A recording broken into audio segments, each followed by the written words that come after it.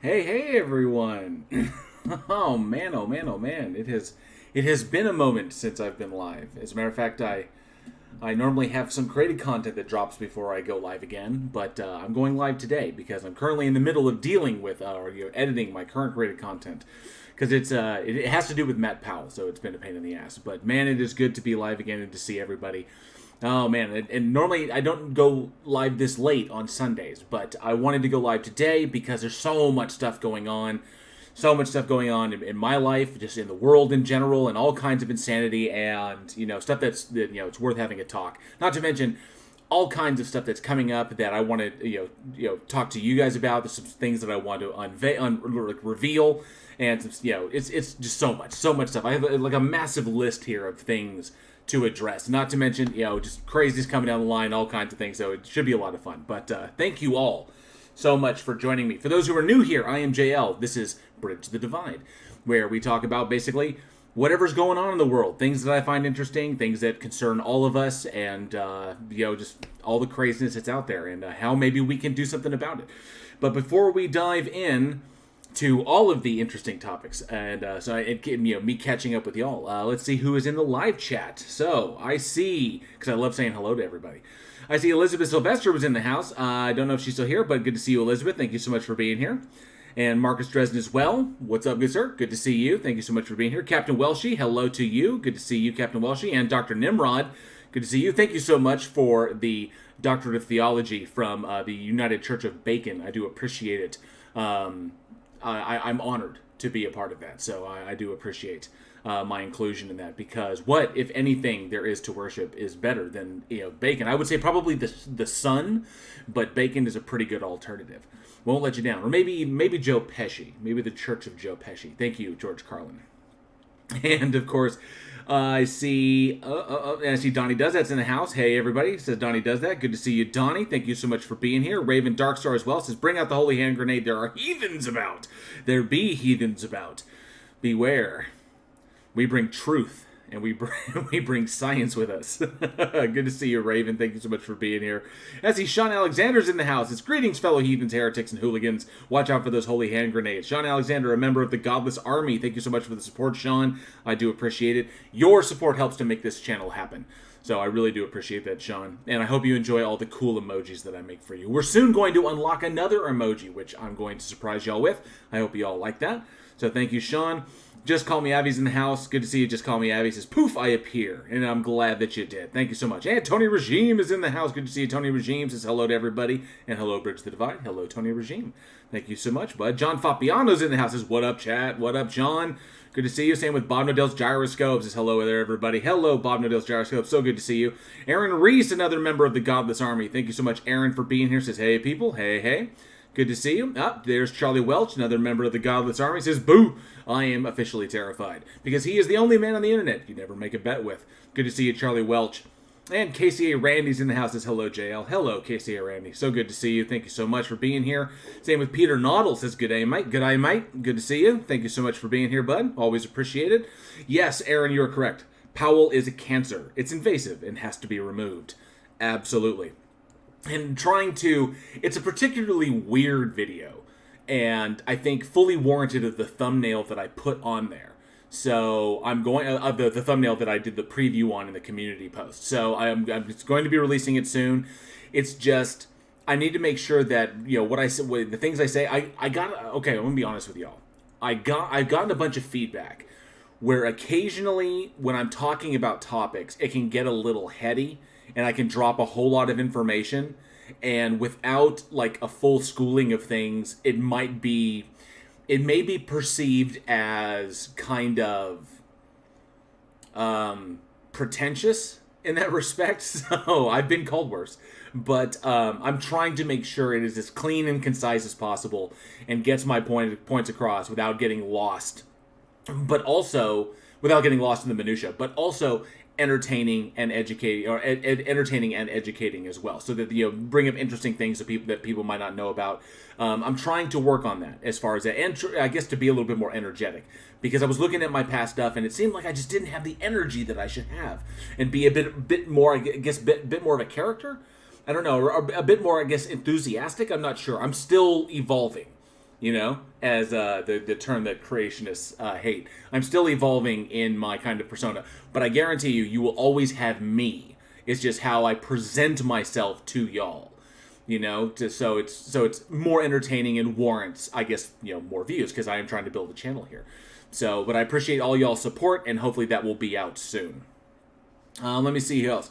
Yes, Tony Regime, you're right. Dr. Peel has an inflatable Kent Hovind in his house called Matt Powell Official. He does. Clive Wells is in the house with the obligatory ghosty. Thank you so much, Clive. I do appreciate all that alternative energy you're sending me. Same with Basic Trig. Good to see you, Basic Trig. Love you, dude. Thank you so much for being here. Random Name Generators in the house says, ooh, hey. Good to see you, Random Name Generator, RNG. Do appreciate you being here. And Gary Donnelly is in the house, another member of the Godless Army. Says, hey, everyone. Good to see you, Gary. Thank you so much for being here, as well as Alpha K91. Says, good afternoon, JL Warren. Good afternoon, Alpha K91. So happy to see you. And, kosher bacon. No, you just need just bacon. Just bacon. And honestly, just bacon. My wife would probably be very mad at me because she loves turkey bacon. But I'm a big fan of just bacon. Crispy bacon. Nice crispy bacon. Good to see you. Let's see here. Yes, Alpha K91. Enjoy that Heil Greg. Enjoy it, because I made it for you. I made it for all of you. Enjoy those emojis. Dr. Peel, Jail Kent. Yes, all kinds of good stuff. Bird in the eye, Busey. John. Fantastic. Oh, a shark fart. Yes. All right. Who else we got in the house today? I think I got everybody. I think that is everybody who I've seen in the live chat. So if I missed anybody, I apologize. I'm pretty sure I got everyone. Dr. Nimrod says, but JL, your intelligent pretentiousness is why we love you so much. Aw, thank you so much, Nimrod. I do appreciate that. That rocks.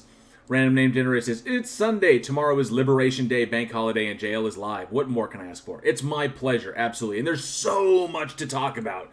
So much stuff. Oh, Turtle Moves in the house. Good to see you, Turtle Moves. Thank you so much for being here. Waves, good to see you. And let me see here. Aaron Reese says, Matt Powell is what happens when you beat a delinquent into submission with a telephone book-sized Bible. Absolutely. Oh, okay. So I'm getting messages on both sides because I have Discord open on the other screen, and then I have this open here. So give me 1 second, because because I plan on having guests on today. Not just one, but I plan on having several. I've sent out the invites to talk because there's so many. Oh, and Trude Hell. Good to see you, Trude Hell. Thank you so much for being here. And Kristen Ganelius, thank you so much for being here as well. Appreciate you all. But I plan on having guests on some of the subjects that I want to talk about, so I can get some other opinions other than mine. So hopefully we will get those in, and I have one of those people messaging me now. And just doing my intro. Saying hi to everyone. Let me just go ahead and send him the link, because I know he really wants to talk about this. There's some interesting stuff that I brought up that I found. And let me see here. Share, invite, and I'll send him the link. And I don't want him to sit in the, that's the big thing. I don't want him to sit in the green room too long for us to eventually get to this discussion. So, but I mean, we do it live. We do it live. We'll play with it, and we'll see how it susses out. Okay. So, first and foremost, while we're waiting on that, kind of an update. Oh, thank you, Dr. Nimrod, for the 20 secs. It says all bacon is accepted in the United Church of Bacon. That's right. And thank you for the secs. I always appreciate secs on a Sunday. It's always a pleasure. Thank you so much for the 20 secs. Really does help out. All right. So, dang. So, what the heck is going on? So, first and foremost, what's been going on with me, and as you notice, I've been kind of quiet on the channel. I've been trying. Hey, Redding, good to see you. Thank you so much for being here. All right, so the whole big thing is, so this past week has just been absolutely, it's super insanely busy. Week in Horror, the podcast that I do with my fellow filmmaker friends, that's been kind of, there have been things that are coming down the pipeline that we can't talk about just yet, but hopefully we will be able to soon. And the result of that has been, I've been extremely busy dealing with things. Not to mention, this past weekend was Texas Frightmare Weekend. It was over the first of the month, and I was down in Texas. There, meeting people, marketing the show, telling people about it, and of course getting a few autographs. Some of the ones that I managed to pick up, which I'm particularly happy with, I didn't get as many as I got last year, because to be perfectly honest, the last one I went to was the attendance level was halved. And the reason the attendance level was halved was because because of the pandemic, because of mandates and like that. So they halved the attendance. That's why it felt a little on the slow side. That's also why I was able to walk away with 1, 2, 3, 4, 5, 6, 7, 8, 9. Yeah, I was able to walk away with like 9 autographs, and I have them all posted up, on the wall and everything. But I was able to. I only walked away with 3 this year. So the 3 that I walked away with, and before I hang them up, because if I hang them up, you might not be able to see them. I picked up Lance Henriksen, which I'm quite pleased with. Lance Henriksen on the set of Pumpkinhead, one of my favorite films. Stan Winston's big directorial debut. So really pleased about that. I managed to pick up Alice Krige, which, if you don't remember, she was the Borg Queen from Star Trek First Contact, but she was also in a horror movie called Sleepwalkers. And I love this picture of her. And she signed that, so that was very, very cool. So Alice Krige was about. And the last one was, because I'm a giant fan of Rob Zombie, and I love his movies, picked up this one of Bill Moseley from The Devil's Rejects. So really, really pleased about that one. And he's going to show me badass. So I absolutely love this picture. So those are going to get framed. And as soon as I pick up the frames for them, those are going to go up on the wall. But those are the 3 that I picked up. I unfortunately did not get Brad Dourif, because the line for Dourif was crazy, because last year, like I said, attendance was halved because of the pandemic. This year, like this May, there was no limitation, and the place was a flippin'... It was like an asylum if all the inmates were like sedated. So it had the tension that it could go crazy at any moment, but it was just so jam packed and people were just all over the place, and there was a lot of coordination that was kind of lacking. So things were a little bit crazy, and it was just trying to get to certain people was just out of the question, especially given the time constraints. So next year I'm just going to do VIP. I'm going to pick up VIP passes. I'm going to go straight to the head of the line. That way I can get what I want and still have the free time to be able to go and talk to people about the show. Oh yeah, so that was crazy. But it was a lot of fun. I had an absolute blast, and that's when I was down in Texas for a little while. Other than that, speaking of the podcast, so everybody knows I do the Week in Horror podcast. It's me and my filmmaker friends. We talk about horror movies that release every week. We have a lot of stuff going on behind the scenes. Me, Eugene, Johnny, Alex, everybody involved. We have stuff going on behind the scenes as far as projects that are being developed. Y'all are familiar with Nail Gun, the trailer that we released, the short film that we created that won the Rack Focus Film Festival that has opened up a lot of doors for us. Not to mention the people that we've had on the show has been really, really amazing. So the crazy, and yes, Marcus Dresden, Hendrickson rules. Lance Henriksen was absolutely hilarious. He is just an amazing, amazing dude. A legendary, just a legend as far as experience and as far as, as an actor goes. I friggin' love his work. He's completely, totally underrated. Loved him in Millennium. Thought his character, Frank Black, was amazing. But really opinionated. The guy's got some strong opinions about the current state of Hollywood, which is fantastic to hear. But the guy's just absolutely amazing. So... But there's a bunch of stuff going on there, which has kept me extremely busy writing. It's kept Eugene extremely busy doing his work, and Johnny as well. So things are just really, really crazy this time. Hopefully, very, very soon, we will be able to divulge what that stuff is, and we'll be able to talk about it because it's massive. In fact, massive enough, it may disrupt Week in Horror. I will try to ensure that it does not, but it might. You never know.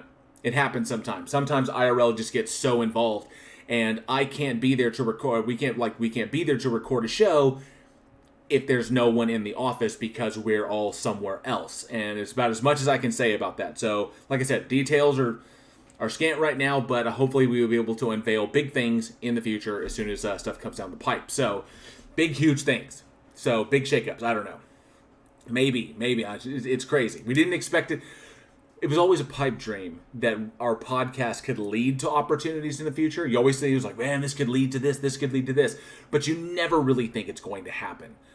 And then all of a sudden it starts rolling in that direction. And you don't want it to stop, and you don't want to possibly interrupt it, but you also have to be on top of it.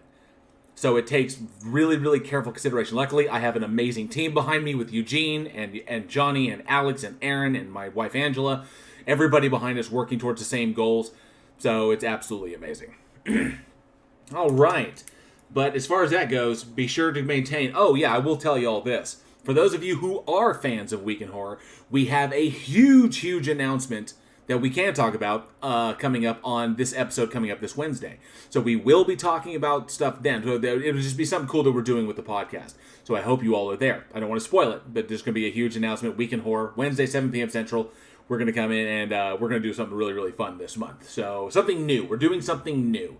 And, to kind of celebrate. But I'll explain all that then.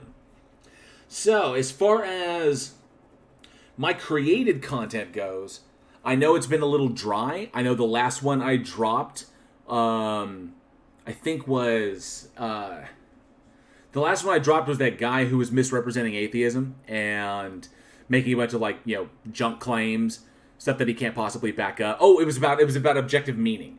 And, completely took the Euthyphro dilemma and just threw it out the window. Be surprised how many apologists are not familiar with the Socratic dialogues. It's kind of shocking. Because this... What a world we would live in if apologists were aware of those things, aware of the work of Plato. But nonetheless, hey, Skitch Crasher, good to see you, another member of the Godless Army. Thank you so much for being here, bud. Appreciate it. So, but like I said, my next created content will be addressing Matt Powell and some claims that he makes when he takes on 4 different atheists. I know 3 of them: Mr. Jones 1972, Reese, and Rationality Rules, and Stephen Woodford. I recognize 3 of them. The 4th guy I don't recognize in the video, so maybe y'all help me out with that. But, it's just like I was saying, he takes on 4 atheists, he uses clips and interactions from them, and he completely screws everything up. It's really, really bad. So, but I will be hitting that. Angel Rivera, good to see you. Thank you so much for being here. And thank you, yes, be sure to smash that like button. Absolutely, appreciate that. All right. So, man... Of the things coming up, let me see. So my guest has not arrived yet.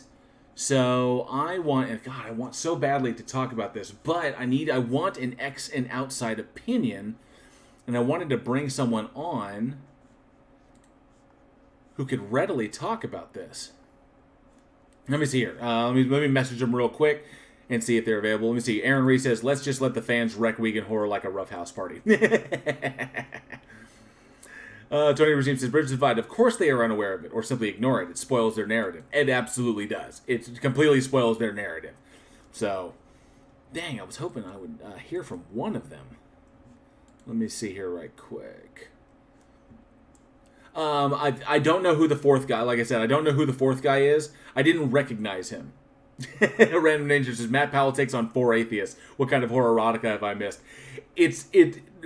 I think the content is warranted that thumbnail.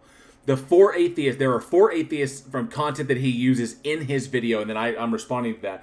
He uses content from Stephen Woodford or Rationality Rules and his friend Reese, because they were on a live stream together. And then he uses a clip from a debate that he did against Mr. Jones 1972. And then there's a 4th atheist who I don't recognize. I don't recognize him or his voice, so I didn't know how to place him. So, I guess, people let me know in the live chat. Hey, Robert Caslow's in the house. What's up, my globe-tarded heretics? Good to see you, Robert. Thank you so much. Dr. Nirman says, what was in the boxes? I'm just shaking with anticipation. Yes, I will reveal what is in the box, because I have, like I said, a lot of stuff to talk about. But I kind of want to go down the list. I like to organize, and I make lists.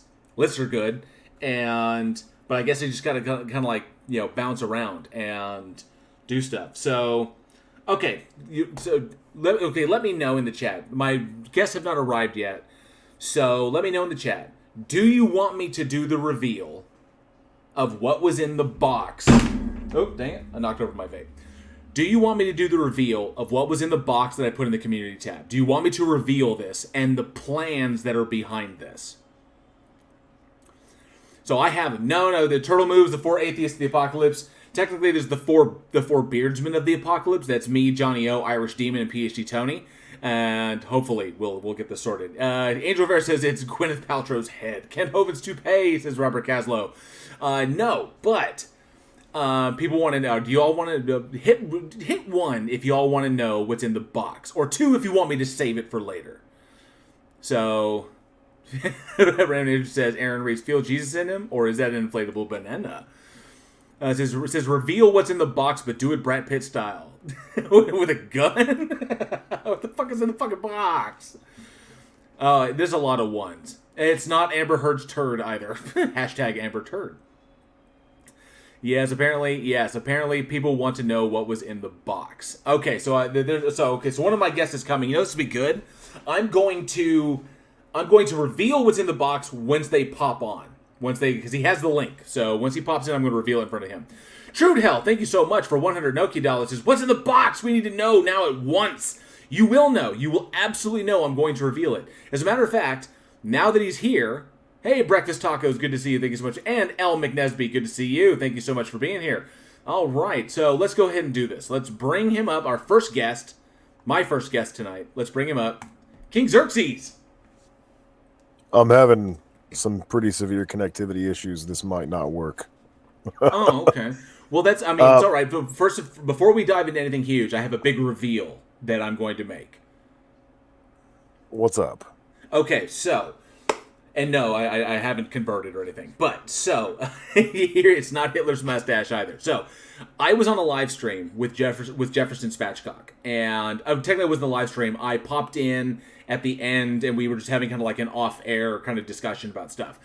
And it was fun, you know. We talked to Otangelo for a while, and then Otangelo ran away, and then we were just shooting the shit. And an idea spawned. Someone made the comment about listening to Darth Dawkins and how Darth Dawkins has literally it's been going on so long and it's become so obnoxious that Darth Dawkins has literally become like a squeak toy for pretty much anybody around him, that you squeak it and they all come running. So, and that, like, this one guy was commenting that every time he hears him, that's all he hears. So that's why he was able to kind of pass on him and just kind of move on, because he's just gotten boring. It's the same shit all the time.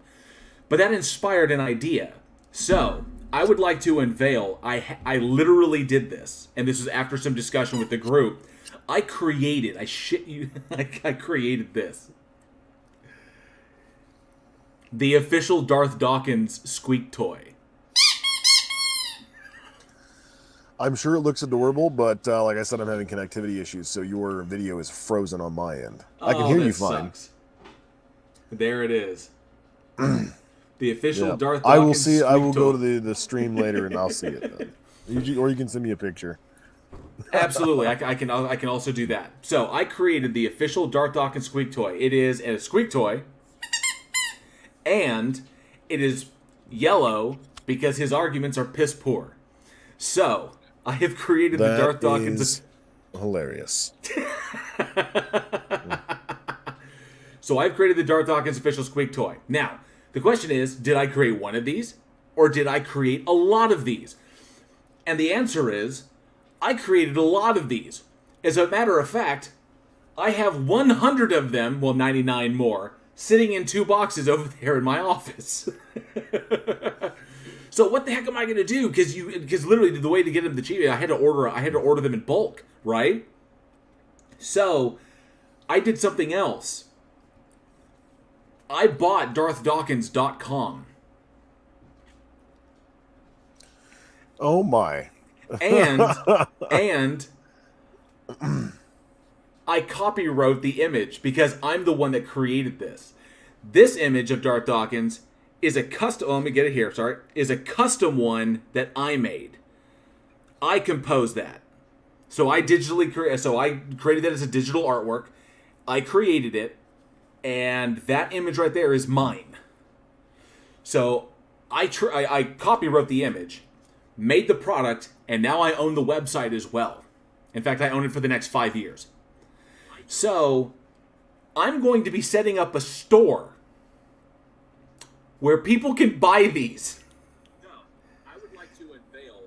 I literally. Oh, are you listening? And this is yeah, I'm gonna look at it on my phone because okay, my so computer doesn't want to cooperate. I'm going to set up a store where people can buy these, and we're still working out the details because I literally just I got the notification that I could acquire the website today, so I snagged the website real quick, like right before I went live. So I own DarthDawkins.com. I own this image. And I have the product, and we are going to stamp this product on various things, and I'm going to add to it. But for right now, we're looking for a drop shipper that can help us handle this, and you can order your official Darth Dawkins squeak toy. I would interesting stress ball. I know, right? Yeah. Oh, it's so Squeak loud. the shit out of it when you're arguing with Darth Dawkins online. So there we have it. The official Darth Dawkins squeak toy. Yeah, I find Perfect it funny, for but summer. I mean, you know what my opinion is on giving that man any undue attention. Oh yeah, absolutely. Absolutely. It's just, it came up and I realized I had to do it. That this right here is my final statement. Is that to emboss him with shit. I think the next thing and the next idea that came, hey Surf, good to see you. Thank you so much for popping in. I hope your friend is okay. But the next one, I think the good idea is to put this on a whoopee cushion. Official Darth Dawkins whoopee. So there's all kinds of ideas that we're going to come up with. And my wife is going to set up the shop. It's going to be very, very simple. She's going to set up the shop. We're going to set up the drop shipper. And we're going to get these set so that these can be ordered. And obviously this is kitschy shit, so it's going to be cheap. And hopefully the people will love these. And I expect to get videos of people using them. You know, so like this. But there you have it. The official Darth Dawkins squeak toy. My dogs love them. I pulled out a couple and gave them to my dogs. They absolutely adore them. You should have copywrote the name Darth Dawkins. You can't copyright a name like that. You can trademark it though. But it's pretty much nebulous because it depends upon the context in which it's used. So it's kind of like game mechanics. Like you can't copyright game mechanics, but you can copyright the skin on the game. So but the actual mechanics of it, that's free and open for everybody to use. So the name Darth Dawkins can be applied to everything. But as far as like this association here, this is mine. So I can't get in trouble for using the item itself. So very cool stuff. So we plan on having a lot of fun. Oh, I suddenly went blurry. There we go. Yeah, there it goes. I can't move too fast, otherwise the camera can't keep up with me. But there you go. There you have it. The official Darth Dawkins squeak toy, which I created and I intend to sell to people. So Stupendous. All right, so how have you been? I've been all right. I'm about to upload some videos on my YouTube channel. I was having a conversation with a guy. It danced around a lot, but the first video you guys are going to see is a debate between me and this guy on biblical slavery. It lasts about 25 minutes. Once he realizes he's been sufficiently dismantled on that argument, he immediately pivots, for whatever reason, into evolution, and he asks me where plants came from. That section of the conversation I didn't get recorded because there was way too many people talking at once, but it carries on into a broader conversation about evolution, which I did pick up. That's about 14 minutes long. And then my recording software went awire, and I had to I missed about 3 minutes of the conversation, and he goes on into Noah's Ark and the Grand Canyon. And so there's 3 videos incoming in the next couple hours that you guys are going to get to see. So ridiculous. It's quite amusing. I think it's some of the more comedic content I've ever done. So we'll see what happens. It's gonna be a nice little slideshow. Good 3 videos to span out for your listening. Fantastic. Pleasure. That sounds good. I can't wait to see him. Oh, I see Mr. Malort popped in. Mr. Malort, good to see you. Another member of the Godless Army. Thank you so much, Mr. Malort. Pleasure being all the way from Chicago. Good to see you, bud. Thank you so much for being here. I see that. I see he's in the chat. I don't plan on addressing him. There's no point. There's not. So, let me get over here and grab this. Something fun. So, for those who are not familiar, actually, you know what? For those who may be new here, Xerxes, why don't you go ahead and introduce yourself and what you do as far as your content and what we do on like the Discord stages when we do events. Yeah, obviously I'm King Xerxes. I do mostly just atheist content. My primary focus is counter-apologetics. I argue against Christians who attempt to present evidence or philosophical arguments in support of the existence of the Christian God and the veracity of the Christian religion. And JL and I do a stage every other Sunday on the Politics Discord server, wherein myself, JL, Jefferson Spatchcock, Randolph Richardson, occasionally T-Jump, and a few others join in, and we debate Christians on what is somewhat of a call-in show format.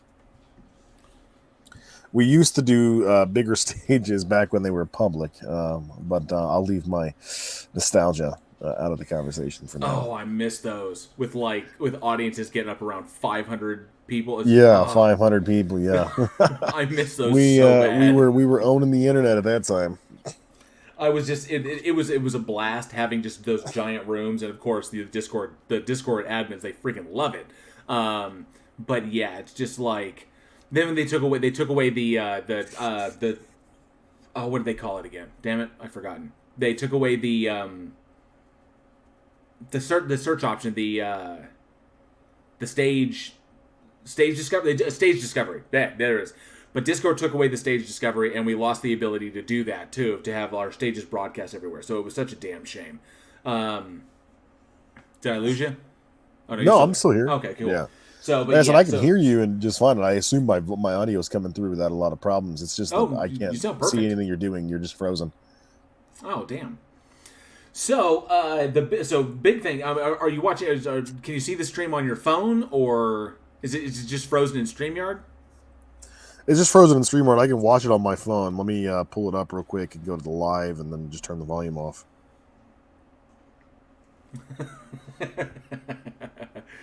Oh, yeah. Okay, so I know he's in the chat. I don't plan on addressing him. He's been addressed enough. The minute he gets back to, I mean, come on, it's the same pattern over and over and over again. Every time he gets backed into a corner, he quotes, he jumps to the Shroud of Turin, he jumps to Noah's Ark, he jumps to all that typical crazy bullshit, and it's not, and we all know it's crap. It's as predictable as Darth's script. So he has his own script that he runs on. Not to mention, he's a dishonest interlocutor because he gives Christians a pass on all this stuff and doesn't debate them just because they already got the message. So it's okay if they believe in evolution and abiogenesis and all this other stuff because they already accepted Christ as their savior. So Otangelo, is full of crap. So there's no need. Hey, Zachariah Hooper, good to see you. Thank you so much for being here. Says, hey, Bridge the Divide. Thank you so much, bud. Glad you're here. Oh, and Jinju popped in. Good to see you, Jinju, doing the Lazy Sunday stuff. Absolutely. And, of course, we're going to talk about something really, really fun. We're going to talk about something that Otangelo actually hates and that he can't talk about this stuff. Robert Caslow, I will announce them when I can get them to pop on because I sent them all invites, and we will get there slowly but surely. I promise. Yeah, you're right, Aaron. I'm just going to sit back and watch Squid Game style. Dishonest theist, say it ain't so. So, I came across something that I found really disturbing, and I sent it to Xerxes because one of the things that Xerxes specializes in is biblical, is basically the Bible, historicity of the Bible, evidence within, contradictions within. It's pretty much just the Bible in and of itself. It's like the layman's way of putting that. Am I right, Xerxes? Yeah. Yeah, pretty much. So, I found something. yes, Bob Nodell's gyroscope. Otangelo's famous last words were, "We don't need to bring facts to the table here," which is hilarious. So, okay. So I found this online. I had to send it to Xerxes. You wouldn't believe how cheap this was. Actually, you probably would believe how cheap this was because it is a graphic novel called Voices of the Martyrs. And it is, I shit you not, it's a graphic novel. $7. This thing was actually $1.50. $1.50. It's $1.50 hardback. Well, that's interesting. They probably spent more than that on the ink just to print one of them. And it's used, but it's like in remarkably good shape. Like the spine isn't even broken on this thing. I guess someone got it, they looked through it and said, this is bullshit, and they put it up for sale. But, it's fairly old. So, I think this was, first edition was 2017. This is a first edition, yeah. It was 2017. So, it's been around for a minute. I had to get it because Voices of the Martyrs, and it has a picture. This is literally done by what is it, King's Press? what is it? I'm sorry. The public is Kingstone Press is who does this, who puts these out. These are Christian books that basically put the Bible into graphic novel format, I guess, to make them more visually appealing to readers. And I had to get it because it's the image of a dude being eaten by a leopard in a Roman arena. And I was like, if they're depicting the Bible in this way, I have to see this. Like, I really do. I really got to check this out. But who better than to look at this thing and to do, like, just a quick, like, run-through of this whole bad boy. Including, like, because this whole thing is about the stories of the martyrs. They even have a timeline of all the martyrs. From the death and resurrection of Christ, from Stephen all the way to Perpetua. So they have all of these. So all in line, and then of course they put them along with from the point that Caligula was assassinated all the way to the collapse of the Han Dynasty to give them like real world, I guess reference points, real historical reference points as to when these occurred. So I had to look through these, and this is absolutely insane. And and I wanted to take a look at this with Xerxes, because first and foremost, Xerxes, okay, fill in the audience in your words, because you studied this a hell of a lot more than I did. The whole martyrs argument that apologists make. Yeah, so the main argument is that the 12 apostles of Christ, the majority of them were sentenced to death, were killed for preaching the gospel, for preaching the resurrection of Jesus, and that they refused to recant this narrative in face of excruciating torture and death. And so Christian apologists will often use the argument of why would these apostles die for what they knew was a lie. Of course, the evidence that any of them actually died for what they knew was a lie is somewhere between pitiful and non-existent. Most of the martyrdom narratives were written hundreds and hundreds of years after the lifetimes of any of these apostles, and most of them vanish from history in the interim. So the earliest apostle martyrdoms are going to come from, for example, the book Acts of Peter, which was written around 150 Common Era, and it was written pseudepigraphally, meaning that the person who wrote it was not actually associated with Peter or knew Peter. Most of these works, much like the Gospels, are anonymous. We don't know who wrote them, but they are quoted and attributed to by later church fathers, such as Eusebius in the 4th century. But following suit with other Christian texts, some of these martyrdom accounts actually contradict one another. For example, Simon the Zealot, depending on which version you read, he was beaten to death in a riot, he was boiled alive, or he was flayed. Oh, varying stories. So there's several different competing accounts. The primary work that sort of details all of the martyrdom narratives together is John Fox's Book of Martyrs, but John Fox's Book of Martyrs doesn't align with some of the earlier martyrdom traditions. And in fact, John Fox's Book of Martyrs invents some as well, meaning that John Fox's Book of Martyrs, written around the 14th century, is the first and only source for some of the martyrdoms, including that of Matthias and that of Bartholomew. Let me see. Who we got here? You said, Matthias, martyr. And you said Bartholomew? And yeah. This doesn't have... I don't see Bartholomew in here. I do see Matthias, martyr. Interestingly enough, so going down this, just going through the timeline in and of itself. So the martyrs that they speak of is Stephen, James the Great, Philip, Matthew, James the Less, John Mark, Peter, Paul, Nathaniel, Andrew, Judas Thaddeus, Thomas, Matthias, Simon the Zealot, Barnabas, and it has Jude and James, both brother of Jesus. Like Jude, brother of Jesus, James, brother of Jesus, Mary, mother of Jesus, Luke, John, Polycarp, Justin Martyr, and Perpetua are the ones that they talk about in this. Yeah, so a lot of those aren't even aren't even the 12 apostles. Like Stephen, for instance, was not one of the 12 apostles. He was a later convert who was stoned to death, according to the Book of Acts. Justin Martyr obviously was not an apostle of Christ, as he was born some 96 years after Jesus would have been executed. And then some of them are blatantly not martyrs at all. Like Jude Thaddeus died of old age, according to Acts of Thaddeus, written around 250 Common Era. And people are like this. John yes, I don't know died of old age on the island of Patmos. He was never executed. Matthew, the tax collector, there's two different competing accounts of his death. One is that he died of old age, according to Catholic.org. The other is that he was killed after telling an Ethiopian king that he wasn't allowed to have sex with his own niece. Thomas was killed in India, according to the Acts of Thomas, written around 400 years after Thomas would have died. He was killed in India. He was speared after having sexual relations with a royal woman.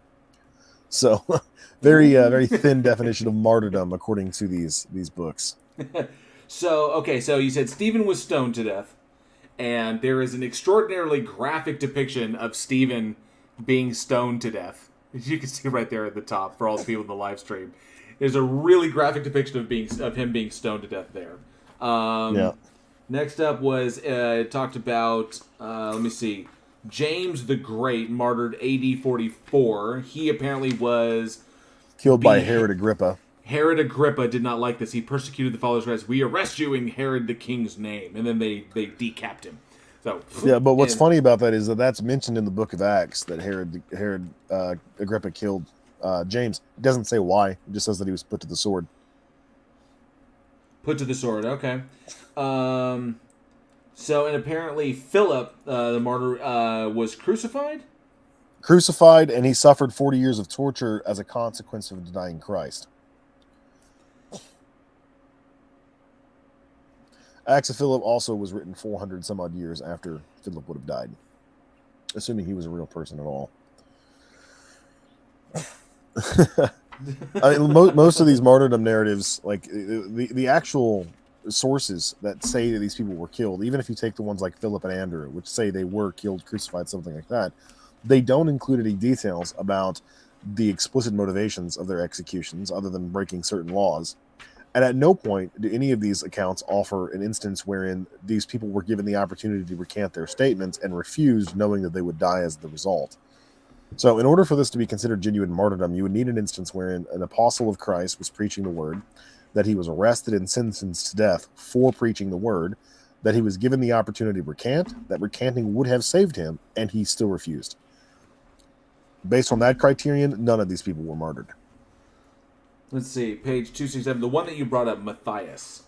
267. So, Matthias. As I love some of these depictions they have of these cats. So that's how they depicted Matthias. What's weird is that a lot of them are depicted as white. So there's a lot of white guys in here, which I find weird. So Matthias supposedly martyred AD 70. AD 70, same year as Thomas was martyred. And apparently... so in Jerusalem, he upset the religious leaders by spreading the gospel. The different traditions may not agree about where or how, but they agree that, like the other 11, he dedicated his life to Christ, and he died for Christ too. So it doesn't actually say. It says that he returned to Jerusalem. Yeah, it's just that he returned. It literally says, traditions give different accounts of his death. The most reliable suggests that he returned to Jerusalem. He upset religious leaders by spreading gospel.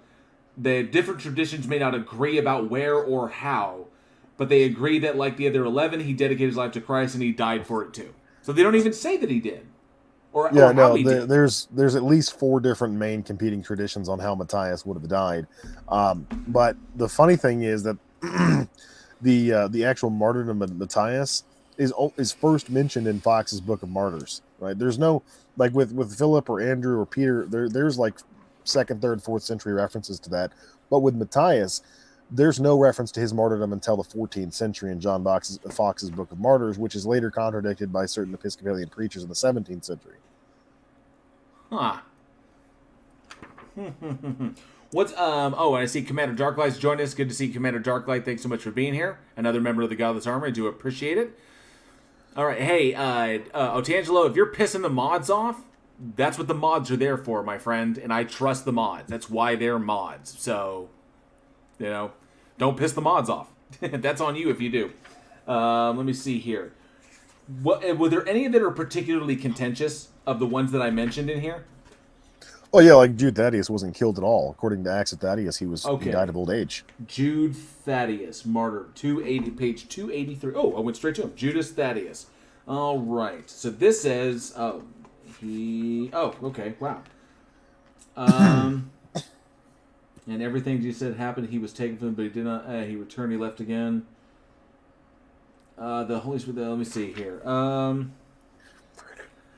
So it. And he was... Oh, wait, okay. So Judas had asked Jesus about revealing himself to the world. Then after Jesus left, Judas devoted himself to that task. Tradition says he went as far as Persia and Syria as an evangelist, and that he was killed with an axe for doing so. The name Judas Lebbaeus and Thaddeus did not define him. The name Judas Lebbaeus and Thaddeus did not define him. The name of Christ defined him, blah, blah, blah, blah, blah. But says he was killed with an axe for spreading the word through Persia and Syria. I don't know where they got that. There's no competing accounts of of Thaddeus's life. There's only one narrative regarding Jude Thaddeus, and that's the Acts of Thaddeus, written around 290 Common Era to 310 Common Era, right in that range. And that states that he died of old age in what is modern day Iraq. And here you go. White Jesus for everybody looking. Oh man. Gotta love it. There you go. He kind of looks like Chuck Norris. Oh. So the reason I wanted to bring this up, as silly as this is, and of course they don't say, okay, like Mary, they don't know, like date of Mary. Flip over to Thomas's martyrdom. See if it mentions that he was killed coming out of a brothel. Oh, Thomas. Yeah. Does it just say that he was speared in India? Let me see here. Thomas, martyr, page 273. 273. Thomas martyred AD 70. And this says... How did he go down? Let me see here. So, perhaps the best name for him would be Thomas the disciple. When Jesus left, he told them to go to all the world. Thomas took that command seriously. It is said that Thomas carried Christ's message as far away as India, with an exclamation point, because it's really important. Why would he not? Thomas may have doubted his friends, but he did not doubt his Lord and his God, and many stories agreed about the way he died. A king recruited men to kill Thomas. They killed him with a spear. The disciple who had once put his hand where a spear pierced Master's side was struck down by a spear himself. Yeah, he was killed with a spear because he was having sex with that king's daughter. That's why. That's literally what it says in the Acts of Thomas. Also, the Acts of Thomas states that he was the twin brother of Jesus Christ. So you can't just pick and choose what you want to take out of those narratives. Like, these are not considered canon for a reason. Most of them are pseudepigraphal, and a lot of them are labeled heretical. Like the one that says that St. Andrew was executed on an egg-shaped cross. That was labeled heretical by the Catholic Church in the 6th century, and copies of it were burned as a consequence. Damn. We ended up in Philippi. One day I witnessed Paul cast out a demon from a young woman. Oh, that's an interesting depiction. There's a couple different versions of Paul's death. Does it say in that one that when he got beheaded that milk sprout out of his veins instead of blood? Let me see here. This is... Oh, that's Luke, martyred AD 93. That's Luke. That's John. You said Paul? Paul. Let me see. Paul, martyr, page 79. All the way back. So, Paul, martyred AD 69. 69. And let me see here. Oh, looks like... No. Let me see. I noticed they're very selective with the details they choose to include in this graphic novel. Noticing that. Dang. See, and at no point has it ever depicted one of these people being given the opportunity to recant. It seems like most of them get ambushed. People are just waiting alongside the road to bash them over the head. Whack them. Where the hell? Damn, does this dude can't have a long story? I'd also be interested in John Mark's supposed martyrdom. John Mark is the person that the church tradition attributes with the Gospel of Mark. Mark was written in 70 AD, so how long after that did he get whacked? Matthew and Luke are both written in around 80 Common Era.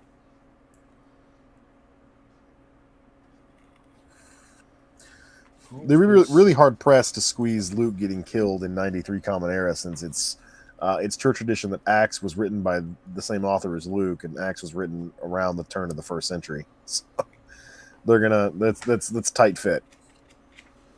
So apparently Paul has a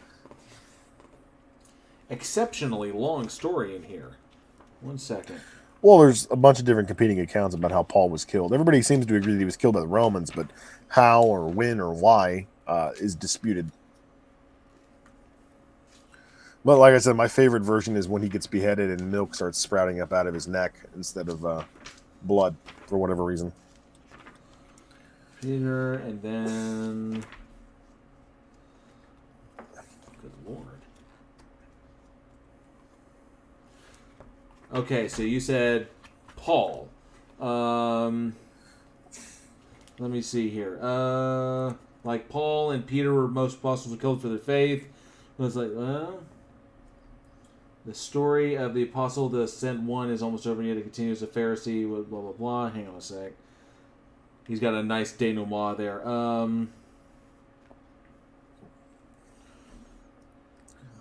Nero killed him. It says that Nero killed himself in here. That's interesting. Because that was not confirmed. It says that Nero killed himself? Yeah. What?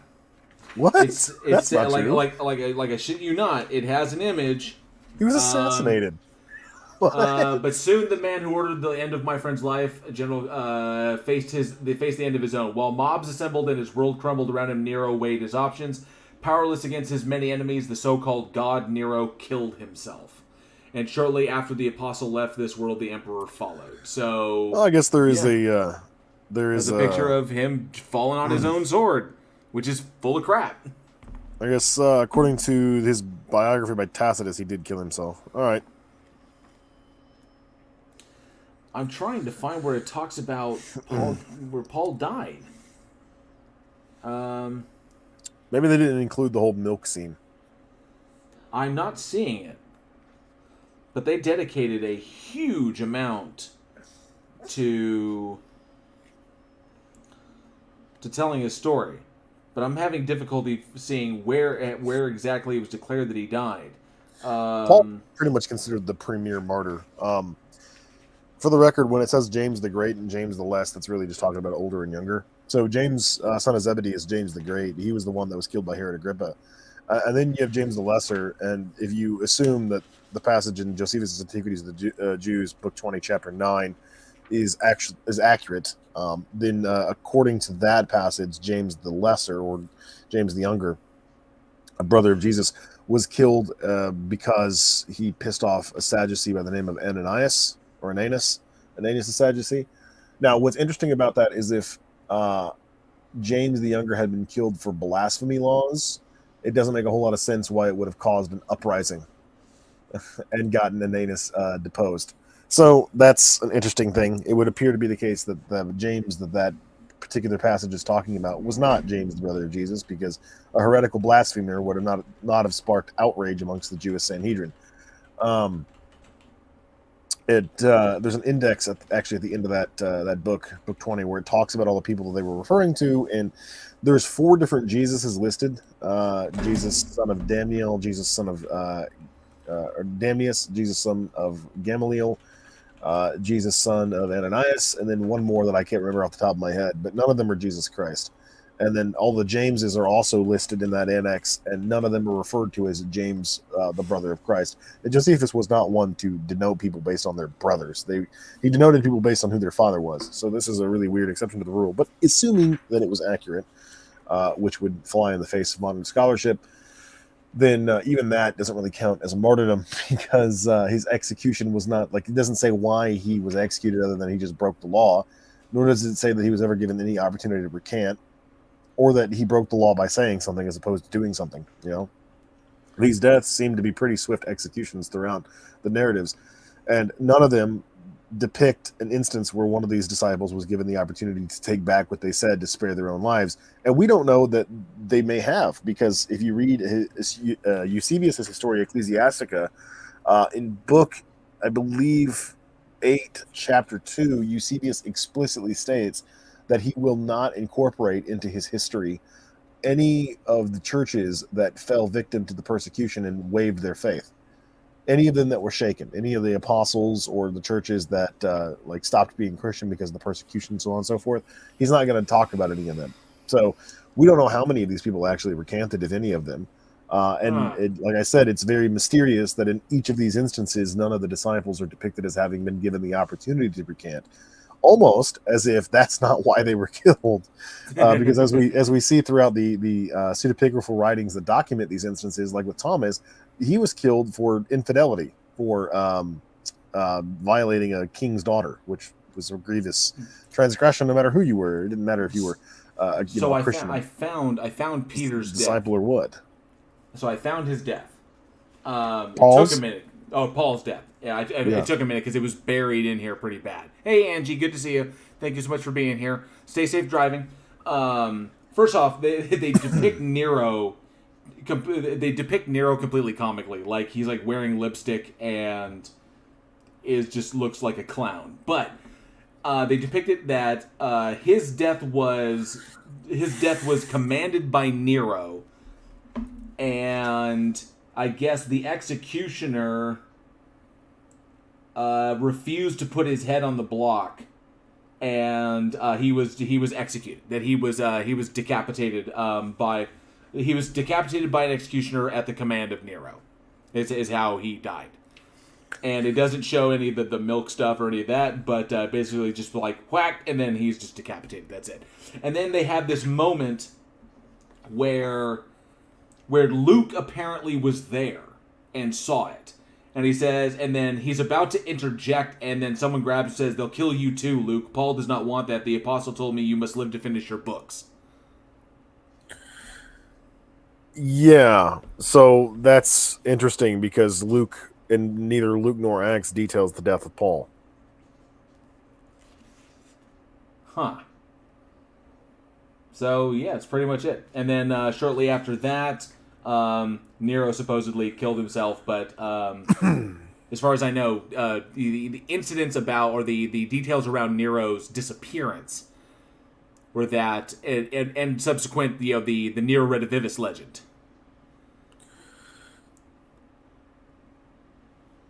Was that it was uncertain if it was suspected that he was dead, but he pretty much disappeared, right?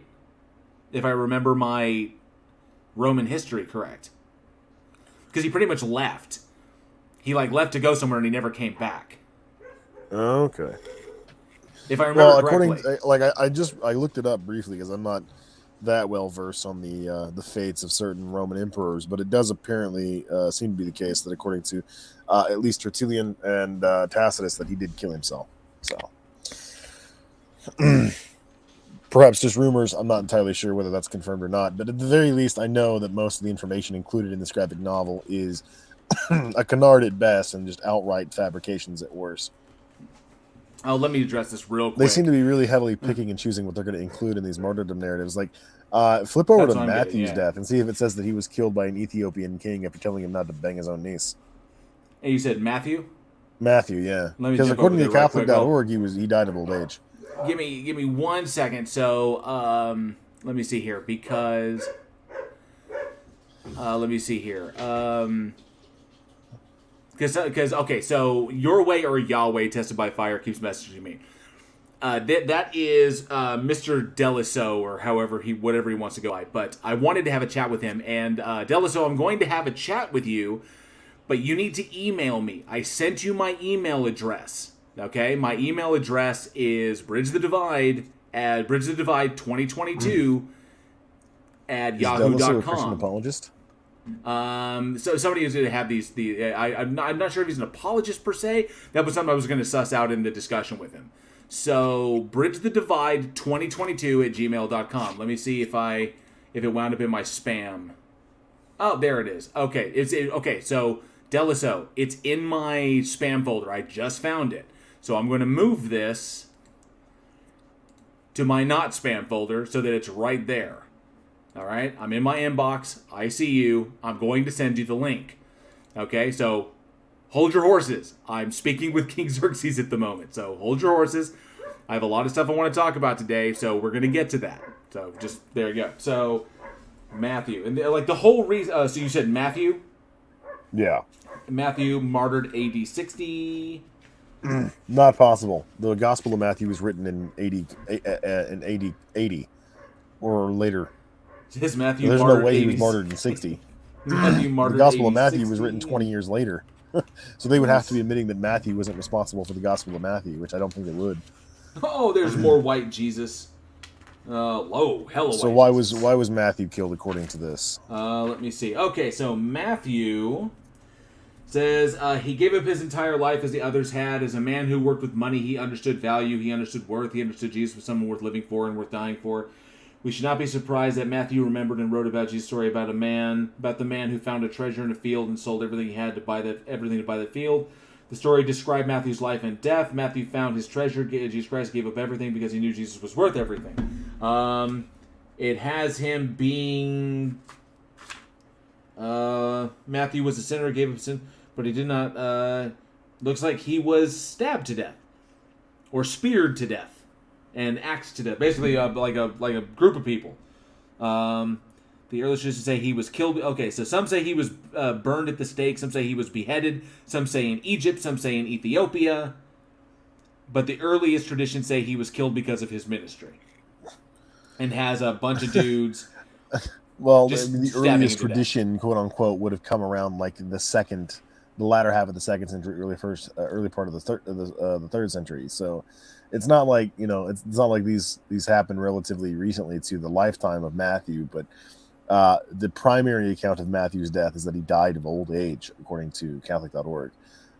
The major other competing account, which is listed in John Fox's Book of Martyrs as well, is that he was killed in Ethiopia as a consequence of telling a Ethiopian king that he was not allowed to marry his own niece. Because apparently this Ethiopian king, according to the narrative, was a convert, that Matthew had managed to convert him and his kingdom to faith in Jesus Christ. Well, it was a cultural tradition back then that, you married your family members. And Matthew said, well, no, you can't do that. Jesus forbids it. And then, the king had him whacked. There was no instance of take that back. And Matthew refused. It was just you defy me, you're whacked. That's how that goes down. What it depicts here is that he pretty much Matthew. Would Matthew have expected that this writing would still be read today, 2,000 years later? Would he even believe that generations, blah blah blah? Because of the way Matthew's book is written, it is thought that he wrote his book for Jewish people. And so he was basically spreading the gospel, and then all of a sudden, so the way it's depicted in this graphic novel is he was out there spreading the gospel to a crowd, and then all of a sudden a bunch of like looks like military guys roll up and say, "You there," and they stab him to death. Is pretty much what happens. He's out there going. So they didn't give him an opportunity to recant. Exactly. Right. The another thing to point out here is like the burning at the stake versions. All those versions come well into the Charlemagne Empire, right? Because burning at the stake was something that Christians did to other people. It wasn't a particularly common method of execution, especially for the Romans anyway. They had way more creative ways of brutalizing people. So, the whole burning at the stake idea to me always seemed weird, because that's something that Christians have historically done to other people, not something that's been necessarily done to Christians, unless by other Christians, like, for instance, Sir Thomas More in the 16th century under King Henry VIII would burn Protestants at the stake. And he would give them the opportunity to recant and profess the papal authority, and if they refused, then he would burn them at the stake. But if they didn't, and they recanted and they accepted the papal authority, he'd let them go. But they'd have to go to prison for some amount of time. I have to address this real quick. Second Best Bob, thank you so much. Is in the house. Second Best Bob is in the house, also a member of the Godless Army, and thank you so much for the £5 super chat. Thank you so much. Just glad to hear about your new puppy. I too have a 4-month-old German Shepherd. She's so lovely, but I am exhausted. Agreed. I am as well. Angela is currently dealing with Oso now. I will be introducing Oso later on the stream, so you all will get to see him, and I'm going to bring him in here and show him off to everybody. He is enormous for being only 4 months. We have a feeling he's probably going to be upwards of about 90 pounds. But thank you so much for the £5 super chat. Second Best Bob, lovely to have you here. Thank you, appreciate it. So the big thing about this book of bullshit. Nice little fur missile you got there, huh? Yes, he is a fur missile. It still has his baby teeth, so it's just like little razors.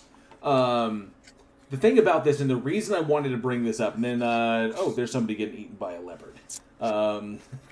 Killed in the Colosseum. Who the hell was that? 1 second. This was Perpetua. Perpetua, martyred 8203, and it has Perpetua. Let me see. No. Oh no, it says she was killed in the arena. Oh yeah, just executed in the arena. That was pretty much it. Pretty much a bunch of Perpetua. Apparently, her and a bunch of Christians were thrown into the arena. Yeah. And So she managed to survive, and then she was just summarily executed. Yeah. So Priscilla, Perpetua, and Chloe were, according to legendary accounts, they were all executed as well in Corinth, Greece. So the biggest thing about this. Oh, and good to see you. I know I just saw him. Let me see here. I just saw Action Squad. Good to see you. Thank you so much for being here. So this bad boy. The reason I wanted to bring this up, and I wanted to discuss it with you, is obviously you're far more familiar with this, but this is an example. The big whole reason why I wanted to bring this, why I wanted to talk about this with you specifically, is that this is how this shit is marketed to youth.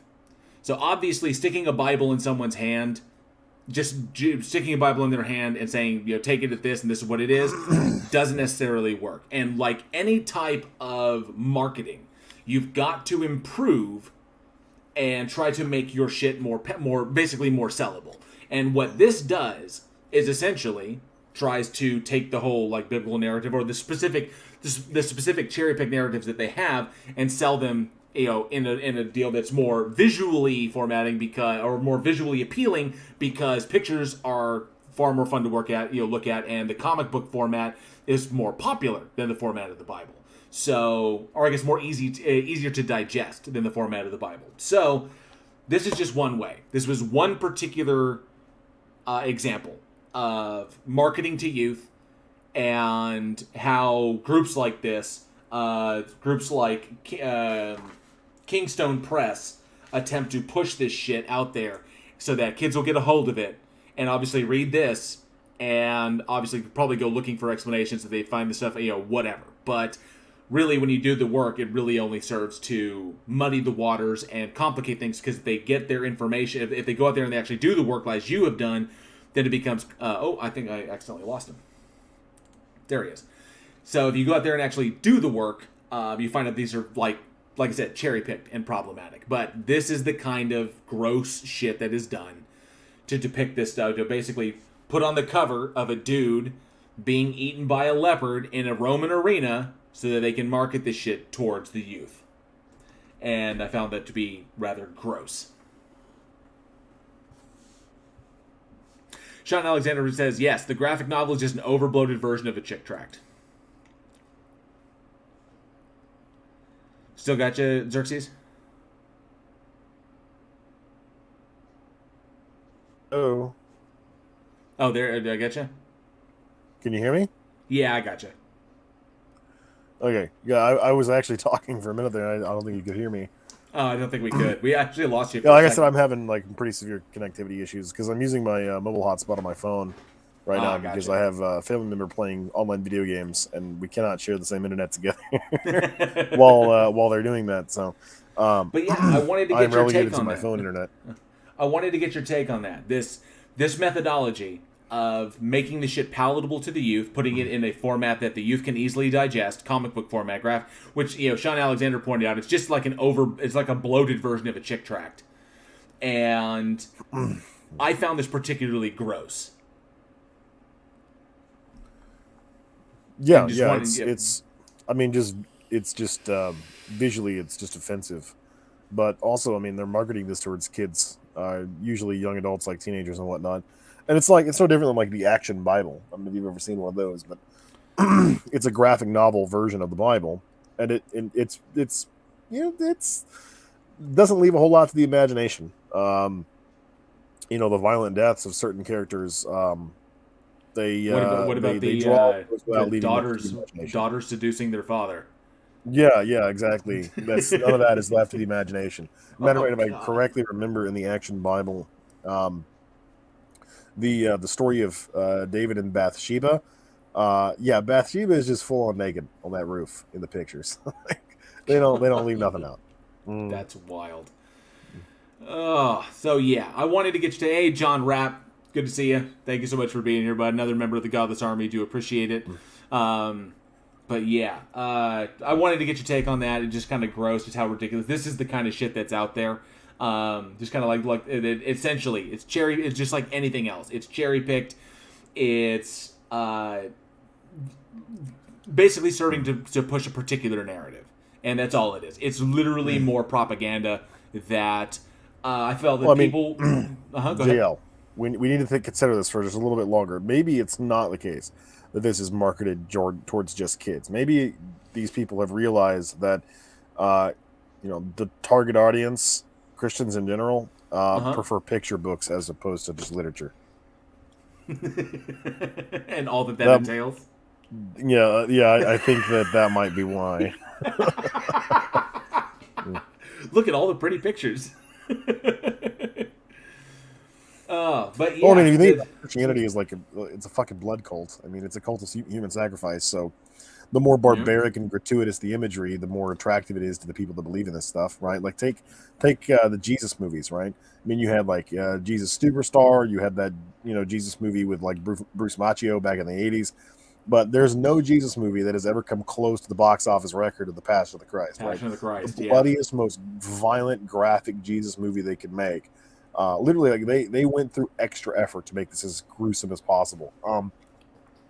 There's a scene where Jim Caviezel Jesus is getting nailed to the cross, and as they're nailing his hand to the cross, there's blood spouting up from the baseline of the screen.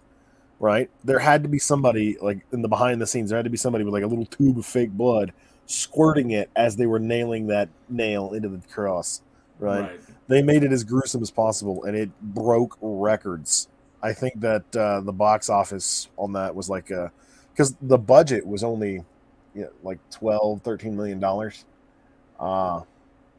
and then the box office was around 400 million. It was pretty ridiculous. Yeah, Bloody Jesus was the most popular one because, like I said, these people have a weird blood fetish, right? The whole religion is very focused on blood. They sing songs about the blood of Christ and cleansed in the blood and whatnot. And I mean, if you think about that in a sort of a cultist perspective, every time I heard that song as a kid growing up, that there's power in the blood, are you washed with the blood, stuff like that, I always had an image of people taking baths in bloods. And that was very disturbing as a child. Yeah, it's weird stuff. Or the Eucharist, where they literally drink the blood. It's it's very. They're very focused on that sort of savagery and eat the flesh of which is one of the things that always got me, is one of the reasons why, and I never hear it brought up a lot, is the reason why Native Americans, when Christian missionaries were encountering indigenous Americans during westward expansion and attempting to convert them to Christianity, that was one of the biggest issues that they had with that, because those acts, eating another's, even metaphorically, drinking someone else's blood, eating of their body, these were extremely taboo in indigenous American culture, from not only up in the north, where legends of the Wendigo were, go back hundreds of years, but down through the Plains nations as well, the varying evil spirits that are conjured by people, people like consuming other people. And that's why it was that the idea that this ritual was done every single Sunday was a terrifying concept to them, and why it was so hard for them to turn, be like, no, and kind of reject that, because, that's... Well, I mean, there were certain Native American tribes that were cannibalistic, but they were less interested in Christianity for other reasons. Like, they genuinely wanted to eat people, so they were more disappointed in the fact that it was metaphorical. Oh, I thought we were going to eat somebody today. Yeah. All right. It's, well, it's just it's always amused me that this is literally a cult of human sacrifice, a cult of blood, and these grotesque depictions of barbaric violence that we see in these graphic novels, and there's a bunch of them out there targeted towards young Christian kids. I don't know. There's a Christian bookstore. I can't remember the name of it. But there's a Christian bookstore in Springfield, Missouri, not far from where I live. And I mean, you go in there, there's like a young adult section, and most of it is graphic novels. And holy crap, the amount of violence and blood that they go out of their way to depict in these graphic novels is just is that a little bit too desensitizing. Like if you go to like Barnes and Noble or whatever, and you go to like the comic book section, the graphic novels section, right? There is a denotation on the front of these graphic novels. They are not meant for kids, right? Like they have ratings like video games do, and in the Christian bookstores, they don't have that at all. What they have are like explicitly targeted towards children, and they are not comfortable to look at. I mean, like it's one thing like watch a movie and it has like violence or realism in it, but those movies are meant not to be observed or viewed by children. This stuff is, and it's disturbing. It's like desensitizing them to violence, and I've always been curious about that. But Christianity as a religion is a religion wherein you worship a single human sacrifice as though it was effective, and so distancing people of that kind of violence, that I think that's sort of a goal within Christian propaganda, because if you come up to somebody who is not desensitized to that kind of stuff, and this is going to be very offensive to them to read about and hear about. Like what sane rational person is going to listen to a story about an innocent man being brutally tortured and murdered on their behalf and take that kindly? Like that's not going to sound appealing to anybody who isn't indoctrinated into that from childhood. So I think desensitizing people to that kind of like barbarism and gross violence is necessary to keep people from waking up and realizing how vile this all is. Right. or children being mauled to death by bears for calling an old man bald. Yeah, funny enough, that story was not included in the Action Bible. That's hilarious. You want to hear something really funny? In the Action Bible, in the story of Noah's Ark, right, when the waters start like flooding in and people are like scraping at the bottom of the ark, right, to like get in and whatnot. There's pictures in there of Noah like hanging out the window, beating them off with a stick. Like that scene from Always Sunny in Philadelphia with Danny DeVito trying to push that person with a 2x4.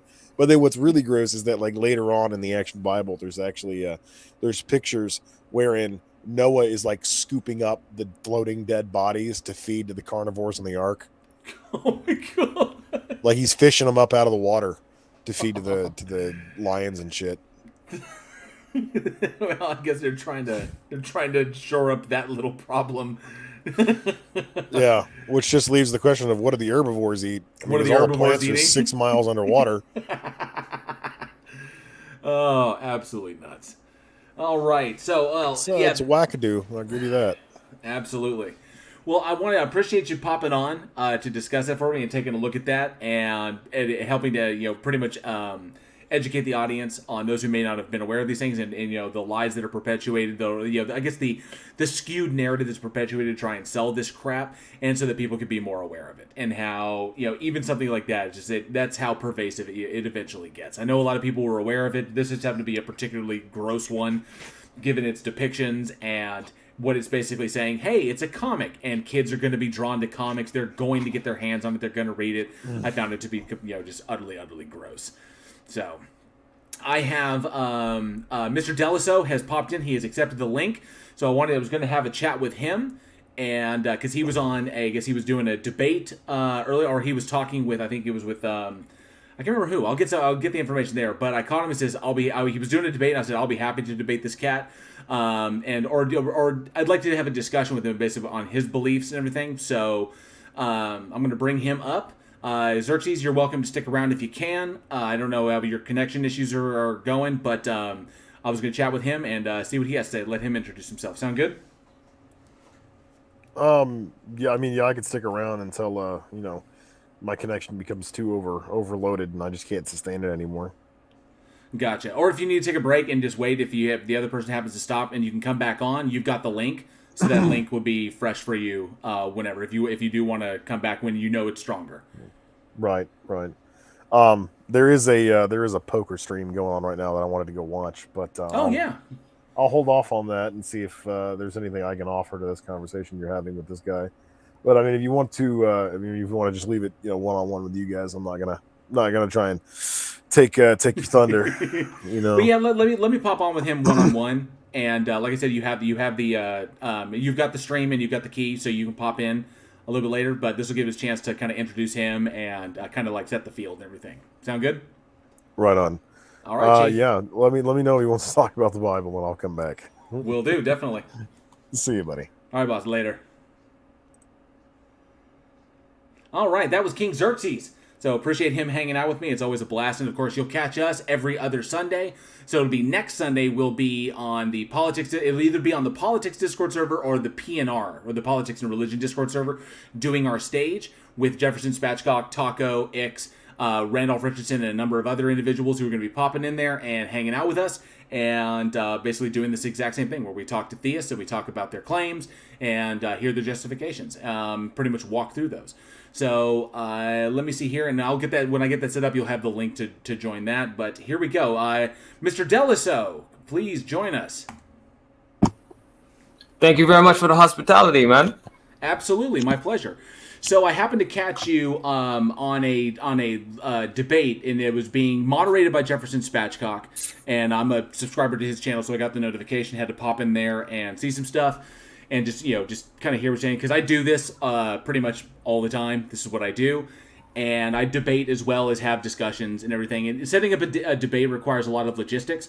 And if I wanted the opportunity to just have a discussion with you and discuss some of the things that you believe in, so before we get started, go ahead and introduce yourself to the live stream for those who may not be familiar with you or what your position is. Perfect. My name is Terry Elias. I also go under the moniker Monsieur Delicieux. I'm here to serve everybody with the goods and services. I have a channel called Your Way or Yahweh Tested by Fire, and our mandate is as stipulated in 2 Corinthians 10:5. We destroy every argument and every highly opinion that comes against the knowledge of God, and bring every thought captive to the obedience of Christ. So I specialize in demonstrating Jesus is Lord over all nations by my 7-day cycle proof. I also I have a series called the Sabbath Challenge on my channel, where I demonstrate that, and I've engaged many atheists, apologists, the popular apologists in atheism, and I've showcased and illustrated how infallible my argument is. I also have a series called the Godhead Trinity Challenge, where I demonstrated 3 persons of the Godhead as being a salvific issue for Christianity. And yeah, that's good enough. And I also brought a new argument against the slavery in the Bible, responding to so-called Dr. Joshua Boeing, and exposing his fallacies. So and also you guys were talking about human sacrifice. I also exposed the so-called doctor. What's his name? The doctor. What's the guy's name that was talking about human sacrifice? Dr. Kip. So I also Okay. expose them. So I have fun exposing those who are misrepresenting the character of my God. As I've heard your stream, I spent at least 20 minutes listening to what you had to say. Nothing you said was against Christianity. You probably have problems with the so-called church fathers. You probably have problems with the papacy and the Catholic Church, but that has nothing to do with Christianity. So that's basically it. Well, as far as it goes, and the purpose of my channel here is I individually, I don't have a problem with what people believe. People are entitled to believe whatever they want to believe. The problem is when those individuals' beliefs begin to infringe upon the rights of other people's beliefs, because the right to believe goes hand in hand with the right to not believe in things. So both things are protected. So the big thing is that the big issue that I have is when other people's rights are infringed, or by people who believe that what they believe gives them the right to infringe upon others, to tell them how to live, who to love, who they should be, whatever in that respect. And they do this, and my problem extends to that. They do this by claiming that they have absolute justification in doing these things, passing legislation, telling people various things, and that's wrong because their justifications are illogical and irrational. So when it comes down to it, and everything that you're basically saying there, now first and foremost, and I just got to throw this out there, the 7-day cycle thing that you were bringing up, which is not really the topic there, because the evidence itself destroys that. The 7-day cycle was developed by the Babylonians. We know this because their texts predate what Charlemagne had, or what he had established. Gregorian.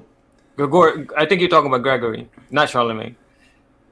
So the Babylonians came up with that, and that's where their names are derived from. Are the seven basically the objects they saw in the sky, which were the planets, the sun, and the moon, and that's where these days get their names, is from these. And so there's an etymological breakdown of where those came from, but those came from the Babylonians. So as far as the earliest, they do, and we know this because scholars have gone back and broken these down, and they can trace the movement of this, how these things move through cultures and how they adapted and how they evolved through time and how they were adapted and adjusted into other languages. This has been traced back. So that's not what I'm bringing up there, because I'm not arguing established evidence, because you have to go and disprove. You basically have to go and say that the Babylonians didn't write them, which they did. You'd have to say that it wasn't written by the Babylonians, and it wasn't written at the time that it was written. So that's on you to go and demonstrate how you know that to be true with evidence. But that's not what I'm arguing. It's kind of like arguing against that is like arguing against flat Earth. It's ridiculous. And so how about I interject for a couple of seconds? First of all, I'd just like to address the thing about culture, trying to subject people to the so-called Christianity. Let's make it clear. Christianity is in the wilderness. We have no engagement or associations with any world organization. So any government that claims to be Christian is not Christianity. Christianity, scripture clearly stipulates that we're in the wilderness and that we'll be persecuted by all people, whether on the left side, the non-believers, and those who claim to be Christian Sunday worshipers. So that's what we're in the middle. We're not associated with the atheists or Muslim or the skeptics, and we're not associated with the so-called Christianity that's associated with world institutions. So that's number one. Number two, I could go to the primary Babylonian source that makes it clear it's a lunar cycle. First 3 weeks is 7 days. Last week is 8 or 9 days. So I have a series called the Sabbath Challenge on my channel where I go through the primary sources, not speaking out of nowhere. I actually know what I'm talking about. The Enuma Elish tablets, 5th tablet, verses 11 to 31. Establishes it's a lunar cycle, not a 7-day cycle. So but you know where the Babylonians got their calendar from, right? I don't know what you're talking about. I said it was a lunar cycle. The Babylonians. You know where they got their calendar from. Sumerian. Right. Yeah, Sumeria, which is also a lunar cycle. But they predate all of this. I know it's a Sumerian. I agree. Sumerian, right. Lunar. So the 7-day thing doesn't confirm anything about Christianity. No, but it's not 7-day cycle. That's the point. It predates, yes, but it's a lunar cycle. A lunar cycle is not a 7-day week. But the 7-day cycle that we operate with today is an evolution of those previous things. You have to demonstrate that. Scholars have already demonstrated this. That's why No, it's they haven't. evidence. Yes, they have, and that's why. Tell me the argument. The whole point. No, the whole point. There is no argument for it. It's okay. Thanks. Hang on, Thanks. Deliso, hang on. There is no argument for it because no argument is required. The evidence is already there, and the evidence What's is the evidence? irrefutable. The evidence is that scholars have traced the movement of this, the adaptation of the calendar days from Sumeria all the way to modern day. Name me one. So we know all the One what do you scholar. name. One scholar that says that.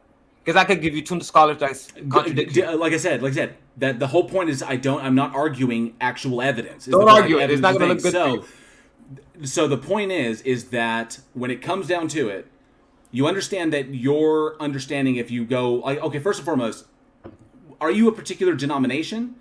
And No, what I version of told the you Bible? What version of the Bible do you adhere to? Any Bible is good enough for me. I go to the original language for more context, so it doesn't matter what Bible you use. I could establish my faith with even the Jehovah Witness Bible. I could establish my So you my speak beliefs. You speak Aramaic? No, I don't need to. I have an interlinear. That would be the original Aramaic and Koine Greek. I'm talking about Hebrew, and you could go to. That's not the original, though. Well, the Dead Sea Scrolls is in Hebrew, and that's the oldest manuscripts No, that we have. Koine Greek and Aramaic. Those Those are the original languages. The Dead Sea Scrolls date to 300, 400 BC. I don't know if you took the Greek Septuagint is not 300 and 400 BC, but that's irrelevant. I'm talking about the original languages. I'm not going to argue about the biblical languages are Koine Greek and Aramaic, Syrian Aramaic. How old is the oldest Koine Greek manuscript that you have available? I'm just saying those are the original languages. You said you go to the original language for more context, and I'm asking you if you speak Koine Greek or if you speak Syrian Aramaic. I just said I could go to the Dead Sea Scrolls, which is the oldest manuscripts that we have available. Which ones? Because the vast majority of them have been proven to be hoaxes. I don't know what are you talking about. Where do you get this? Seriously, I mean, I follow this. The Dead Sea Scrolls is a hoax. Like which scholar ever told you that? Absolutely. Hang on a sec. You know, they're in the museum, the Jerusalem Library and a museum. Like, I don't know what you're talking about. Dead Sea Scrolls, the Museum of the Bible, are all forgeries. March 13th, 2020. Months of testing confirm earlier suspicions that the fragments were made in modern times. What happens next? The Museum of the Bible houses 16 purported Dead Sea Scroll fragments, including this piece of the Book of Genesis. And as for everybody's context, I'm going to go ahead and share this. Perfect. You said how many scrolls? The book of the 1 sec. Here we go. Share. Bam. Okay, and let's go actually down a little bit so that we can get bare. Okay, so. Well, this is not. Hang on. Dead Sea Scrolls of the Museum of the Bible are all forgeries. Months of testing confirm earlier suspicions that the fragments were made in modern times. What happens next? So here, the Museum of the Bible houses 16 purported Dead Sea Scroll fragments, including this piece of the Book of Genesis. A new scientific investigation funded by the Museum of the Bible has confirmed that all 16 fragments are modern forgeries. Why do you refer me to the Bible, the Museum of the Bible? I'm not even referring to that. I'm talking about the Jewish library, Jewish museum. You're talking about 16 scrolls. There's at least 10,000 Qumranic manuscripts or scrolls. You're talking about a whole different issue than what I'm talking about. I'm talking about the Dead Sea Scrolls. You're talking about 16 scrolls that some type of museum was talking about. I don't know what this is talking about, but all I know is the Dead Sea Scrolls are no forgery. You got to go to the Jewish museum, not this museum. I don't even know what this museum is. So the Dead Sea Scrolls were sourced from the same location. And the Dead Sea Scrolls at the Museum of the Bible. Hang on. No, they didn't come from the Museum of the Bible. They were sourced overseas and they were brought over here for display. Okay, there's 16 of them? Okay, the 16 that they have there are all forgeries. Okay. This led other places that have them on display to test theirs. And more forgeries are coming up. Oh, okay. So that's just that in and of itself. So when it comes to that was pretty much that. But the biggest thing that I want to address is that all of the things all of your arguments are predicated on one very, very simple fact, and that is that God exists. No, it's not. No, it's not predicated on that. It is because if God doesn't exist, then everything you say that it has no weight. So that's where I want to get to the heart of it. If you're talking about like when you reference things that are in the Bible, or you reference biblical text, and the biblical text is supposedly the divinely inspired word of God or the breathed word of God, then you presuppose that God exists for those to be the divinely inspired word of God or the breathed word of God. So what is I'm curious, and this never got addressed while you were talking about morality over on Jefferson Spatchcock's, is what is your evidence that God exists? As I stated before, I have two propositions that demonstrate that Jesus is sovereign over all nations, and by that, demonstrating that his word is divinely inspired. I said the first proposition, I didn't even get the point yet. The first proposition is authorship of the 7-day cycle, which you can relegate to circular reasoning. The second proposition is the one demonstrating power over your reality, which is no longer circular. The second proposition is that he predicted the universal application of the 7-day cycle. Hang on. I didn't finish No. You made a statement there. It's all circular. Because it's circular. How is it circular power? Hang on a sec. Because it still assumes that God exists for all this to be true. So here's the picture that you're trying to paint for us.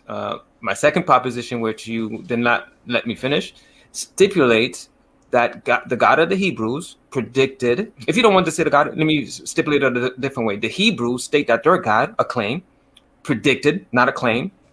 Somebody predicted the universal application of the 7-day cycle as a sign of his authority over all nations. This is something we can validate. So because the expansion of the Roman Empire.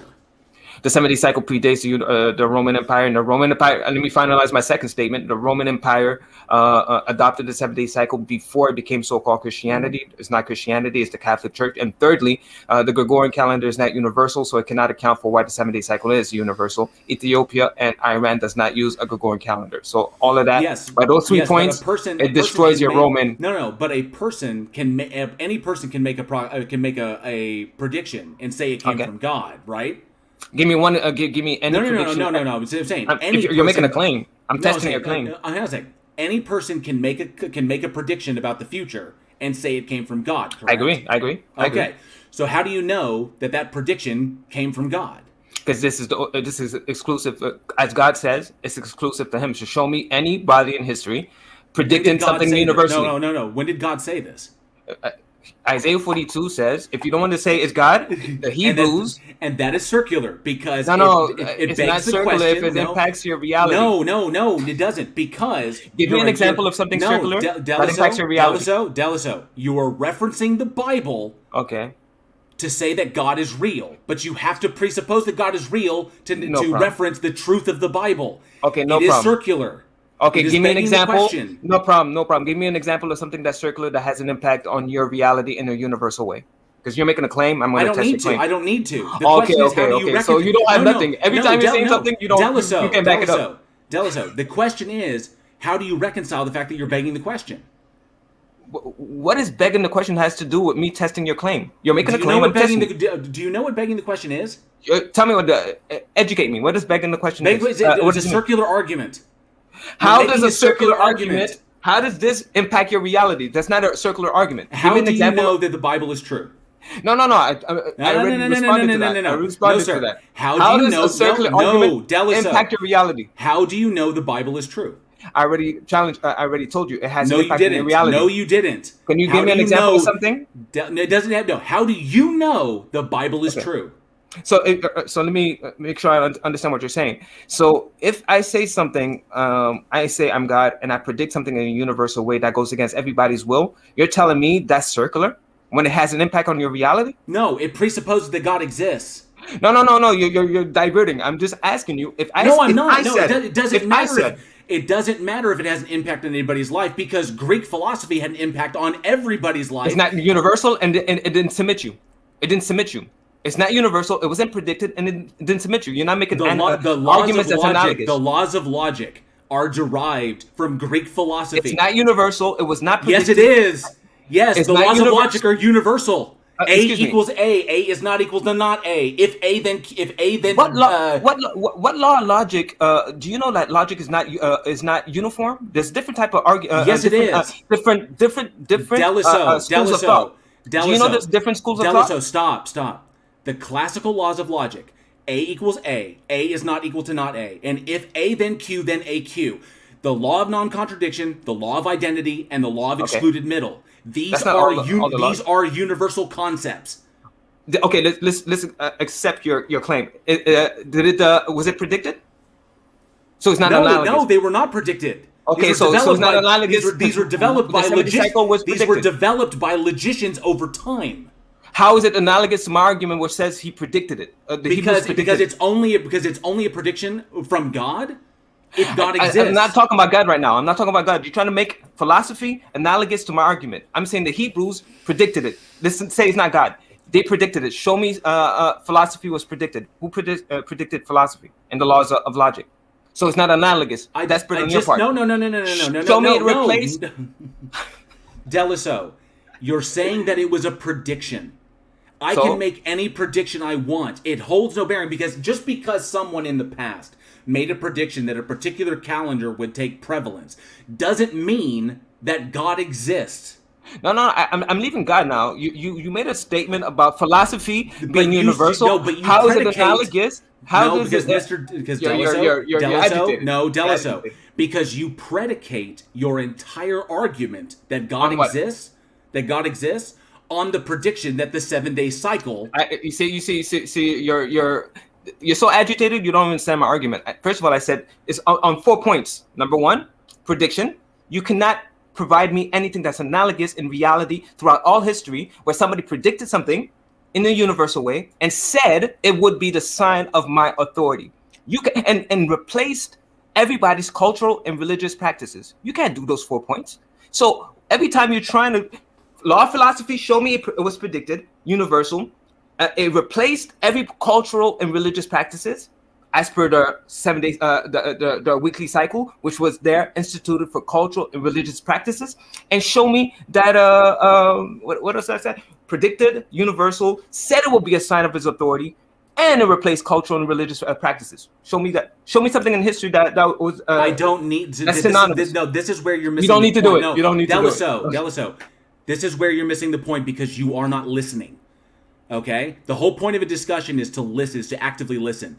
I don't need to give you something different.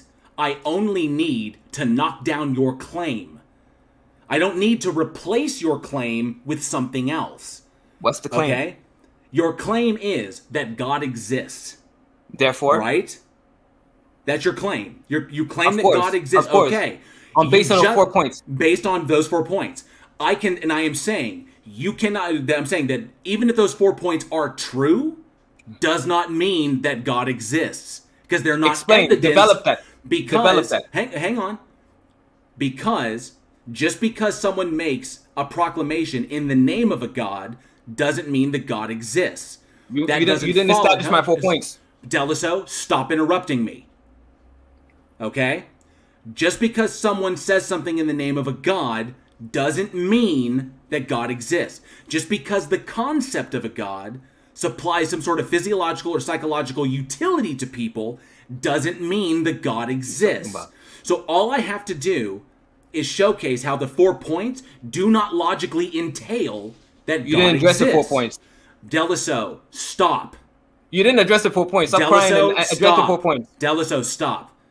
You're not listening. They're always agitated when they can't. I'm not agitated. Yes, I'm saying stop interrupting me. You talk about philosophy. I said 4 points. Deliso, you're on my channel. Stop interrupting me. Stop crying and address the points. I'm not crying. You need to let me finish. Okay, I'm listening. All I'm saying is I don't need to supply something to take the place of yours. I don't need to say that it is equivalent to anything else. All I need to point out is that the points you've made do not logically entail that God exists. Because they are not evidence for the existence of God. Let me know when you're done. Because I didn't hear you address the 4 points. I don't need to. I already did. I poked holes in them. You said something about, you talked about the prediction, but you didn't address the other 3 points. Universality. Said it would be a demonstration of his power. Said this is my signature that I'm Lord over all nations. And replaced all cultural and religious practices. It hasn't replaced all cultural and religious. Give me one nation who did not adhere to a 7-day cycle, which give me one nation. Rome, you said Rome 8-day cycle for the veneration of their gods. Last day was a sacrifice for Jupiter. They can't do that no more under a 7-day cycle. So China, 10-day cycle. Japan, 10-day cycle. 8th century before colonization. Why did they stop honoring the zodiac signs? Why don't you mention the stuff on the Western Hemisphere? Because no one in South America held to this. They were conquered. The Mayans, the Aztecs, the Incans. They didn't have to. That's not part of my argument. But you said it would be universal, and it's not. It will be, and it is. It will be. It will be. So the prediction hasn't come true yet. Wow, is there Aztecs living? Are there? Yes. The Aztecs still exist today. They're under what nation? Just like, excuse me. Under what nation?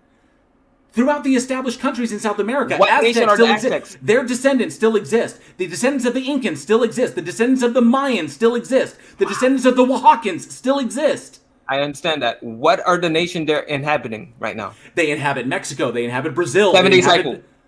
7-day cycle. Every nation that you could enumerate but are not, under no. But not the cultures. It doesn't matter. It's not part of my argument. I can't just say. Why are you leaving it out? My argument is he submitted. No. Why are you leaving them out? Because they were nations. Because guess what? They were nations before. They were. Hang on a sec. They were nations before and after Christ. They were nations. Jesus before, said. Before and after the existence of Christ. You're repeating yourself. I know that. I don't see how that militates against my argument. It never influenced them. It never influenced them. No. Listen to you. They were. Many nations that didn't keep a 7-day cycle. Jesus said, I am Lord of the Sabbath, reaffirming the prophecy in Isaiah 66:23, 400 BC, 700 BC, I'm sorry. So yes, there were nations. And as the domino effect from Jesus Christ 2,000 years ago, all the way to the USSR, every nation has been submitted to a 7-day cycle. That is my argument. It will be, is a future prophecy. It doesn't have to go it doesn't have to be retroactive. That's fine. The argument goes out the window. It doesn't demonstrate that God exists. No, now you... But it doesn't. No, same thing that the last guy did. Now you're diverting. That doesn't demonstrate God exists. That wasn't your last argument. Your last objection was something else. Deliso. Delicieux. It doesn't demonstrate that God exists. You didn't argue against evidence that God exists? You keep a 7-day cycle. That's my evidence. You didn't argue. That's not evidence. You didn't argue against my point. You went from one objection, trying to argue something else, saying it had to be retroactive. I don't know why it would have to be retroactive. It's a future prophecy. 700 BC. From that time, Jesus reaffirmed it. Every nation has kept a 7-day cycle. So why are you bringing me to the Aztecs? So you're saying what is the point? Hang on. Okay. So first and foremost, you did not listen to anything I said. And something that Aaron Reese has brought up in the chat. The Mayans still practice their native religion based on a 260-day cycle. So that's still. But don't worry, Aaron. The prophecy is still not fully fulfilled. So we're going to wait on that. And once it eventually gets fulfilled in the future, then it will be the full culmination of his prophecy. I never said that. It is fulfilled. Yes, you did. It's not. The 70 cycle is universal. There is a culture out there right now that still practices their native religion based upon a 260-day cycle. Submit nations. My argument is to submit nations. Hey, okay, you're saying because there's some small sect living in a jungle, they're not keeping the 7-day cycle. That militates against my argument. When my argument is to submit all nations, and ipso facto, every person under that nation is submitted as well. I don't care if you keep a little 10-day cycle in your little corner. How about this? Your nation keeps a 7-day cycle. How about this? How does following a natural cycle based on the lunar month prove the existence of a god? The 7-day cycle is not based on a lunar month. I'm sorry. A lunar month is 29.5 days. It doesn't divide in 7. That's why the Babylonians and the Sumerians had to add extra day or 2 days in the last week. You're not answering the question. You're wrong again. You're not answering the question. No, you're providing false information. How does it prove the existence of a god? No, you said it's based on a lunar month. It's not. I had to correct you on that. It's irrelevant. How does any That was cycle, your question, not mine. No. How does... there were people that followed the natural cycle of the lunar month, okay? 29.5 so it's irrelevant. How does following any kind of astrological cycle prove a god? It's not astrological. It's totally arbitrary. It's based on Genesis. That's why the atheists during the French Revolution... That assumes Genesis is the breathed word of God, right? No. You don't have to assume that it's the word of God. But I'm just you saying. do. You're not paying attention. I'm saying that the 7-day cycle is totally arbitrary. You cannot find any astrological or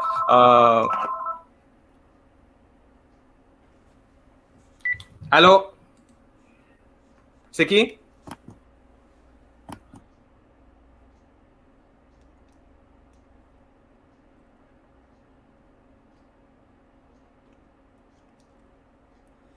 So originally, what he was, this cat was over on Jefferson Spatchcock's channel doing a debate on morality, and got off into the 7-day cycle thing. Didn't want to address morality, and when I asked about the Euthyphro dilemma, he had no idea. Thank you very much for your patience. So just to quickly say, it's not based on anything that has to do with nature. Totally arbitrary. Lunar month, 29.5 days. It doesn't divide by 7. Every ancient culture that was keeping the lunar month would add an extra 1 or 2 days in the last week. That's not a recurrent 7-day cycle. So that's out the window. So that still doesn't demonstrate that a God exists. See, now you're adding objections over objections. When I respond to your objections, then you I've only had one objection. And you go to, I've only had one objection. No, you said it was lunar. No. I only have one objection to your argument. This is the whole point. It doesn't demonstrate a God exists. It doesn't. You don't explain why. You have to explain why. You know you have to develop your because arguments. it doesn't demonstrate that the God exists. It only demonstrates that somebody made a prediction at some point. That's it. Okay, so it demonstrates prediction. Okay, let's go with your line of reasoning. So it demonstrates a prediction by who? By the Hebrews? By the Hebrews, right? Because it's whoever made it initially. Okay, yeah, Isaiah. So are you saying that Isaiah a man is able to subjugate all reality to the power of his word? Because that's basically what he did. I'm saying he came that there was a concept there, and that concept became popular and spread through the world, mostly at the hands of the Roman Empire. Okay, so because the Roman Empire was pretty much the catalyst for spreading Christianity west. Okay, so let's address this again, human agency argument. Are you aware that the 7-day cycle predates Rome? I'm aware that it has its roots in Sumeria.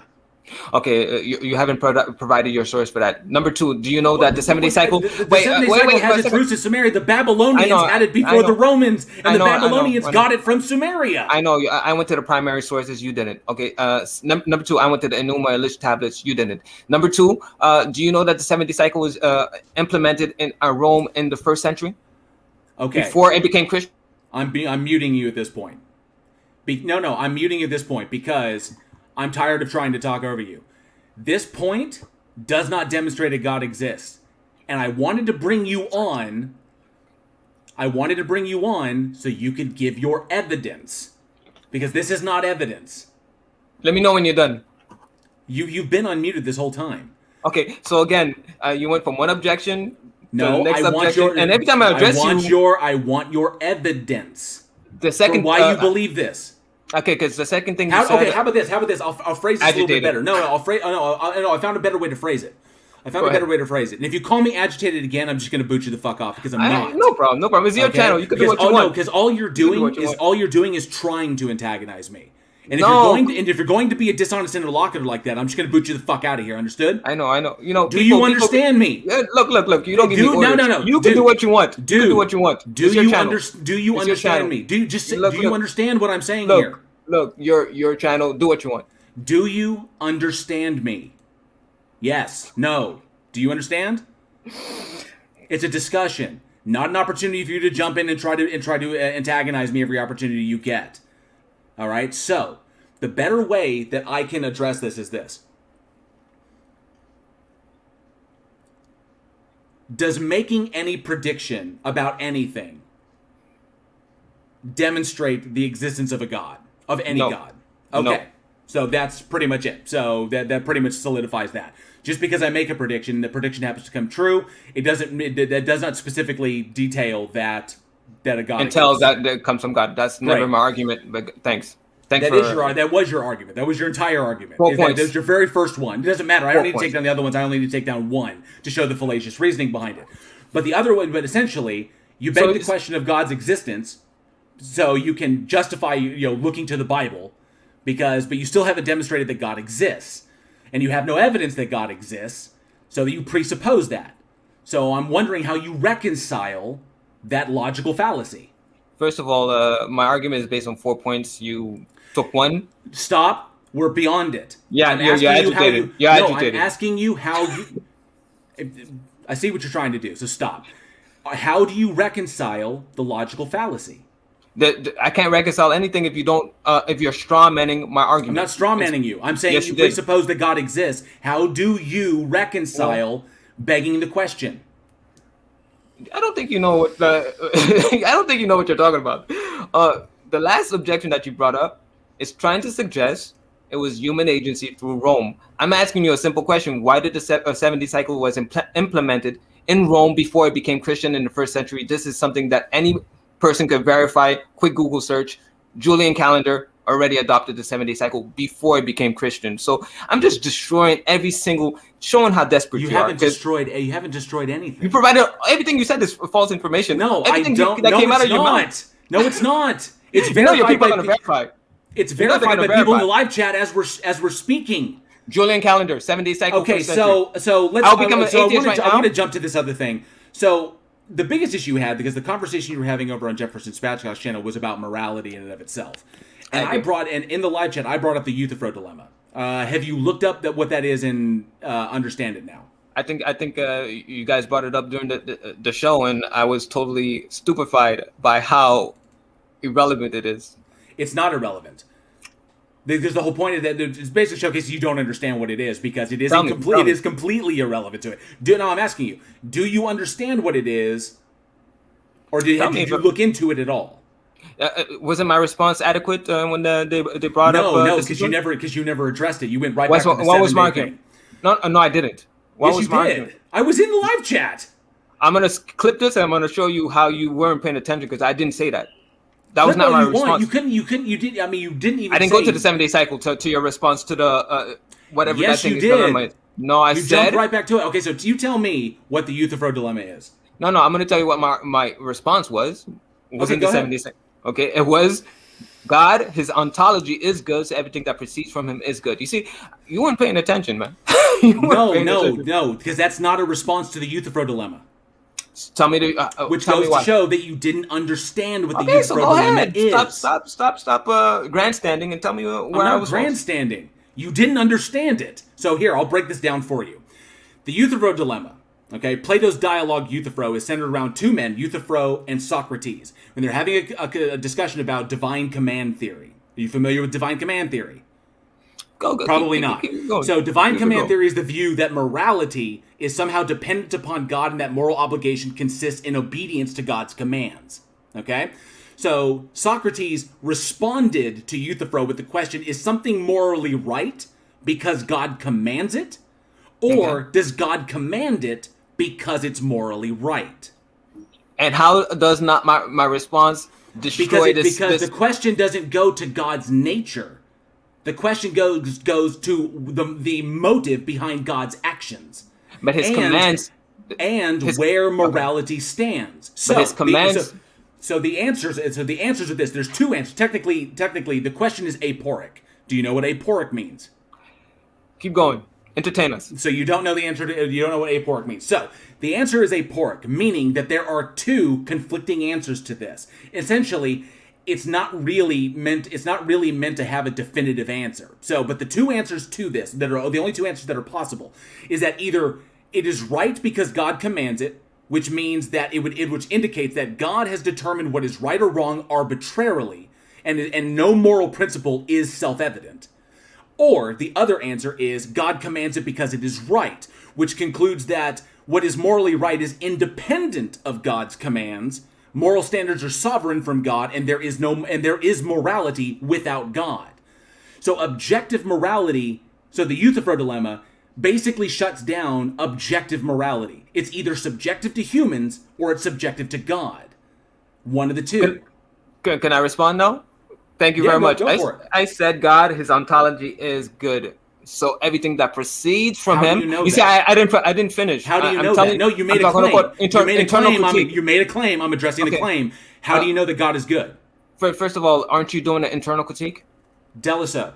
How do you know? Aren't you doing that? You're using all this philosophy, but you don't know what I'm internal not. critique. No, I'm asking you. How do you know that God is good? Okay, so you're not appealing. So your argument is. Can you answer the question? How do you appealing to the God of Scripture? Yes or no? Stop. How do you know that God is good? This guy, are you Just answer the question. How do you know that? Aren't you not appealing to the Scriptures? I'm not. I'm asking you. Okay, so you're not talking about. So my interpretation. My interpretation. This is not important. I'm asking you. How do you know God is good? You brought the dilemma, not me. I'm asking you. No. I brought the dilemma. You came with an argument to try to suggest. Deliso. I broke down the Euthyphro dilemma. I explained it. And the answer you gave does not follow from that. So I'm asking you, and then you responded. You said, "Can I respond to that?" You said, "God." You started with one claim: God is good. How do you know that? Wait. Your dilemma presupposes God. No, it doesn't. Repeat your argument, please. This conversation between This conversation between the two was between Socrates and Euthyphro, asking a question about morality. Of who? That if God exists. It doesn't say if God exists. What was it? You just said it a minute ago. You said God. Deliso. I'm not arguing. Deliso. You're all over the place. My position will always be if God exists. Okay? I'm asking you because you went to respond to this, and you said God is good, and I'm asking you, how do you know that? So if you're saying if you're saying it's conditional, if God is good, right? Answer the question. Isn't that what you're saying? How do you know? No, stop. How do you know God is good? Listen. How do you know that God is good? Answer the question, please. Look, I'd like to thank you very much for... Answer the question. How do you know that God is good? You can't even follow your own train of thought. I hope the best for you guys. Deliso, you need some help. Are you going to run away? Are you running away? Buddy, you brought an argument that presupposed... No, if you can't answer the question, if you cannot answer the question, don't just say you don't know the answer. I'm gonna answer your question. You brought an argument. Answer the question now. Stop with the preamble. Yeah, no problem. Answer the question. You brought an argument. So apparently he can't answer the question. So I mean, pretty much that's where it's going to come down to. But I'm going to give him one more chance. Can you answer the question? How do you know that God is good? JL, get some help. You need some help. Can you not answer the question? Get some help, man. I think it's that shirt that you have. Can you not answer the question? Your question. This is a very simple question for a Christian to answer. How do you know that God is good? And then you presuppose God, and then no, you say, I'm asking don't you. God. I'm asking you. You did. I'm asking you. I'm gonna clip it. I'm gonna clip this. Show you what happens to a person when they follow demons. You see your shirt? Demons don't exist. But you have a Baphomet on your shirt.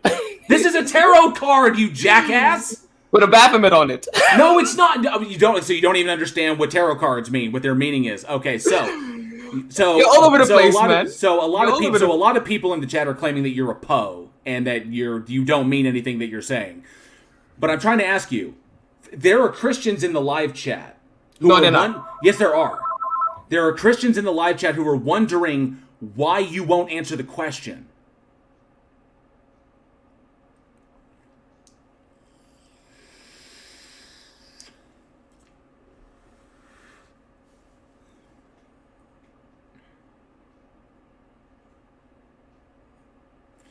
So apparently he can't answer the question, and I'm starting to think that he is a Poe. So, Embracer, good to see you. Thanks for being here. Same with Angie, good to see you. Apparently. Him taking phone calls, and it's just a way to try and antagonize me. Is essentially he's just being disrespectful. So, but yeah, that was pretty much it. But the whole point I wanted to bring him on was I wanted to discuss the Euthyphro dilemma because he couldn't address it then. He pretty much just was like, oh, God is good, and everything that comes from God is good. But that doesn't address the Euthyphro dilemma. Now, the Euthyphro dilemma was a conversation between obviously Euthyphro and Socrates. It was written down by Plato.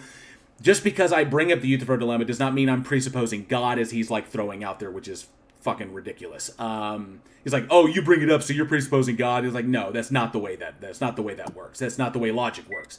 So there are Christians I'm a Poe? here. I'm a Poe? There are Christians in here who are wondering why you're not answering the question. I actually did answer the question. It's just I'm pointing out how you didn't answer it. You're not able to follow your own train of thought because you brought a dilemma. You didn't answer the question because the question that was asked is how do you know God is good? But what was the first? How did it get to that point? You made the claim that God. You made the claim God is good. No, but how did it get? Before I went there, why did I go there? That was your response to the Euthyphro dilemma. And repeat it one more time. What is that dilemma again? And tell.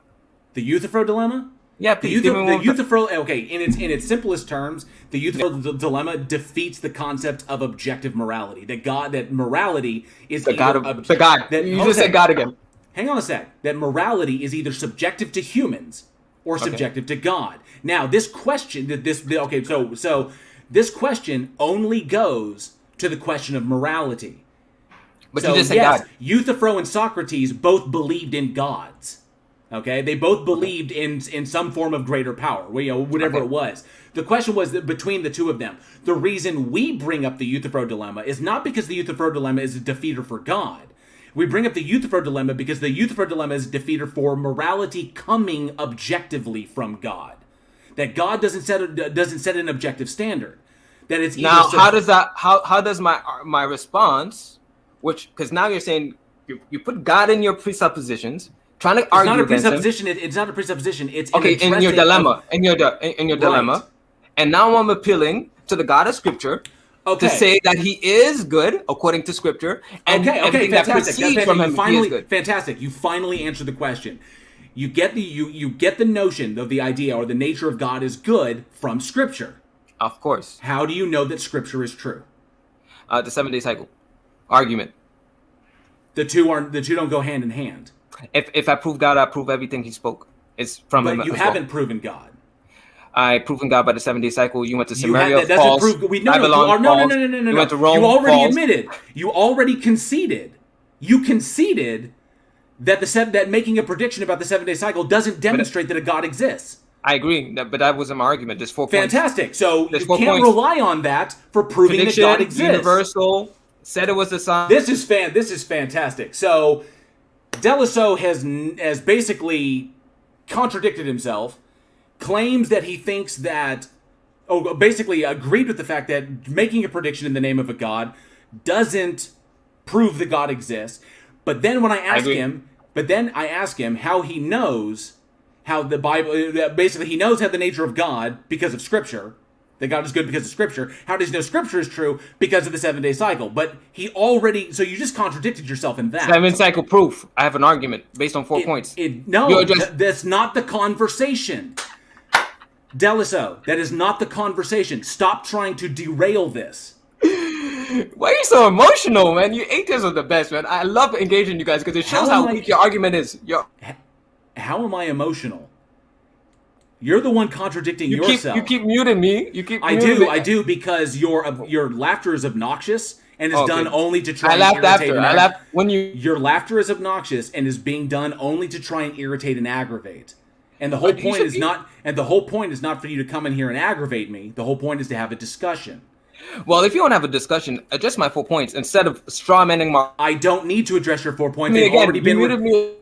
I don't need to address your 4 points. They've already been refuted. Who remembers having refuted my 4 points? They've already been refuted. So coming down to it, you can't use the 7-day cycle. You cannot use the 7-day cycle to justify God's existence. So how do you justify the existence of God from the Scripture? This is just to show you answer the question. Will you answer the question? He won't answer the question. Cool. So he's out. And that's pretty much it. So that's the dude I wanted to have a chat with. He actually was interested in debating me. I'm not interested in debating him now because I just got that out of my system. So essentially, I saw him in a debate about morality, and I was like, "Oh yay! I want to go and listen to this over on Jefferson Spatchcock's channel." And the big thing about it was the first thing I did was I sent Jefferson a super chat about the Euthyphro dilemma, and I wanted to bring that up. It was important, and he said, "Oh, God is good. It just all comes from God, and it's good." And that was his thing. it doesn't address the problem of the Euthyphro dilemma, which is why it's a dilemma.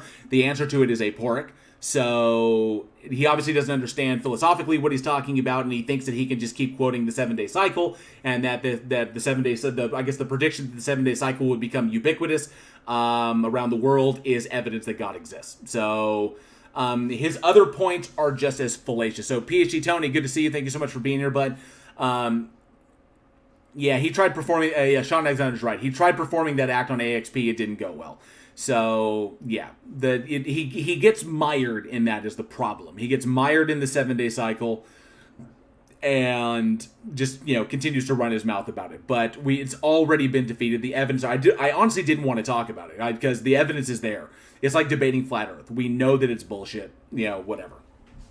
So that takes care of that. I'm actually weird Bible stuff with Xerxes, Deliso, new debate. I hope he clips that. But no doubt he's going to clip that and try to be like, look how agitated and irritated he is. So yeah, whatever. Oh, and I already talked about that. Fantastic. All right, so I want to see if somebody else that I emailed, I contact, because there was something else. There was another big thing that I wanted, a couple other things that I wanted to chat about. Let me see here. Regios is in the house. Good to see you, Regios. Says, that guy isn't worth much of your time, JL. Third time I've heard him talk, and he ignores any evidence against him, more or less acts like he's an expert in all ancient documents that may be pertinent.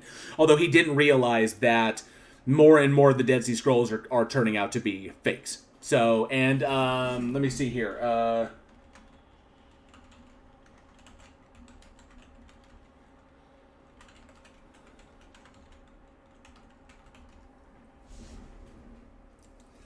Let's see. Museum of the Bible in Washington, D.C., and then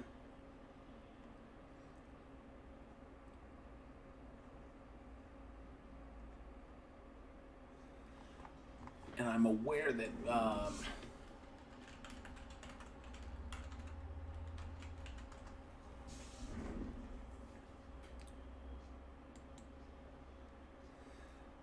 so let's see. I was looking at this one. Yeah, so the discovery of the forgeries in the Museum of the Bible heightened suspicion of the authenticity of some 70 Dead Sea Scroll fragments all around the world. That was back in 2020 when that was found. After Dead Sea forgeries exposed, how do we know the scrolls in Israel are authentic? All scroll fragments in the Museum of the Bible in Washington turn out to be fakes. Experts explain how we know. How we can let's see. Answer with questions. Oh, yeah. So there's currently work being done to try and authenticate the other scrolls in Jerusalem to determine if they are fakes or not, which it's quite possible that they are. So first, I apologize for how crazy the guy. I didn't want it to get crazy. I had a feeling that it would, and I hate having to mute him, but I realized he was just trying to antagonize me, just trying to poke me about shit, and trying to aggravate me so he could be like, oh, look how agitated he is. No, it's just he does that on purpose. So it's possible that he may be a Poe. It's possible he may not be.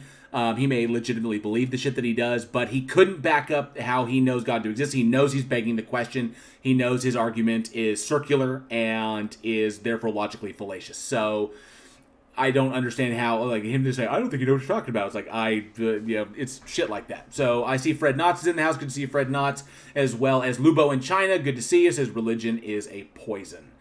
It certainly can be. It certainly can poison everything. You're very welcome. Thank you, John Fapiano. I appreciate it. And Sean Alexander, you're right. He probably will edit the clip to his favor. That's what they do. I couldn't care less because y'all were here to witness, the actual conversation between me and him, and how he has nothing to back up what he's saying. He just keeps going back and back to the 7-day cycle and how this is somehow absolute proof that God exists, which it is not. So, yeah. So, And then, of course, yeah. He says that, so he says, "This was fun. Thank you for exposing your foolishness. It was certainly, I guess it's delicious. But yeah, sorry, bud, you're wrong on that. And it's pretty sad that it took you forever to just to admit that you get it from the Bible that God is good. You presuppose that God exists. Your logic is circular and is fallacious and can be rejected on that. So sorry, bud. Yeah, fail hard." Dr. Nimrod says that was fun. I'm glad that was fun. I didn't want it to go too long. I know I did that one time with Eric. Angry Santa is his emoji. I did that one time with Eric Jewell, and that just got way out of control. So this is the point. Yahweh or Deliso or Delicio or like this. If you're out there, and I don't care about the French pronunciation of your name, my name's JL. I don't really know what your name is. But if you can't actively listen in the conversation, then you have no business being in the conversation. So learn to actively listen. Recognize what the other person is saying and address that argument. When I ask you how you know God is good, you know damn well that the answer is circular. That the reasoning behind your answer is circular. You know God is good because the Bible says it. The Bible's true because God exists. God exists because the Bible says so. So, really. Come on, dude. You presuppose the thing. John Rapp says, one man's religion is another man's belly laugh. Heinlein. Absolutely. Yeah, he was just an antagonistic tryhard, just like Flat Earth, and I wanted to stay away from that because I try not to debate the actual, legitimate evidence there. He can't refute it. It's there. It's kind of like saying, well, demonstrate it, because anything I bring up, it's just gonna end this endless cycle of how do you know that? How do you know that? How do you know that? And I'm not here. I brought him on to give his evidence for God, which he failed to do. So he did not do that. So that's a bummer. Kind of would have been interesting to debate him, but I would fear that having a debate on morality or the historicity of the Bible or, whatever we could talk about, or the truth of Christianity, the existence of God, that he was always going to fall back to the 7-day cycle bullshit. And from what I understand from the Jefferson Spatchcock debate, he was presented the evidence directly of the Sumerian influence on the Babylonians influence, so on and so forth, and that he just rejected the evidence out of hand. So he's just I don't accept that. He just doesn't accept evidence. It's okay. So that just goes to show his intellectually dishonest position. That he just, if it disagrees with him, he just flat out rejects it.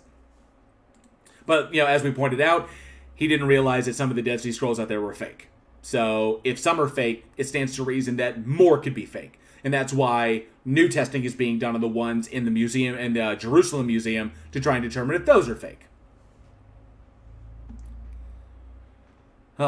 Yeah, Tony, I say, if God is good, why are there no biblical injunctions against slavery and rape? Wanted to jump in there, and he already says I defeated the slavery deal. He hasn't.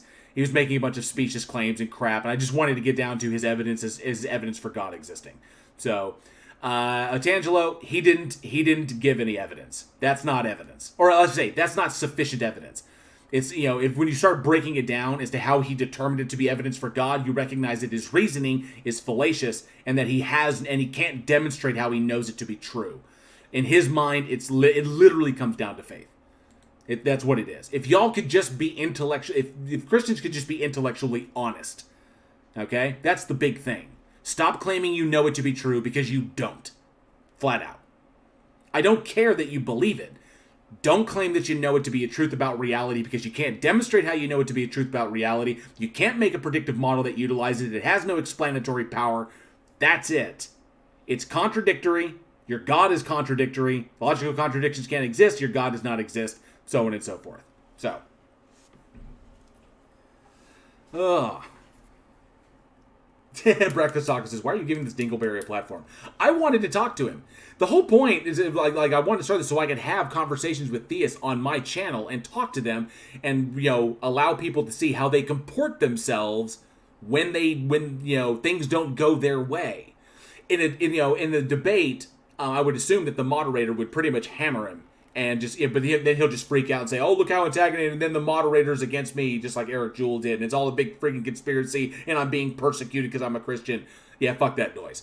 You made yourself look out. He made himself out look like an idiot, and it's pretty much what it is. Oh man. So there were two other things that I wanted to address. Yeah, that's a very good question, Tony. Why does offering a virgin up to be gang raped make Lot the only man worth saving in Gomorrah? It's fucking weird. It's weird. We were talking about that with Xerxes, how the graphic, horrific, bloody depictions in the Bible are aimed to desensitize Christians, so that they can accept this whole like blood sacrifice thing of their God, and you're consuming his flesh and drinking his blood, and it's gross. It really is. It comes in, like I said, it's a blood death cult, blood sacrifice cult. Peach Tony says, if there are any attention-seeking halfwits in the chat, don't address them or respond to them. Time them out and have done with it. Agreed. So yeah, pretty much. Oh no, I was gonna do that. I was gonna do that, but then I felt doing that in response, it makes me feel like Ken Hovind, which is weird. Just that was the worthfulness of his argument. It was as much as a squeak toy.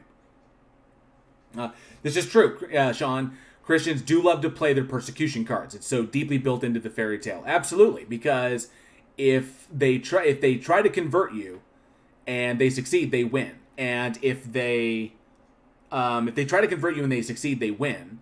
And if they try to convert you and they fail, and then you rebuke them for it, then that also means they win. It's Morton's fork. So also logically fallacious. It essentially is, heads I win, tails you lose. So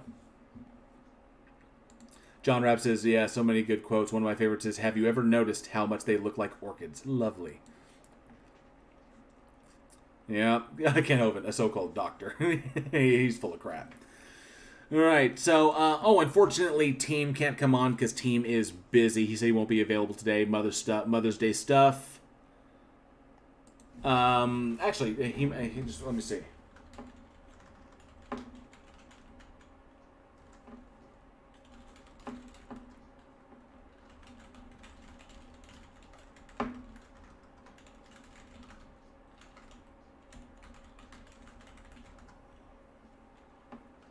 Oh, and for everybody out there, all you mothers, happy Mother's Day to everybody out there.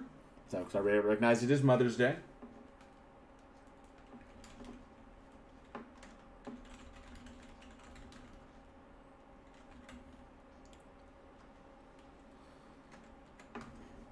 So I also messaged. Let me see. Okay, so this was sent to me. I think this is Tony. I think this was Tony Regime. Sent this to me. The idea of 7-day week is rooted in the motion of the moon. Moon has two characteristics that caught the attention of our older selves. 1, movement across the sky, revolution around the earth. 2, phases. The first one got us a sidereal month that has 27.3 days. The latter gave us a synodical month that has 29.5 days. The mean of these two cycles is 28 days.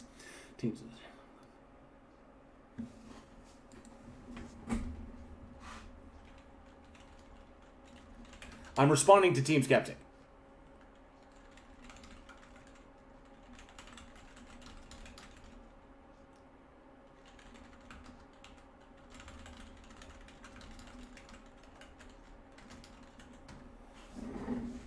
Oh, let's see. I don't know if he's. Yeah, he says he would have loved to talk about it. I wanted to have him on. So, hey, Megan. Oh, Megan.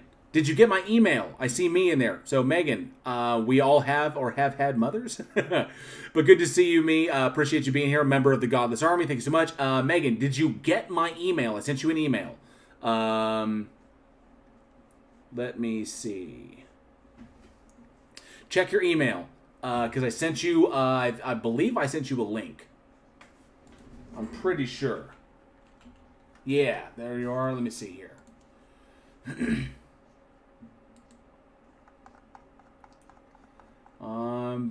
Oh, no, I didn't. I actually didn't. So what I will do is this. Megan, if you are available, I would love to have you on because there's something I really would like to talk to you about. Oh, the other thing I wanted to get an opinion on. So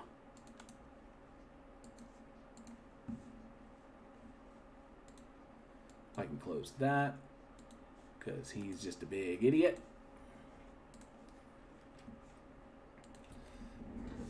You know, I gotta be honest. I honestly wish conversations that the majority of the conversations I had with theists went a little bit better. That they could some of them are good. Not all of them are bad. Some of them I've actually had quite productive conversations with them. But the vast majority become so problematic, and I understand why it happens. I understand the neurology behind it, but it's aggravating because these conversations I think are important to have because it goes to the foundational belief structures that informs both their behavior and their basically that informs how they operate in this world that they share with other people.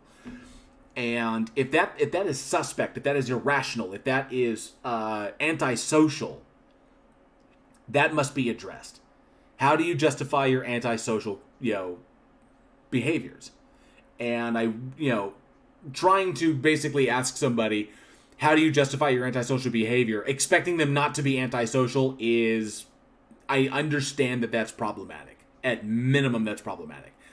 And, it'd be insane to just maybe they can hold off. Maybe they can actually adhere to the words of their beliefs, that they don't have to be antisocial to have these conversations. It's okay that you believe in God, but how do you justify it? And how do you justify running around telling everybody that it's true and expecting everybody, and then telling people that they're going to go to hell and be punished for all eternity if they don't believe this thing, when you can't even justify it as something to rationally believe in? I wish that sometimes they went better, sometimes they don't. We've had some good ones on Discord, and I hope to see everybody there next Sunday when we're doing it again. I'm going to live stream it as well, so it should be fun, but you never know. Hopefully, Megan is going to take a few minutes, and she's going to pop in. I'll tell y'all what, while Megan is doing that, do y'all want to meet Oso? Y'all want to meet the new pupper? Want me to go get him? I'll bring him in. So give me 1 second, and I will bring in the new pupper, and everybody can meet Oso. Give me 2 seconds. I'll tell you what, because that was so long, we've been going for almost 2.5 hours now, and there's still more to go. I'm going to go ahead and do a quick intermission.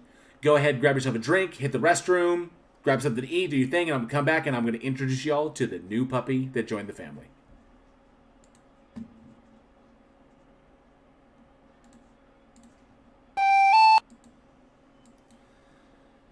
Let me remove that. And I'll pop this in, and so y'all enjoy yourselves, and I will be right back.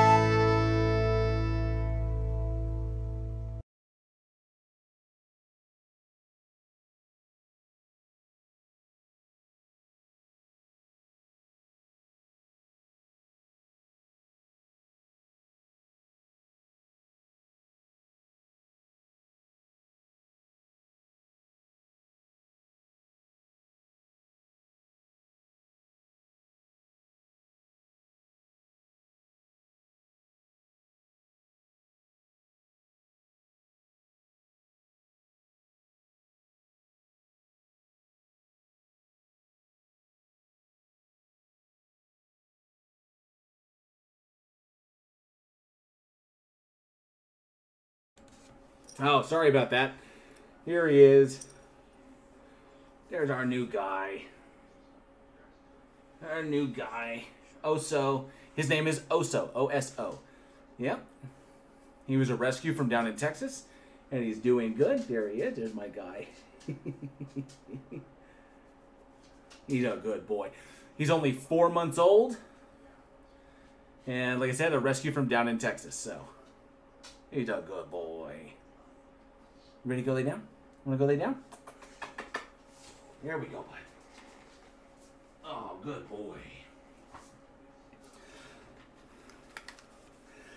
All right, he's a good boy. So give me a couple seconds. I'm going to get him resituated, and then I will be right back. And hopefully Megan will be joining me shortly.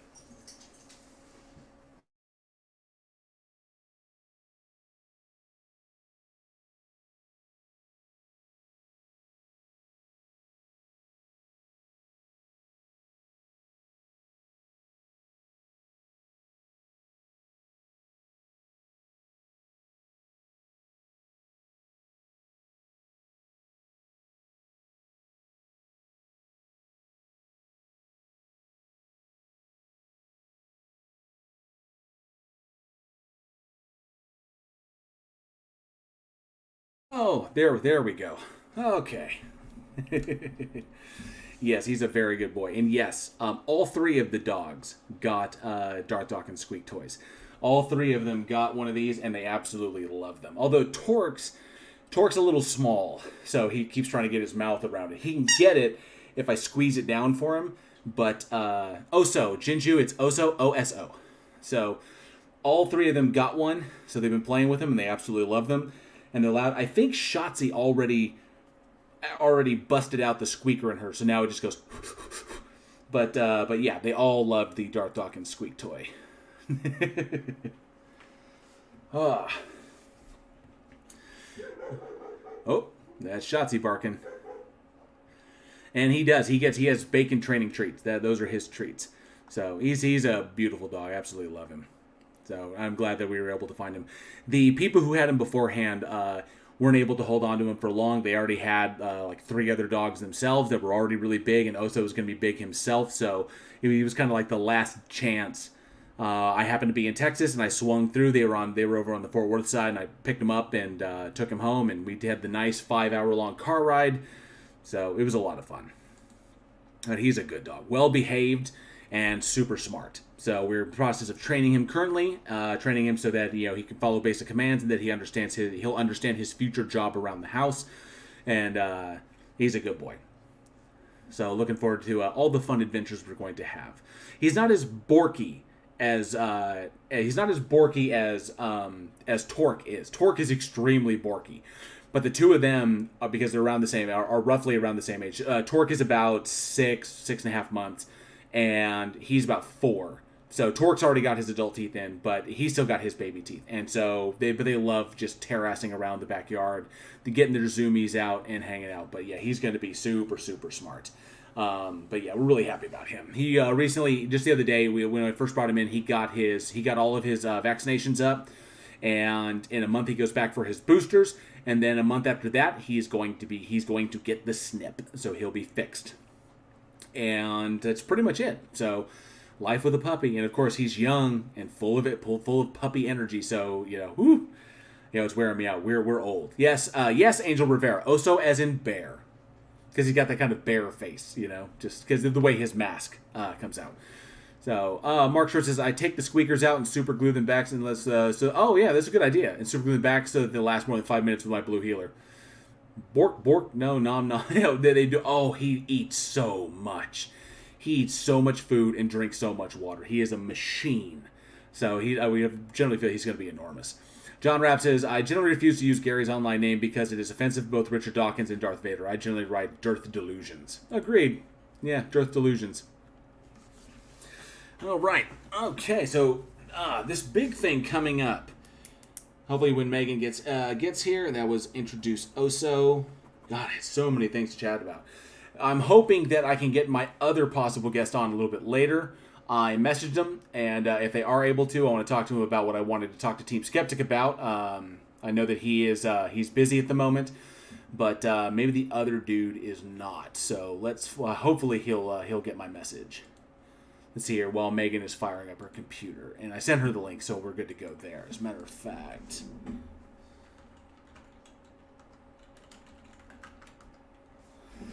I'll message him again real quick. Make sure everything is cool.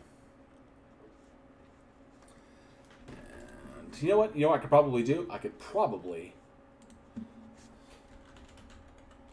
just send him an email.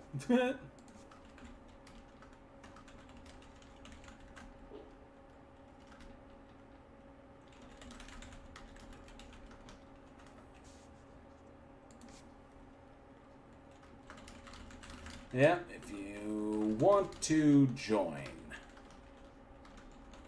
your input would be good. Try to be short and sweet to the point. All right. So let's do this. Bam. Cool. No, I know she'll be here shortly. I know she will.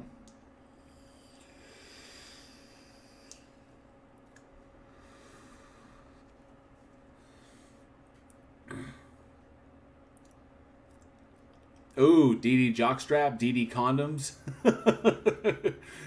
DD jockstrap is very, very small. DD condoms all have holes in them. In other words, like his arguments, they don't work. Oh, absolutely, Alpha K91. We have to look into that. I sent you I emailed it to you, Megan, 12 minutes ago. According to my records, according to my email. So, emailed it to you. Is Otangelo still in the chat? Going off?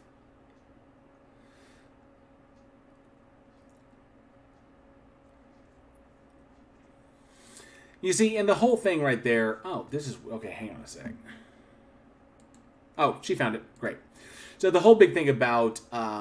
what Otangelo's saying is, like Breakfast Tacos brings up, Otangelo, disprove that energy, or it was disprove that energy is metaphysically necessary, or prove that God is metaphysically necessary. So here's the big problem with this is that, and the thing that they cannot address, is that no mention of God's metaphysical necessity was ever like implied in the Bible. This is a much, much more contemporary, thing that theists or apologists have dreamed up about God. That are essentially, vantillism, shit like that. You see that spam in there, be sure to get rid of that, mods. And I see Mia's in the chat, I see her over there in the green room, we're going to bring her up here in just a moment. But the whole point is, this is a contemporary thing. This is not a thing that derives from anything. This was an argument that was thought of as, well, God must be metaphysically necessary for everything, or to do what it does.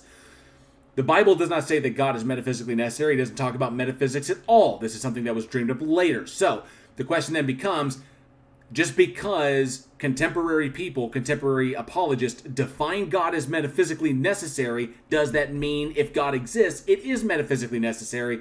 And it does not. Because it also, and it doesn't mean that, and it also begs the question that God exists to be metaphysically necessary, and we don't need God to be metaphysically necessary when we have the quantum field. Done. Oop, I hit my mic. And let's go ahead and bring her up, because a big thing that I want to talk about, I know that this affects a lot of people across this nation, and I want to get her opinion on this, and catch up, because there's a lot to catch up on. Megan, hi. Hi there. How are you? I'm well. How about yourself?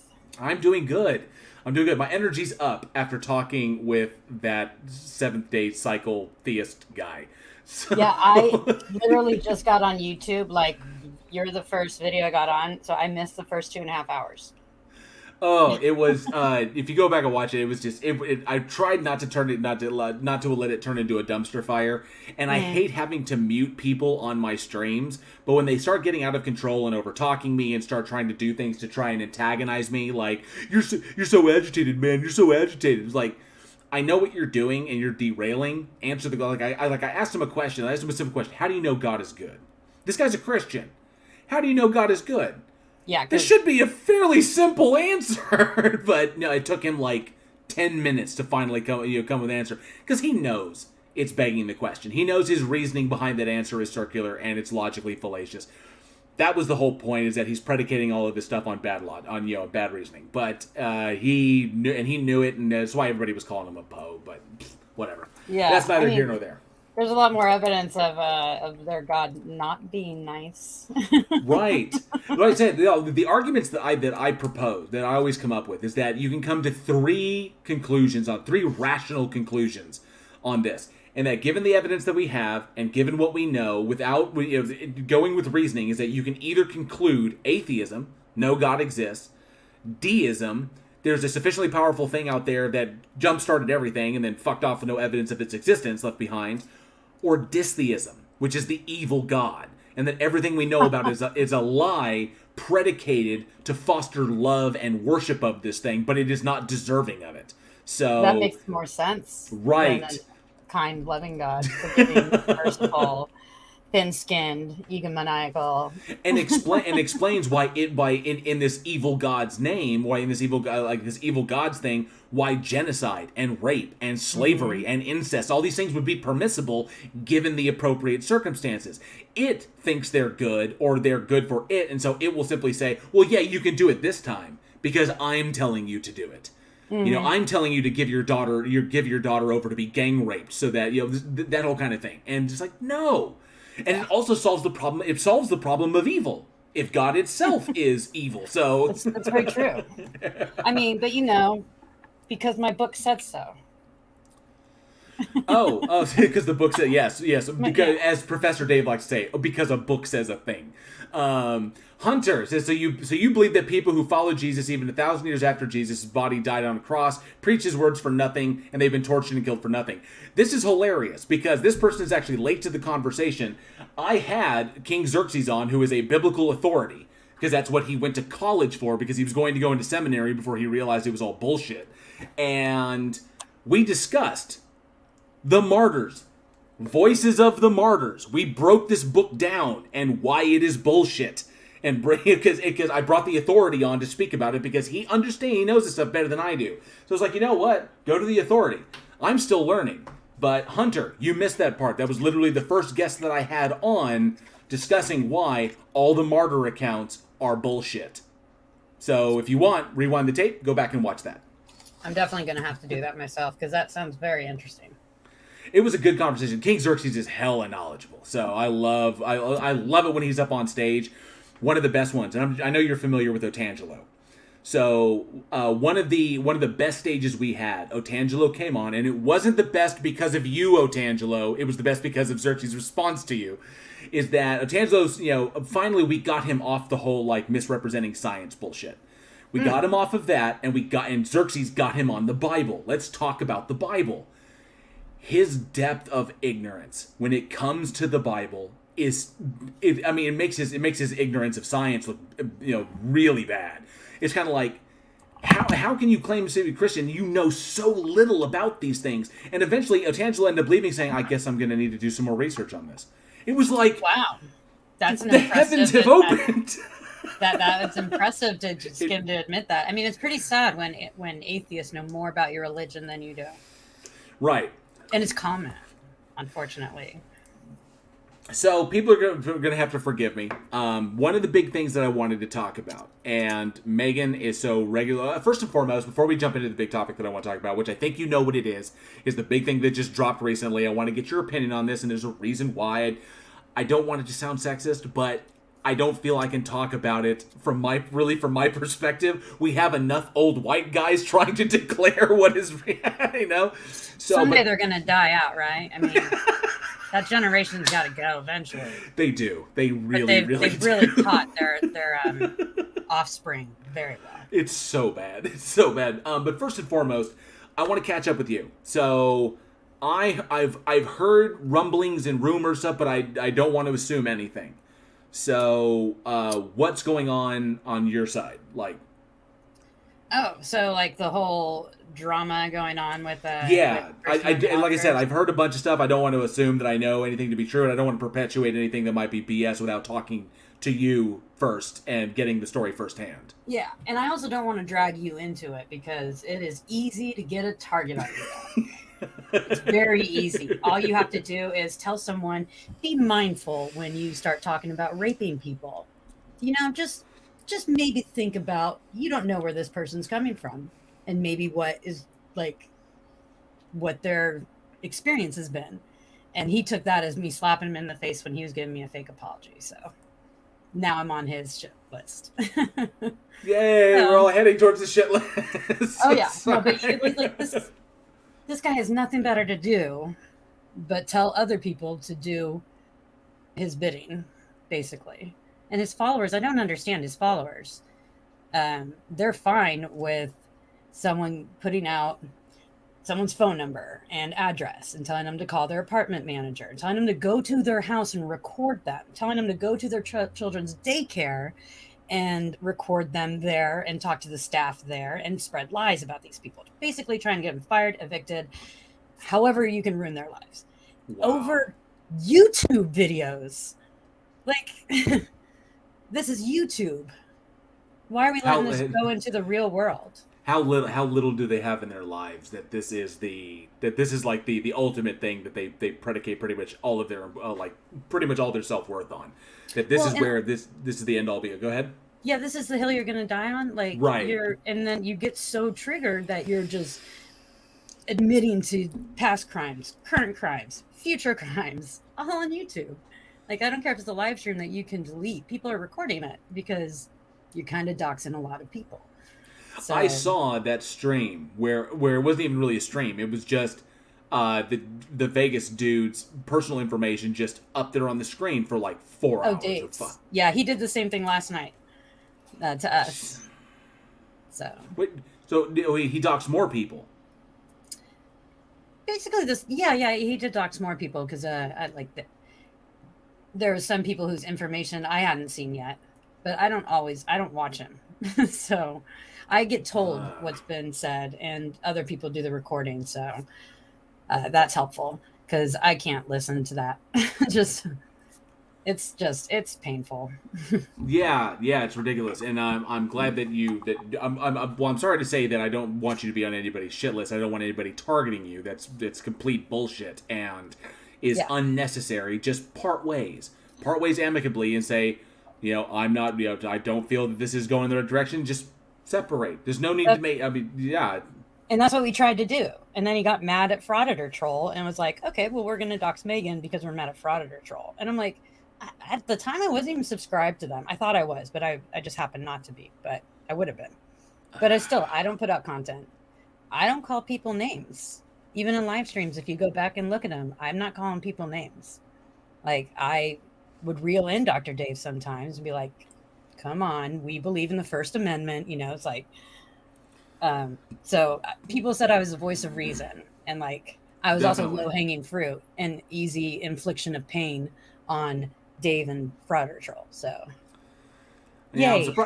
I'm surprised that, fortunately, because of my current situation, the only information they could get on me, the way it just kind of like, this wasn't intended for myself. The only information they get on me is old information. So any of the information that was put up there, that Saul put up there about me, that was up there on the website and everything, is he went through my videos and he tried to find information. He made assumptions about me. So he's just like, why is he saying that he's an atheist when there's a Buddha statue in the background? I didn't put it there. My boss put it there. I was at work when I made that. I was in the shop, and he happened to. We used to clean out apartments. I worked in apartment maintenance, and when we did trash outs, we sometimes find cool shit. And he liked it, and he's like, "Oh, look, and it's in good condition. I'm going to put this in the shop." I was like, "Okay." Well, that and atheists tend to like to learn and be knowledgeable about other religions. I mean, more so than any other religion does. And I technically don't have a problem with Buddhism. I really, if as far as philosophies go, it's pretty strong. Yeah, so I of all of them, I can get behind them, but I don't have a problem with anyone being religious. Just as long as it doesn't affect me and anybody else that it shouldn't affect. Like, it should not affect anybody else. You should not be judging or telling people that they're wrong, you're right. You need to believe in my God, my way. I'm like, I point that when I address John MacArthur a lot, is like essentially what he thinks God thinks. Essentially, what it comes down to, just and they never address their hermeneutics or how they come to their conclusions. I see that Hunter's running on this. Nobody forced you to believe or not to believe in Jesus. It's your choice. If there was a legitimate choice, then why is there a metaphysical gun to our head of hell? So with the metaphysical gun to our head of hell, there is no choice. So I'm just saying, if there was a legitimate choice, then there would be no punishment for me using my rational thinking and my critical thinking to come to the conclusion that there is no sufficient evidence to justify this or warrant a belief. So therefore, if I'm coming at it honestly, why am I still punished for it in your worldview? That's contradictory, my friend. So just throwing that out there to address Hunter. And also, bottom line to all their arguments, he made us in his image, right? So he knew exactly what he was doing. Right. And he doesn't come down here and be like, okay, guys, this is what's going on. Stop all the fighting. No, he doesn't. Like, he could simply do that. If he existed, he would understand his human pets that he made in his image. And he would just like come down and be like, okay, you guys are wrong. You guys are wrong. You guys are right. Everyone follow them. Like, and I'd be like, whoa, shit, where did this guy come from? And I'd be like, oh, okay. Well, I mean, there's evidence now. Like empirical evidence. And that's the big thing. Is I asked this of Otangelo one time. Why is faith so important? Faith should not be important if what you're trying to get across is true. If it is true, then you lay out the truth of the proposition and allow people to choose from there with the evidence that you put out. So here's the proposition is true, here's the evidence that it's true, now you have to make a choice as to whether or not to accept the evidence or not. And if that's done, and we're being intellectually honest, then I would no longer be able to be an atheist if God simply showed up and revealed itself to the entire world. It's like, hey, I'm here, I'm God. Let's get down to brass tacks, let's sort this shit out. And I'll explain all of these problems that you have, all the problems, the different religious, interpretations. I'll put it everything. God Here's the real book. Here's the real book, exactly. That I wrote. But for some reason, God is unable to do this, or God is unwilling to do this. And for some reason, faith is so very, very important. But why? Why does God require faith when it would be better for God to require truth, to basically prove the truth of a thing? Yeah. And to live your life well and good. Right. And, like, that should be more important than fearing Marcus Aurelius. being Exactly. yourself. Like, if you really want to be out there being a shitty person, but you don't because of God, then you're just a shitty person in disguise. Like, and I hope not to remove the God belief from some of those people, because what they're capable of is quite scary. It is like the only thing. and I'm not trying to look down on anybody who does believe in God. I'm talking about the extremists who say everybody else is wrong and judges people when they have no right to judge people. I mean, who the hell are they? Because of their belief, yay, they can judge people. I mean, I don't understand it. Yeah, and Otangelo couldn't answer the question either as to why God predicates everything on faith, why God requires the worst in human reasoning to be done in order to justify a belief in this thing. When coming down and proving itself and demonstrating itself to everybody on earth and explaining everything, it's like, here it is all laid out for you. Here's the truth of the matter. This is what it is. This does not necessarily make everybody a Christian. All it does is ask the question then, okay, so if God exists, is God worthy of worship? Is the whole point. Is heaven a place I want to go? Or does heaven even exist? God can't simply come down and say, hey, I'm God, heaven exists. Well, how do we know heaven exists? You're just saying that. How do we know you're telling the truth? Yeah. So more questions keep arising. Just all-powerful God should be able to answer those questions easily. Right. But, and like, I'd be like, so what is heaven? Is it hanging out with you? Because you're kind of a jerk. You're kind of a dick. Yeah. If heaven is hanging out with people like Otangelo for forever, fuck that noise. I'm going to the place where there are people that I like and better music. Or the evangelicals on TV. Oh my God, that would be my personal hell. Oh, wow. So, yeah. It's great that you brought up, people dictating what other people can do. Because I wanted to get your opinion on, obviously, this big new thing. I know that nothing formal has come down the pipe, but Roe v. Wade is under attack. And I mean, it's been under attack, but now they have some real guns. Right. So they're going to the heart of, like, the Supreme Court just flat out overturning it. Now, correct me if I'm wrong. I was not under the impression that the Supreme Court could just overturn a legal, or I guess a legal precedent, or a legal result. They can't just, or a legal ruling. They can't just overturn it arbitrarily. Not arbitrarily, but they have to have, like, there's a process. Right, and that process can be stopped or challenged by advocacy groups, ACLU, Yeah. And other groups can challenge that by suing it and being like, this is unconstitutional, what you're doing is wrong. And so even if they attempt to, there's a legal fight ahead. There is, but and not to turn the subject political too much, but Mitch McConnell is doing an excellent job filling his judges, and under the radar. And now all these judges across the country, federal judges, are all like very conservative. So it's just another example of the people not really having a voice, the majority being silenced, right, where the minority is like, this is what we want. And it's a lot of white men and, evangelicals, unfortunately. And nothing against people who are against abortion. I mean, I'm talking about the right to choose, to not allow someone else to dictate what you can and cannot do with your body. And I do think that it's like the couple should be the ones talking about it, not just the woman. I think, it should be shared. But I don't think Mitch should be in the doctor's office with you when you're talking this over. Like, no. Well, I don't know.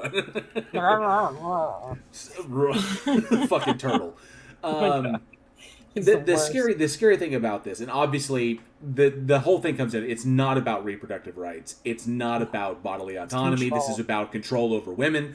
Because if this was about reproductive rights, if this was about bodily autonomy, then the same question would be being posed across the aisle at men. And the fact that we can get vasectomies can be reversed, but this is all about women and their right to get pregnant or their right to terminate a pregnancy in that event. And obviously, and I had somebody get mad at me because I brought up the whole rape and incest thing. It says, don't you have anything better than that? I was like, well, that's a pretty major fucking thing. That is a legitimate issue. Okay? And I'm sorry who has ever given you a hard time about that, but I'm guessing you haven't been in that situation or known anyone in that situation, because otherwise you'd have a little bit of empathy. I'm willing to bet they're an old white guy. I didn't want to be presumptuous, but, the shoe fits.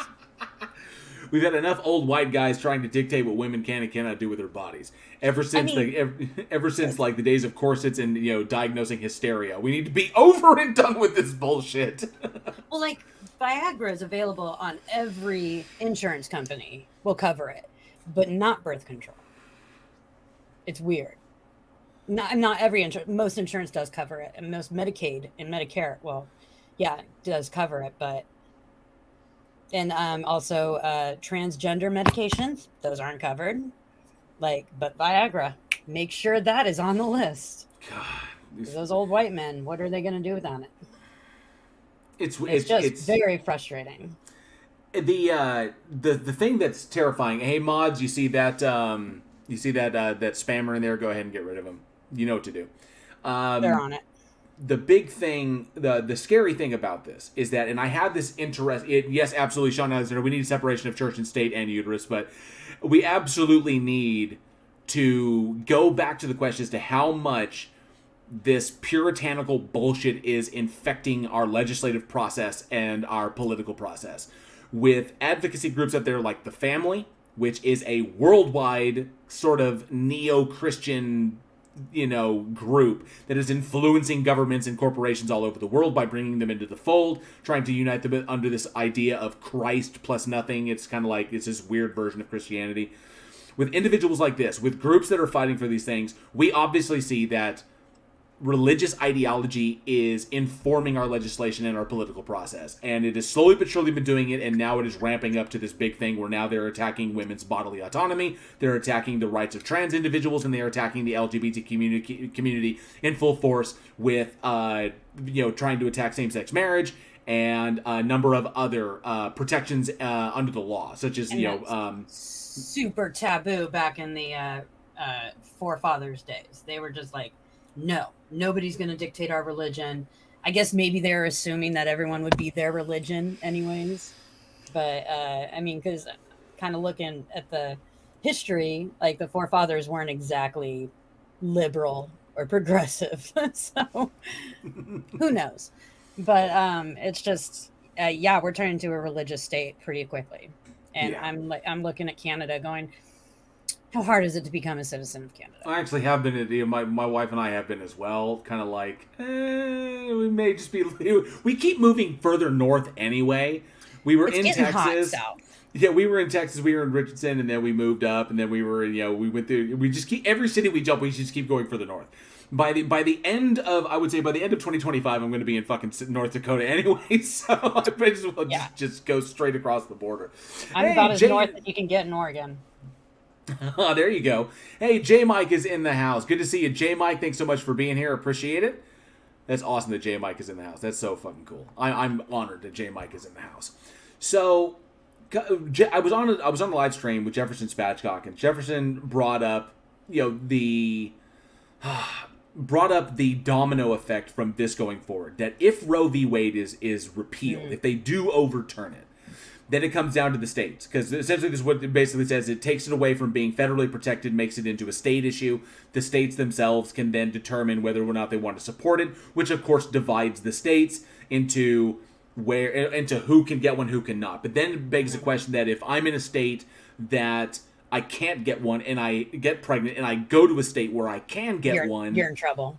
Then I'm in trouble. So then we have this. So now we have this this giant division. Now we see that individuals like Greg Abbott down in Texas are already attempting to make the states unlivable for the groups that they don't like. So Greg Abbott, with all of his bullshit anti-trans stuff, his anti-LGBTQ stuff, and his attacks on that, the same with Florida, almost the same with Oklahoma, passing the laws that they passed, basically trying to say if you don't agree with this, you can go live somewhere else. And that doesn't work, obviously, especially when you have things like inflation that is currently rampantly out of control, and people just don't have it was. My wife and I were in the perfect position to uproot and move to another state, and we had everything locked down. We had the house sold, we had everything packed, we had all the transport, we had all the bills paid, everything set. And it was still a logistical fucking nightmare to make happen. I can't even imagine what it is for the average American who has kids, because we don't have any kids, all we have are dogs, and we are self-employed, so it wasn't about all of that, so it was literally locked down. Imagine the person who's been in a job for 15 years. Parents who have been in their jobs 10 plus years. They have children that are in schools. They have mortgages. They can't have a police record. Yeah, they can't just up and go. Mm-hmm. So it's putting people in what Jefferson Spatchcock was talking about, or what he was going is like, what this eventually leads down to is such a civil divide here in the States that it could lead to something akin to a civil war. Not in the sense of like the American Civil War, not like in the sense of like the 1800s war, not like that, where it's like brother against brother, shit like that, but where we start getting into legal battles and the concern that such legal precedents could result in citizenry turning on each other. Both from a legal standpoint and a violent standpoint, as we've already seen in Texas essentially made bounty hunters out of its citizens, looking for people who've had abortions. Other states are following suit. So now people are already primed to start looking at each other and question each other like fucking McCarthyism. Which is what the forefathers did not want. Right. And that is terrifying because we don't know where it's going to fall. That means that you're going to have some states that are safe for certain ideologies to live in, that they can, be free, have their bodily autonomy, have their freedom of expression. Some states that are not, simply because the states are allowed to do this. I don't know how far that this can go, but that's a terrifying notion. And they have exceeded my expectation, or I'm sorry, they've exceeded my limitations that I thought were on them constantly. So it is scary to think how far they could go, because look how far they've gone. Right. Like, look at the Supreme Court. Look what they got away with federal judges. Like, it's just like, oh my God, why are we allowing this to happen? We're going to be a religious state in no time. And that is exactly what the founders of this country did not want. It's a scary thought. Oh, I see Logical Hillbilly has joined the chat. Good to see you, Logical Hillbilly, and a member of the Godless Army. Thank you so much, bud. Said, there is no more dangerous animal than a human who feels they have nothing else to lose. I guess we'll see if it gets to that point. And that's what I think, where Jefferson was going with that, is that eventually this pushes people into a corner. and that they will do what they need to do in order to survive or in order to protect themselves or their families rights. When wire hanger abortions are going to be in popular right again. That scares the shit out of me. Is we go back to a time when abortions were viewed pretty much nationally by with derision, and so backdoor abortions, wire hanger abortions, trying to induce chemically, going on the internet and trying to find some way to induce it yourself, really fucking dangerous shit. That essentially outlawing anything only create. We should have learned this with pro. I mean, you think we would have learned this with prohibition? Do you think we learned? Do you really? Right. That outlawing anything will result in a black market for whatever is being outlawed. And, prohibition gave us fucking organized crime. What the hell do you think outlawing abortion is going to do? Is going to result in death and harm by those individuals, death and harm, and, of course, suspicion and paranoia across the board. Ugh. And people making money off of it. Right. We'll always need to make money off of it. I can't believe that when Texas made their citizens into bounty hunters. I mean, what wasn't that? That was back in the 1930s in Germany when you couldn't speak freely to your friends and neighbors. You had to worry about being told on and then disappearing. Who was a member of the party and who would inform on you, and and they, like I said, and then going back to McCarthyism like that, you're seeing commies around every corner, or at this point, seeing liberals or progressives around every corner, threatening your very ideology with their existence, is absolutely asinine and very Handmaid's Tale. And essentially, Yeah. I wanted to get your take on that as a woman in this country. Your rights are, and Sean, I know that Megan's video is frozen, but did you just pause it, or? That was a while ago that I froze. I show that I'm fine. good. Yeah, your audio is fine. And the StreamYard is fine. It's odd. But when it comes down to it, as a woman in America, it's your rights that are being directly targeted. Yeah. And I'm just kind of curious, going forward, I mean, from your perspective, what can be done, what should be done, what are your fears, and what are your thoughts on that? The thing that can be done is just like trying to get any rights back in the day when rights didn't exist. Women's rights, civil rights. People are just going to need to march, stand up, and do what we do best and fight against the system, or at least voice our concerns against the system. And it's just that's what this country was founded on. That is the most American thing to do, is to stand up to, the people in power and just be like, this is wrong, because the majority of the country does feel this way, that this is wrong. But the way that it's managed, the way that voting happens, the way that politicians have been able to choose their voters instead of voters choosing their politicians, it's rigged against the people, the majority. Who's muted? Marcus, is Megan muted? I say, OG Goblin, good to see you. Thanks so much for being here, bud. I understand. Is Megan muted? Can people not hear her? Oh, I hope not. Let me pull up YouTube on. Good to see you, Hemp Racer. I can pull up a view on YouTube.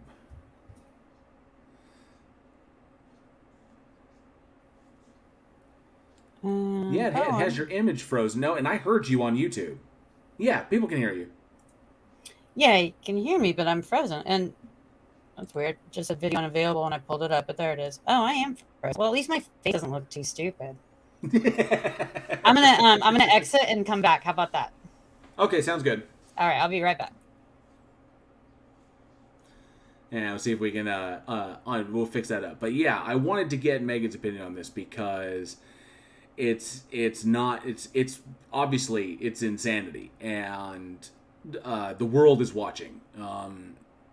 For some reason, if we can't figure this out, there may be ugly times ahead. There may be ugly times ahead economically, where we're going with this. with the freaking inflation the way it's going and the way things look for the American dollar, I honestly don't know what's in store. My wife is keeping an eye on it because she really loves economics and watching the economic futures. So we'll find out what happens. Angie says, if getting pregnant is God's will I tell those old white men so is erectile dysfunction? Boycott the pussy ladies and boycott the blue pill. What's next? Burials for the miscarried? This is bullshit. Agreed, Angie. Absolutely. There she is. Go clean up my painting mess. Okay. I feel bad. It's wild. It's absolutely wild. And I wish I could say it's surprising, but it's not. That's what sucks. Sean Alexander says, these depraved conservatives only use a fetus as a stage prop. They couldn't give two squirrel fucks about babies. Yeah. And it's the whole thing, the whole pro-life, it's pro-life it's pro-birth is essentially what it is. That after that, it's totally on them. They're on their own. It's like whatever situation you have to be born in, not their problem. It's just that they want you to be born for some freaking... literally the only reason is because... and the only reason is because of religion. We will not help you raise it.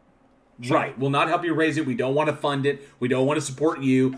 What was it that somebody said? That America, the only country that wants to legally protect having a child while not making it, while not supporting the raising of that child or the leave of the parents or anything surrounding all that goes into it. They just want the action done.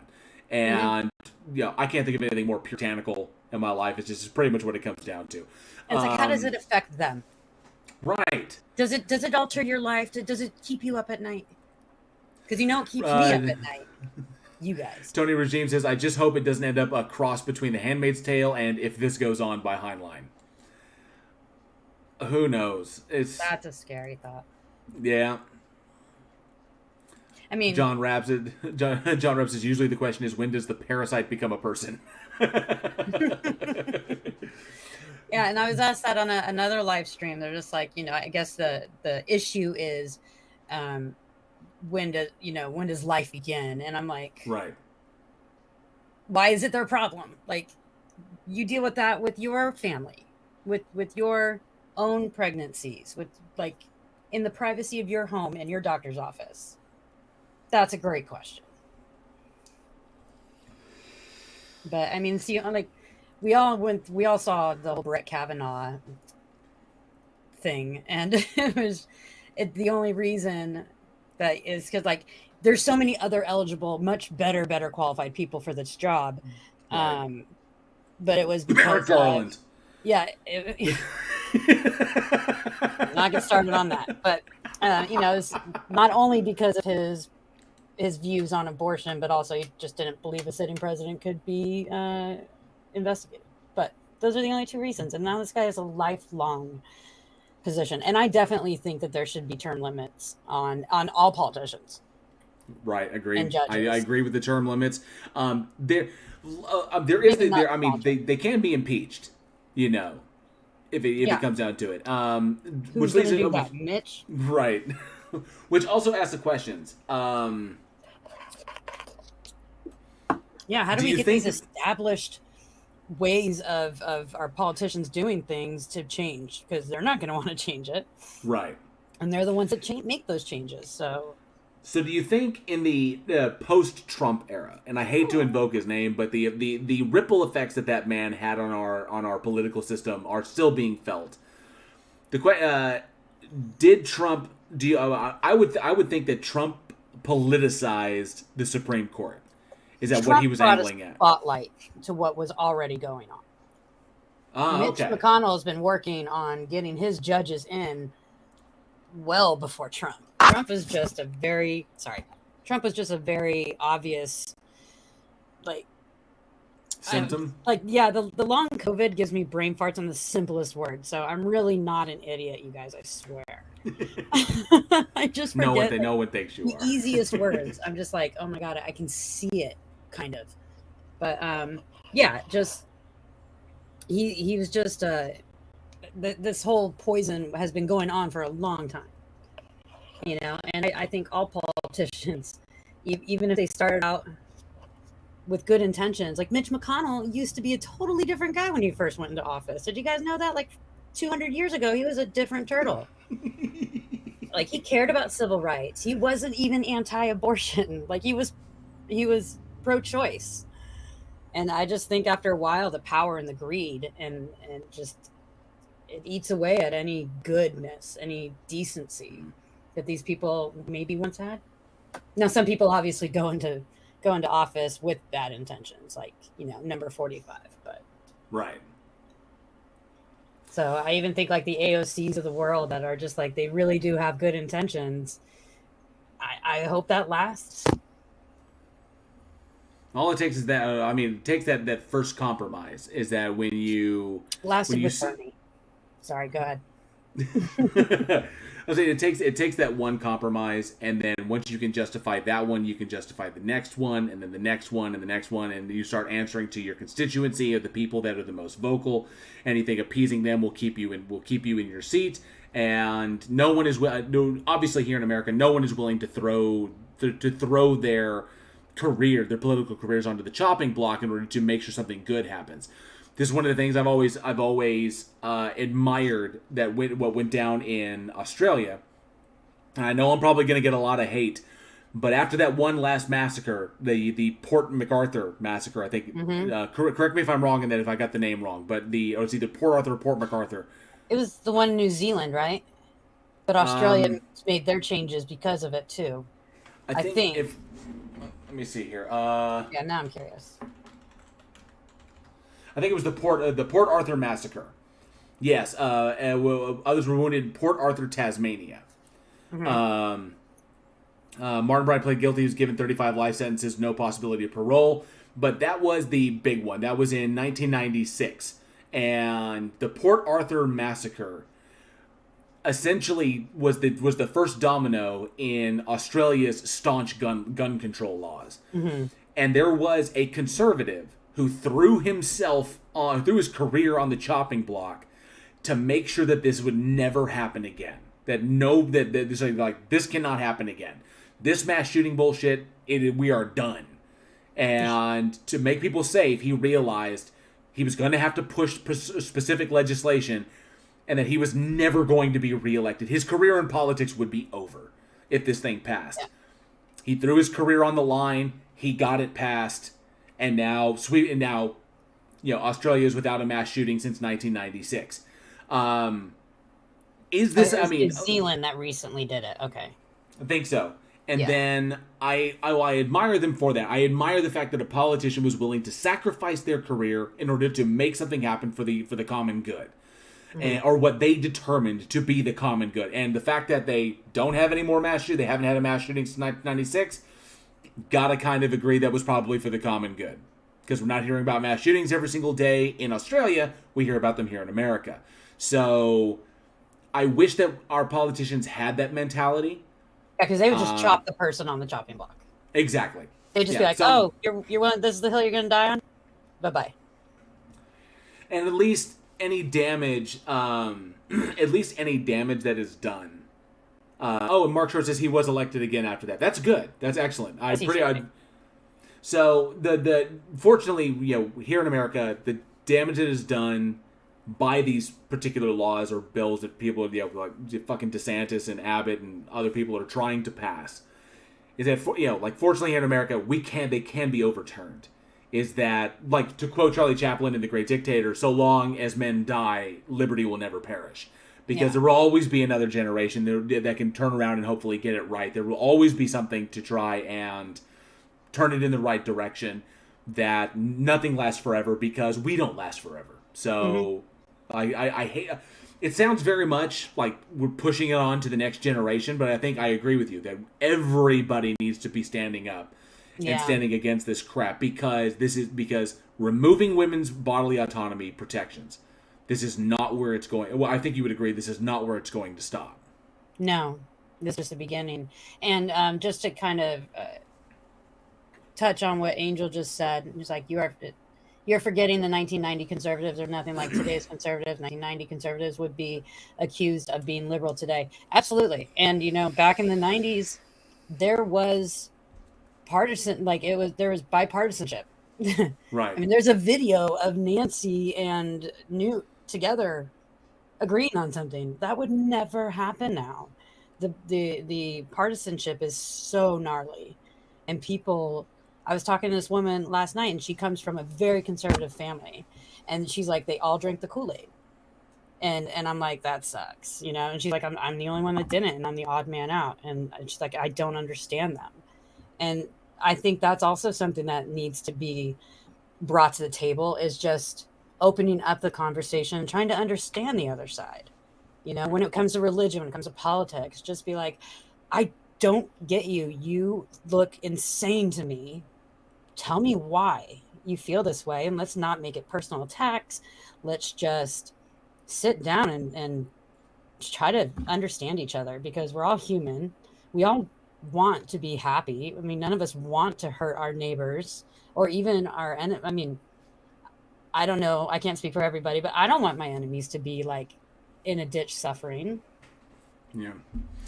Hemp Racer brings up gay rights, gay marriage, interracial marriage, birth control, women's rights to vote, civil rights in and of themselves, to all progress for a more free, fair, and equal society. It's all up for grabs and on the chopping block.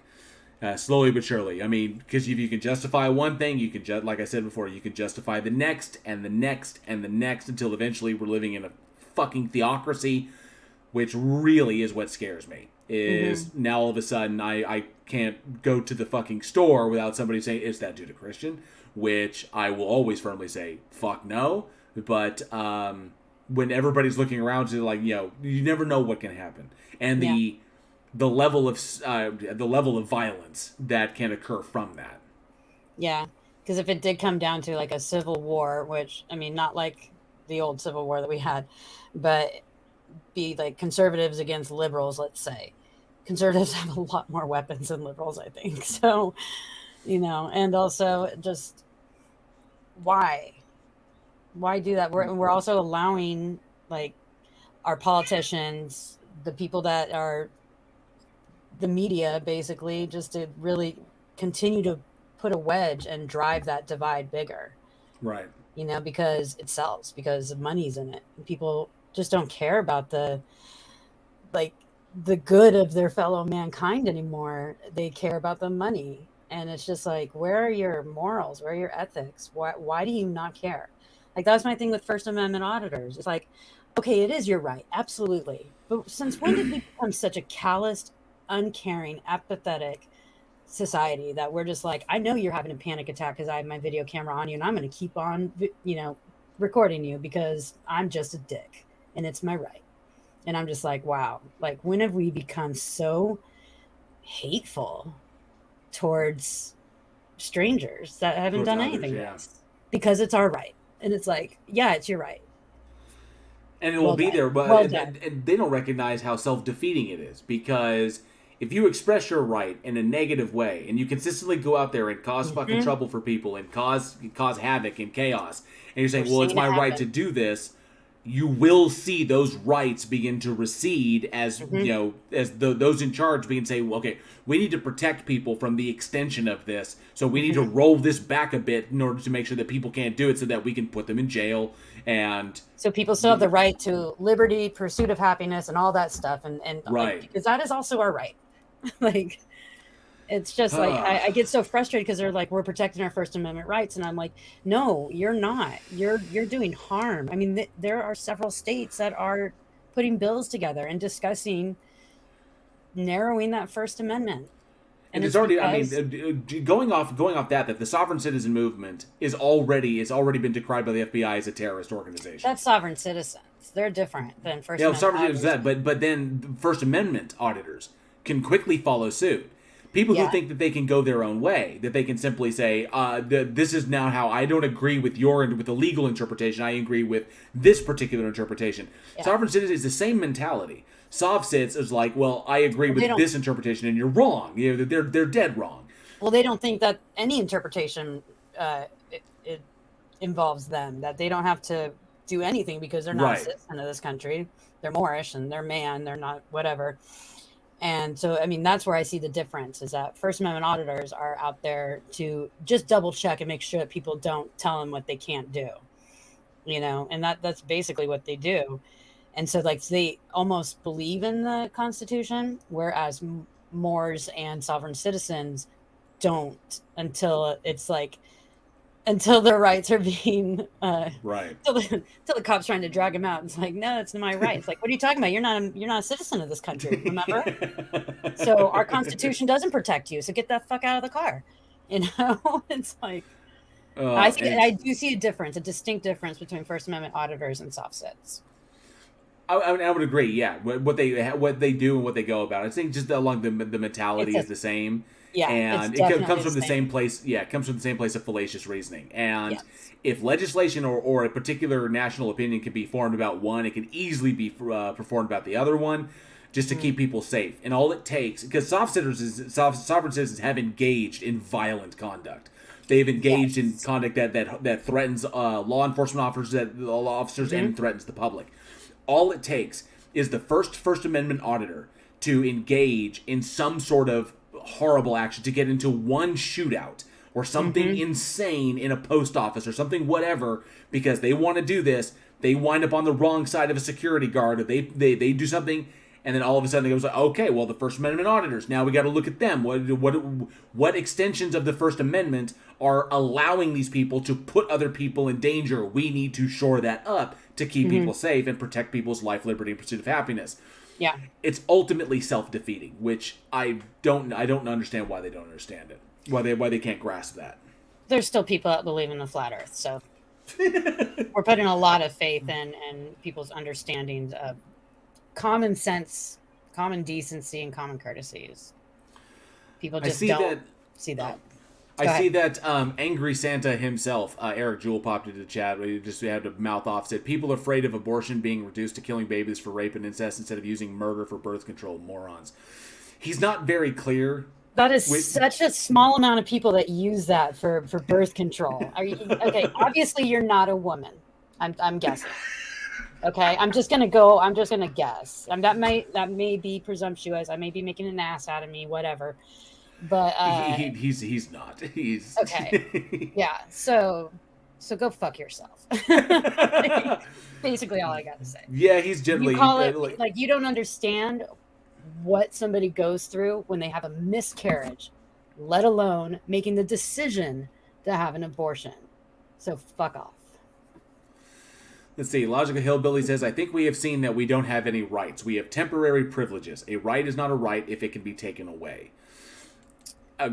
I would actually be inclined to agree with that we are afforded privileges as a result of our citizenship, of being citizens of this nation, and those can quickly be taken away. Hell, the existence of martial law basically states that, it's all temporary. That at any time the government can come in and be like, martial law, none of it applies. It's all government now. Y'all obviously don't know how to govern yourselves or deal with your rights or express them, appropriately, so we're going to have to do it for you. So 8 o'clock curfews. If you're out, you're arrested or shot on sight. You guys can still have your guns. I can take those away. So ridiculous. Mixed signals. Oh, OG Goblin brings up, what about banning ectopic pregnancies? I don't know how you could ban an ectopic pregnancy. It's a thing that just happens, but obviously take that woman to jail. Don't deal with it. It's a fucking death sentence. It is a death sentence. If you don't catch it, which most don't, it can harm you to death or maim you, making you forever infertile. And then who's going to populate the states? And then who's going to have kids?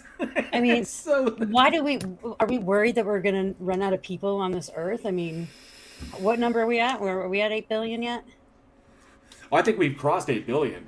Oh, good. Yeah, let's keep pushing those kids. Oh, wait. No. Apparently, according to population of the Earth, we are currently at 7.753 billion, 7 3/4. And I realize what I just said, how that actually sounded. Now that I think about it, I'm not against people having kids and overpopulation. I'm talking about, like, you better have that kid. I don't care if you were raped by your uncle. I don't care. I don't care what kind of trauma you're going through. I don't care what kind of life that kid is going to have. because we're forcing this kid into maybe a family without any love. If a parent, a mother, and a father that have just are sociopaths and don't give a shit, and this kid is going to suffer. Like, I think that's awful. And you're just forcing it, and then just being like, okay, you're on your own. You had the kid, good. We're done with you. So we can see that that Orwell and Vonnegut and Huxley and everything like that. I guess that they were there. You know, they had something to say. People need to go back and read, you know, Fahrenheit 451 and Brave New World and Animal Farm and all the basic shit that they forced us to read in fucking high school as to why these things are problematic. I mean, it aggravates the shit out of me. It's scary, and it's very frustrating because as an individual you feel useless, you know, like going up against these politicians that are very comfortable. They're very comfortable in their positions, and they're not about to give that up, and they're the ones that get to decide on the rules that limit them to, you know, kind of going with the what the majority wants, what the changes that come since 1700s. Like, a lot has changed. We should probably change with the times and maybe listen.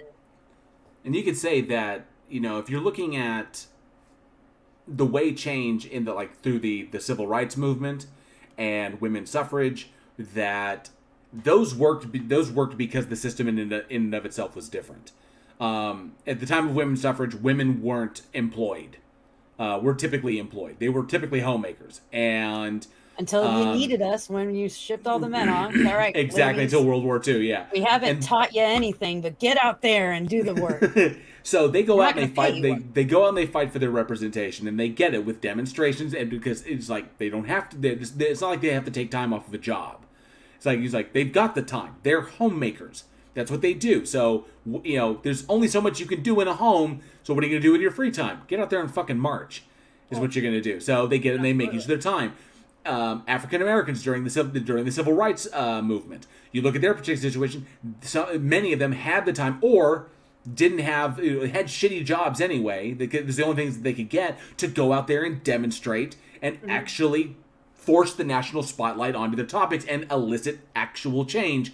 The problem is nowadays, we're in a situation where right now it takes that kind of dedication, that kind of movement to start really affecting change. If 10 million people, which is literally, how much is that? 330 something million people in America. If 10 million of them marched on Washington, D.C., who all supported this, that is a fraction of the people that are against what's currently going down, marched on D.C., we would probably see action.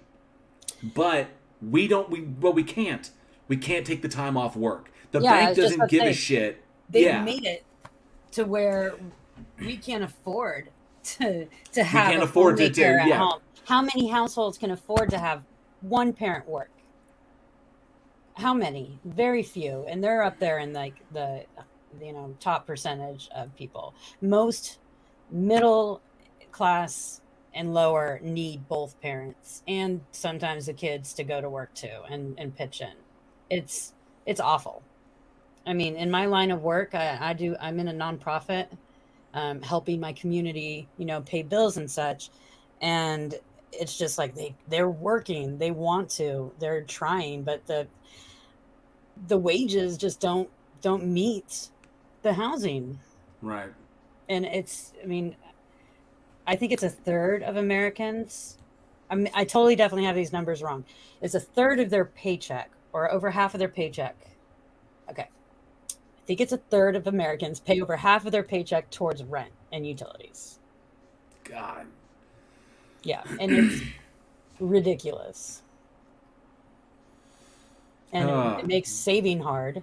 That's why my generation, I think, of the majority of my generation has at one point gone back and lived with their parents, even temporarily for a month, for a year.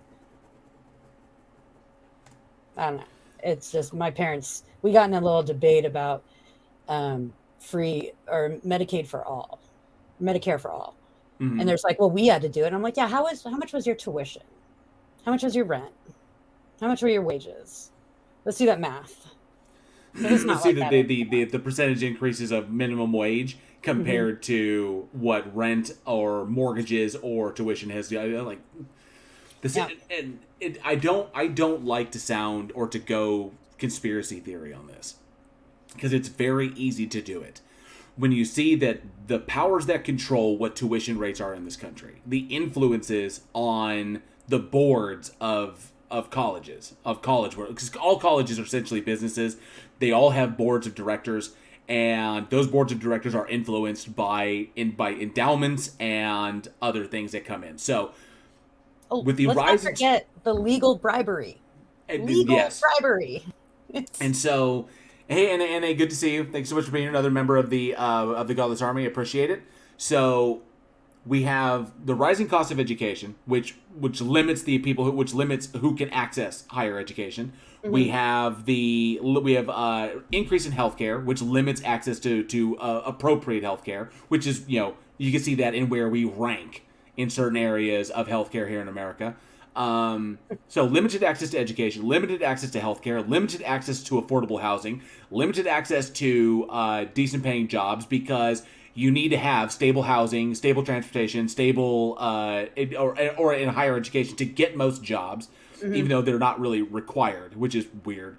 And so we see, like I said, I don't like to get conspiratorial about it, but the big players in this who have set the system up so that the majority of people can neither take the time to stand up and revolt against this crap or fight against it in any way, because they are fighting hand to mouth just for their own survival or the survival of their families.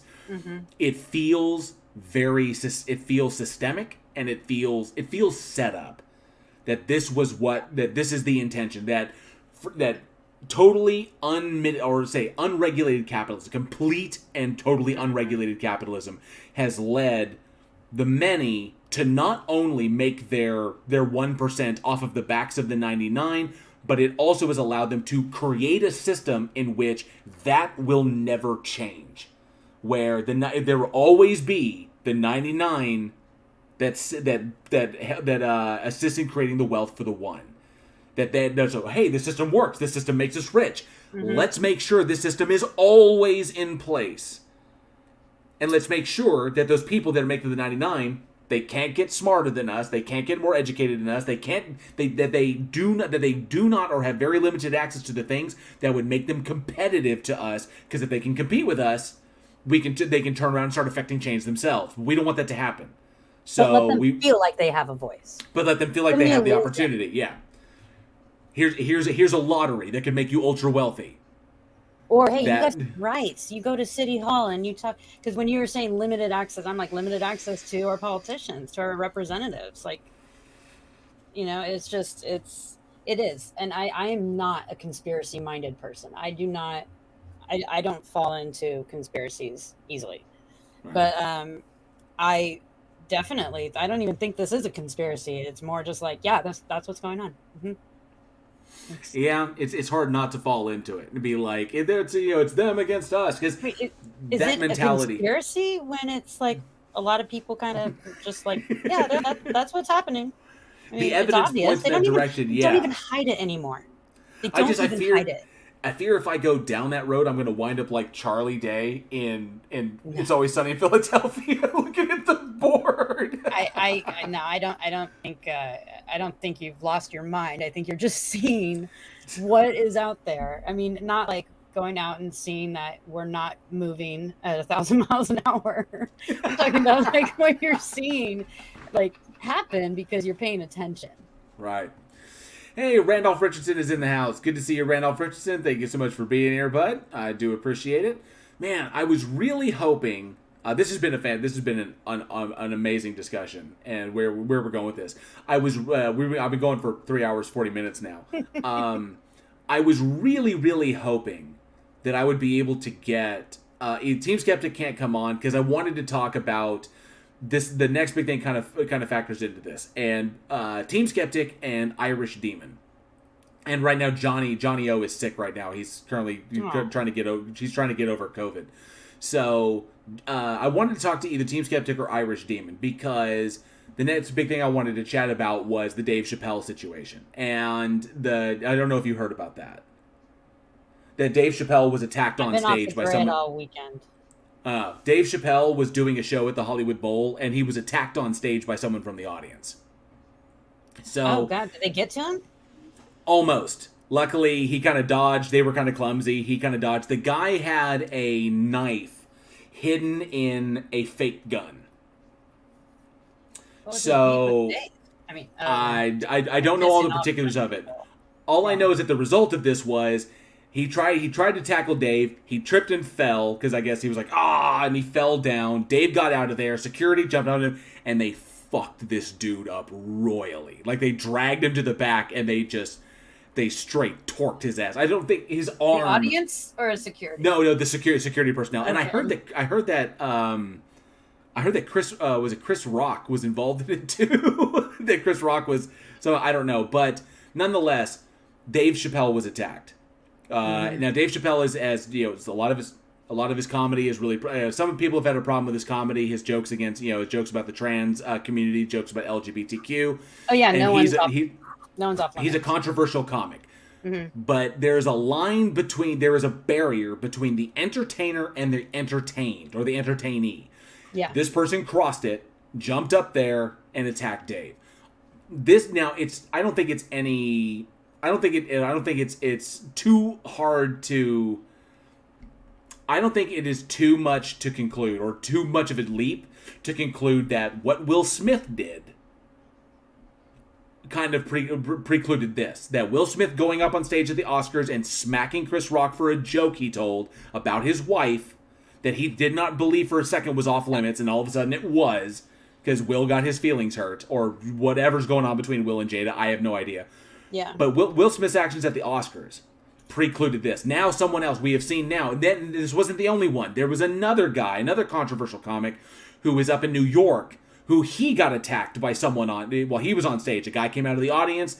He was talking about his time in prison because he was a guy who did time in prison. Then he came out and he turned his experiences into his comic routine. And so now he uses that, and the dude is funny. So I can't remember his name, but he's funny as shit. And someone jumped up because he made a comment about what the guy was like. Oh yeah, you would have been this in prison because of his behavior. The guy jumped up, physically assaulted him on stage. Yeah, and now this guy you're going to be heckled back. That's just part of it, right? And then this guy, and this wasn't at some like the Comedy Store or some shit. This was the fucking Hollywood Bowl. Mm-hmm. The guy got up on stage and attacked Dave Chappelle. So I wanted to talk and the reason this was, I felt that this was important. Yes, Charlie Welch, his arm looked like origami. When they were done with him. They fucked him up. Like bad. Don't mess with Dave, man. Got some fans.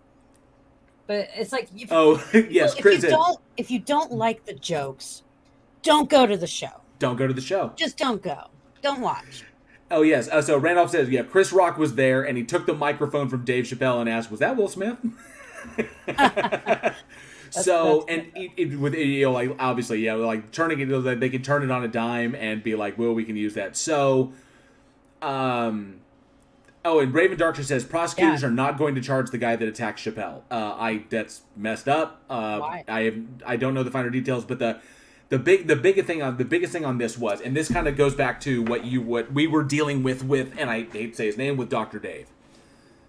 So we have Will Smith setting a kind of precedent that the audience can cross that line. Yeah. We are now seeing an increase in the numbers of times that hecklers or people who get pissed off will then cross the line and come after the person making the jokes, come after the entertainer. We're seeing that he pretty much opened the door, and now other people are doing it as well. Attack the comedian if you don't like the comedian's routine.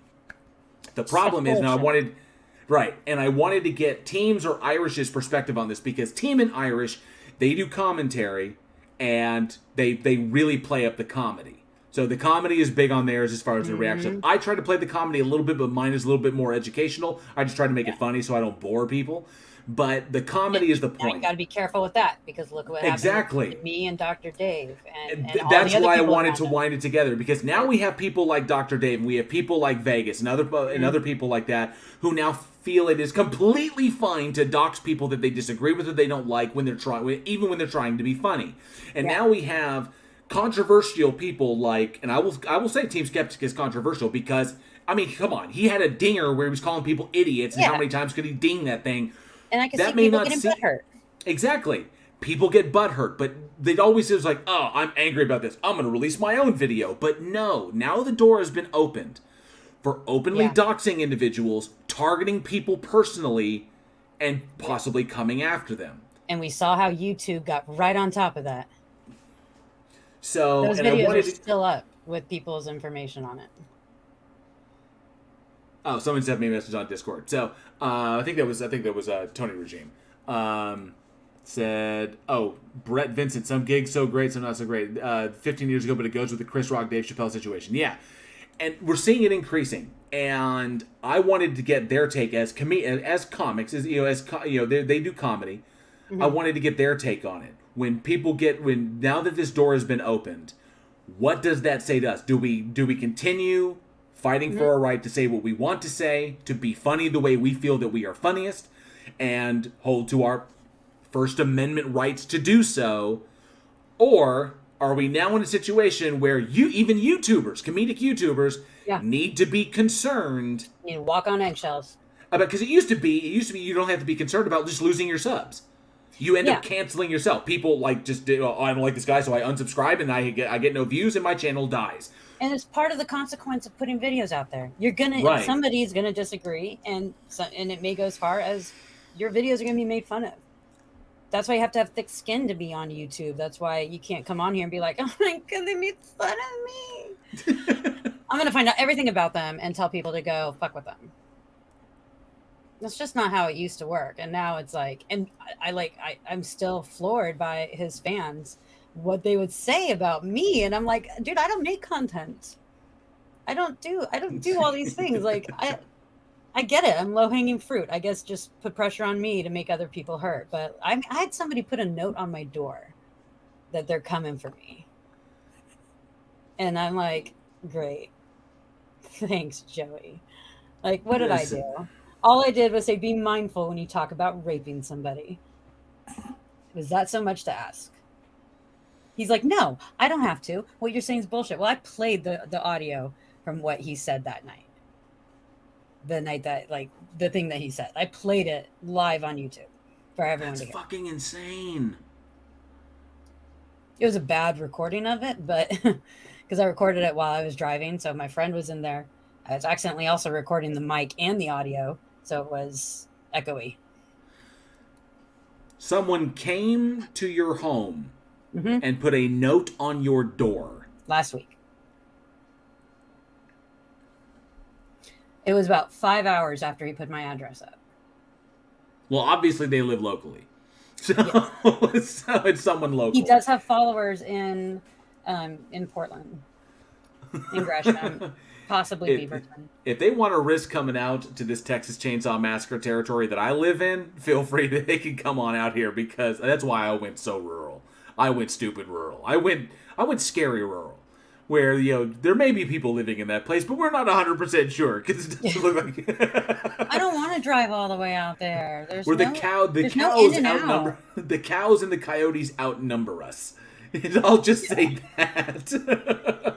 It was very surprising, and I mean, I saw that's him a little call, terrifying. I saw him call Dr. Dave's apartment manager and lied about gnarly things that Dr. Dave was doing. It's like, wow. And then he put my info out there. I'm like, great. And he called them, but he muted himself on accident when he called my apartment manager. So I didn't actually get to hear it, but they were ready. They were prepared. Angel Rivera says, Bridge the Divide, do you live in Deliverance Country? Not so. Those are more swamp people. Those are swamp people that was Deliverance Country. I'm more hill people. The hill people are where I kind of reside. So not mountain people like the Appalachians, not mountain people, not swamp people, but hill people, and hill people that are slightly different from plains people. So there's different kinds of people. So, but I definitely live amongst the hill people. Angel Rivera says, I can hear the banjos. But I'm not producing Dr. Dave's live streams anymore. But I was already leaning to not doing that even before this mess, because it's right in the middle of my Saturday. And like, I work all week. You know, it's like I can't do anything too late because then I don't make it in time, you know. And then I'm done with the stream at like 7-8 o'clock at night, and I'm like, great, all right. Like, there goes my whole day. So, and when you're doing, and it's worth it when you feel like you're doing something productive, but when it just becomes a shit show, then what's the damn point? Plus, also his style is not my style either, right? So, like, I'm. Peachy Tony says, are we talking about Dr. Dipshit? Not specifically about Dr. Dipshit. We were talking. Charlie Welch, the hills have thighs. Chicken bats. So what we were talking about is essentially the kind of domino effect of what Will Smith did at the Oscars, and that now we are seeing a rise in individuals who feel it is acceptable to cross the line between entertainer and entertainee in order to get out their aggression or their disagreement upon what the entertainer is saying. Or butthurt feelings, don't forget that. Or their butthurt feelings. So given that is becoming more prevalent, and we're seeing it happen more often, and the fact that Dave Chappelle was openly attacked at the Hollywood Bowl, which is not a small venue, that is a large venue. So that took place. Now, and of course, smaller comedy clubs, all that now they got, because those are more intimate, where people are sitting like 5 feet away from you. Now did he bring the knife? Like, this was he brought it. The person brought it in with him. Yeah. So he knew he was going to be mad during the show. So given this, and then so that's that part of it. Then you look at the situation like it's going on where you have individuals on YouTube who are normalizing doxing people, coming to their homes like someone did to Megan here. At like 5 hours after the live stream went out, someone went after Megan was doxxed. Someone went to her home and put a note on her door. So, given the kind of media representation of this and how Will Smith has kind of triggered this thing and normalized it, and now it's happening more often, and then you have YouTubers who are doing this, feeding off of that media, that kind of media idea. Now all of a sudden, people, the question then becomes: do we, as people who kind of like laugh at this stuff or point at it or do whatever, do we need? It used to be about just losing your channel. If people don't like me, they'll unsubscribe, and then I'll lose my channel. My channel will die, and then I'll go away. But nowadays, it's, do I have to worry about someone coming to my house? Harassing your family. Harassing my family. Your employer. Luckily, I'm self-employed. Luckily, I own everything. I don't worry about that. And but it's, I have dogs, I have my family, and of course, I don't need the SWAT, knocking down my door because someone decided to SWAT me. And which is why I had to contact because of what I do. I've gotten death threats before via Discord stages and thing, but that's why I contacted politics and religion. Yep. And that's why I called ahead. I actually called ahead to Bartle I called ahead to the police station, to the police department, talked to a detective and said, "Hey, this is a situation. I got to break this down for you. This is going to sound really weird, but just let me go and explain this." And the guy was like, "Oh, really? No shit." And this you got to love him. This podunk dude was like, "What the hell is swatting? Like, you haven't heard what swatting is? It's like, it's when somebody's like, oh shit." He's like, "Some people do that?" And it was like, "Yeah." He's like, I think I'd heard about something like that. And it's like, "Yeah." And given the content I produce, this may occur. I'm not saying it will, but some crazy person out there may like this. So if you do happen to get a call that at my house, my address, here it is, that there is a hostage situation or something crazy going on, I'd recommend you send a patrol car out, knock on the door, and see if something's crazy. Because, I have dogs, my wife, I don't want anybody getting hurt, and let's just, try not to, militarized police, kind of shit going on. I ended up sending the audio of him saying that the reason he's doxing me is because he was insulted by somebody else, and that applying pressure. Because I'm just like, so whatever he's going to say about me to you guys, because he's already saying that like Dave touches children and such like inappropriately. That's what he's telling his apartment manager, trying to get him evicted. and having people leave Yelp or Google reviews about him, just saying, well, I used to live there, but I don't anymore because my neighbor used to bring these little boys over. And it's just like, yeah, like these YouTube videos making fun of you for the shit that you post, we're using your videos against you. That's got to say something first off.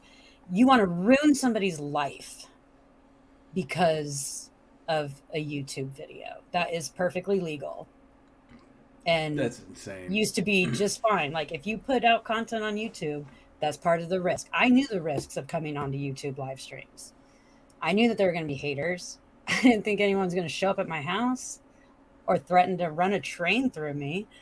So it's just like insane. And yeah, it did get normalized that comedy can now be so offensive that it can lead to physical violence.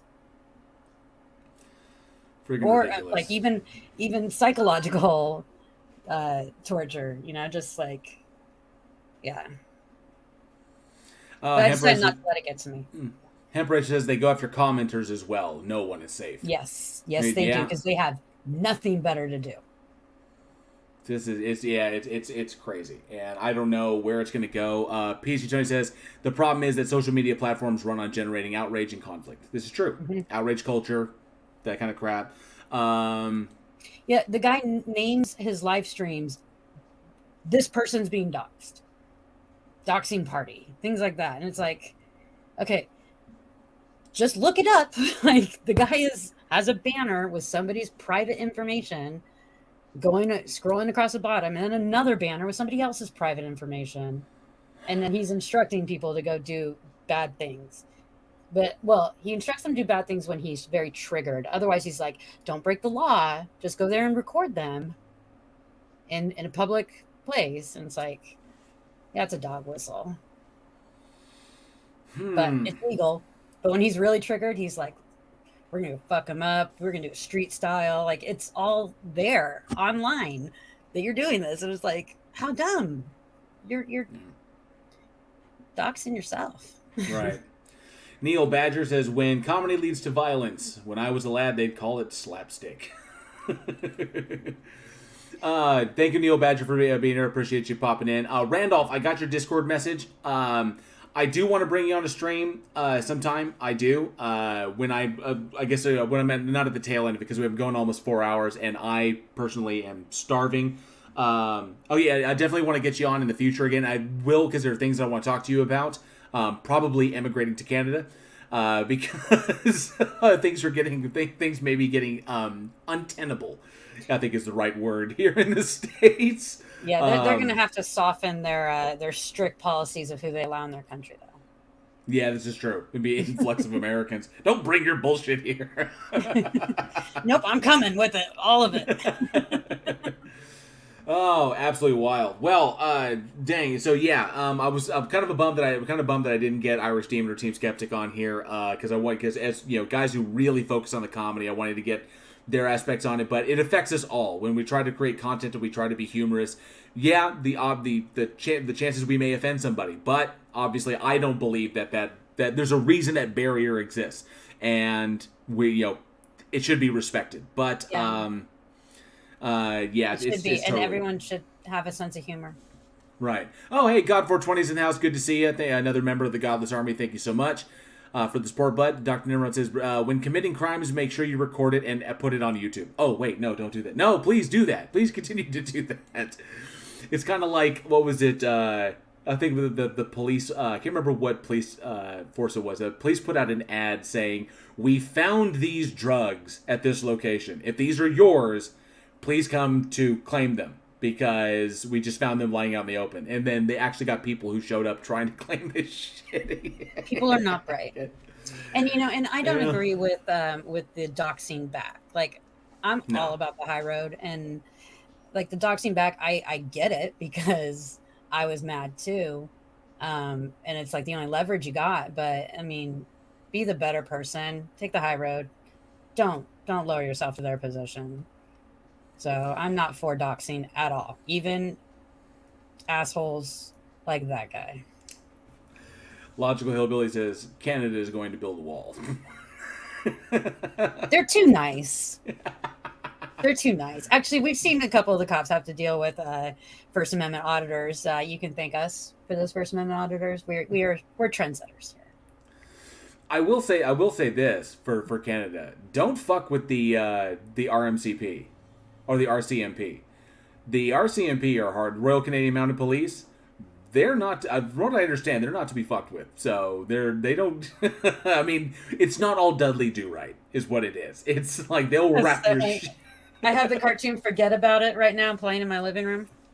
And I don't know if you've ever seen it. It's a live stream actually on YouTube that's just constantly playing their episodes. And the Mountie in there he's a softie.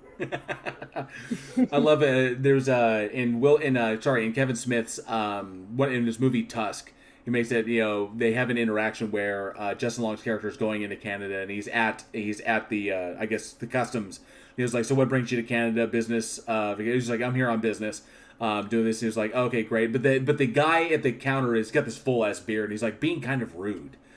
He's just the way he is, and he's like, "Hey, what's the matter, man? I thought you Canadians were all like nice and shit." He's like, "We're not nice. We're optimistic. There is a difference." And you're whittling that away slowly but surely. Randolph says the RCMP have paramilitary training and are highly capable professionals. Oh yes, Antonio Regime says Canada's going to build a white picket fence.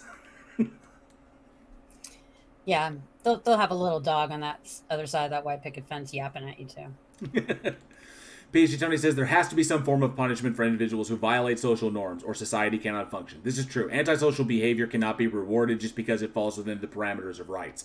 Because antisocial behavior erodes what those rights are and says that because the rights are allowing for antisocial behavior to go unpunished, that means we need to pull them back a little bit so that we can punish those people who are being antisocial and causing havoc and chaos, which hurts all of us because it erodes all of our rights.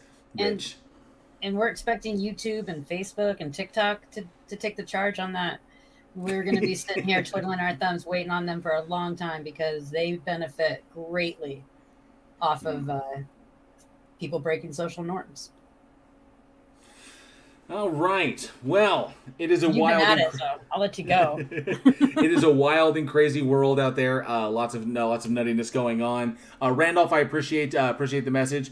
But yeah, I'm gonna grab some food because I'm starving. Been going for 4 hours. It's been a fantastic stream. Had a bunch of guests on. Had some craziness. Had some good combos. I'm gonna listen to it on my way into Portland.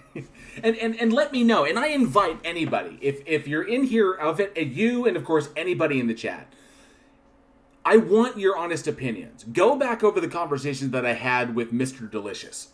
He uses the French word for, I think it's Delicio or some shit like that. But go back over the conversation with him. If I fucked up somewhere, I want to know. That way I can do better in the future when I talk to these people. So if they bring up crap like this. But like I said, I was trying to avoid the crap that there's evidence for and talk to stuff that he believes in. He didn't want to, but your critiques on that helped me to get better. So I don't think I fucked up, but if I did, let me know. Absolutely. We're all flawed individuals. Yeah. Your puppy was really cute. I wasn't. I was paying attention, but I wasn't here. Oso's brilliant. He's going to be an amazing dog. He's going to be super cool. He reminds me of my Belgian Malinois. Aw. All right. Well, thank you, Megan, for popping on and catching up and, of course, discussing on this. This was really, really awesome. Huge, giant thank you to King Xerxes for popping on before. I don't know if he's still listening, but thank you, sir. And a thank you to Mr. Delicious for popping on and demonstrating the absurdity of what you believe and how you have nothing to actually back it up. And, of course, to everybody in the live chat, thank you all so very, very much for hanging out with me. Thank you to all the super chats. They really help to make this channel go. And thank you to all of the channel members. If you would like to be a channel member, the link is in the description. It's 99 cents a month. It's about as much as I value my content. And, of course, you get access to all of the very cool emojis that I make for you, like the recently unveiled Heil Greg emoji in response to him burning all those books at his little Tennessee compound. So, and that was one of my favorites. And of course, all the other ones. Darth Dawkins wrote with duct tape on his mouth. Crying Otangelo, which got a lot of play tonight when Copy Pasta Boy came in here. So, thank you all so much for hanging out. This was an absolute blast. And, yes, Peter Noddle says, great stream. It says, Peter Noddle says, great stream, made me appreciate living in Australia. I fear that USA may be killing itself softly with its politicians. No doubt. It's inching its way to a breaking point. We just don't know where that breaking point's going to be, and we don't know what's going to happen after. So Not hopefully, so softly. Yeah, not so softly. So thank you all again so much for hanging out. Take it easy, y'all. I think that's pretty much all I got. So Thanks for having me. My pleasure, Megan. Thank you. And as always, be safe, be excellent to each other, and together we can bridge the divide.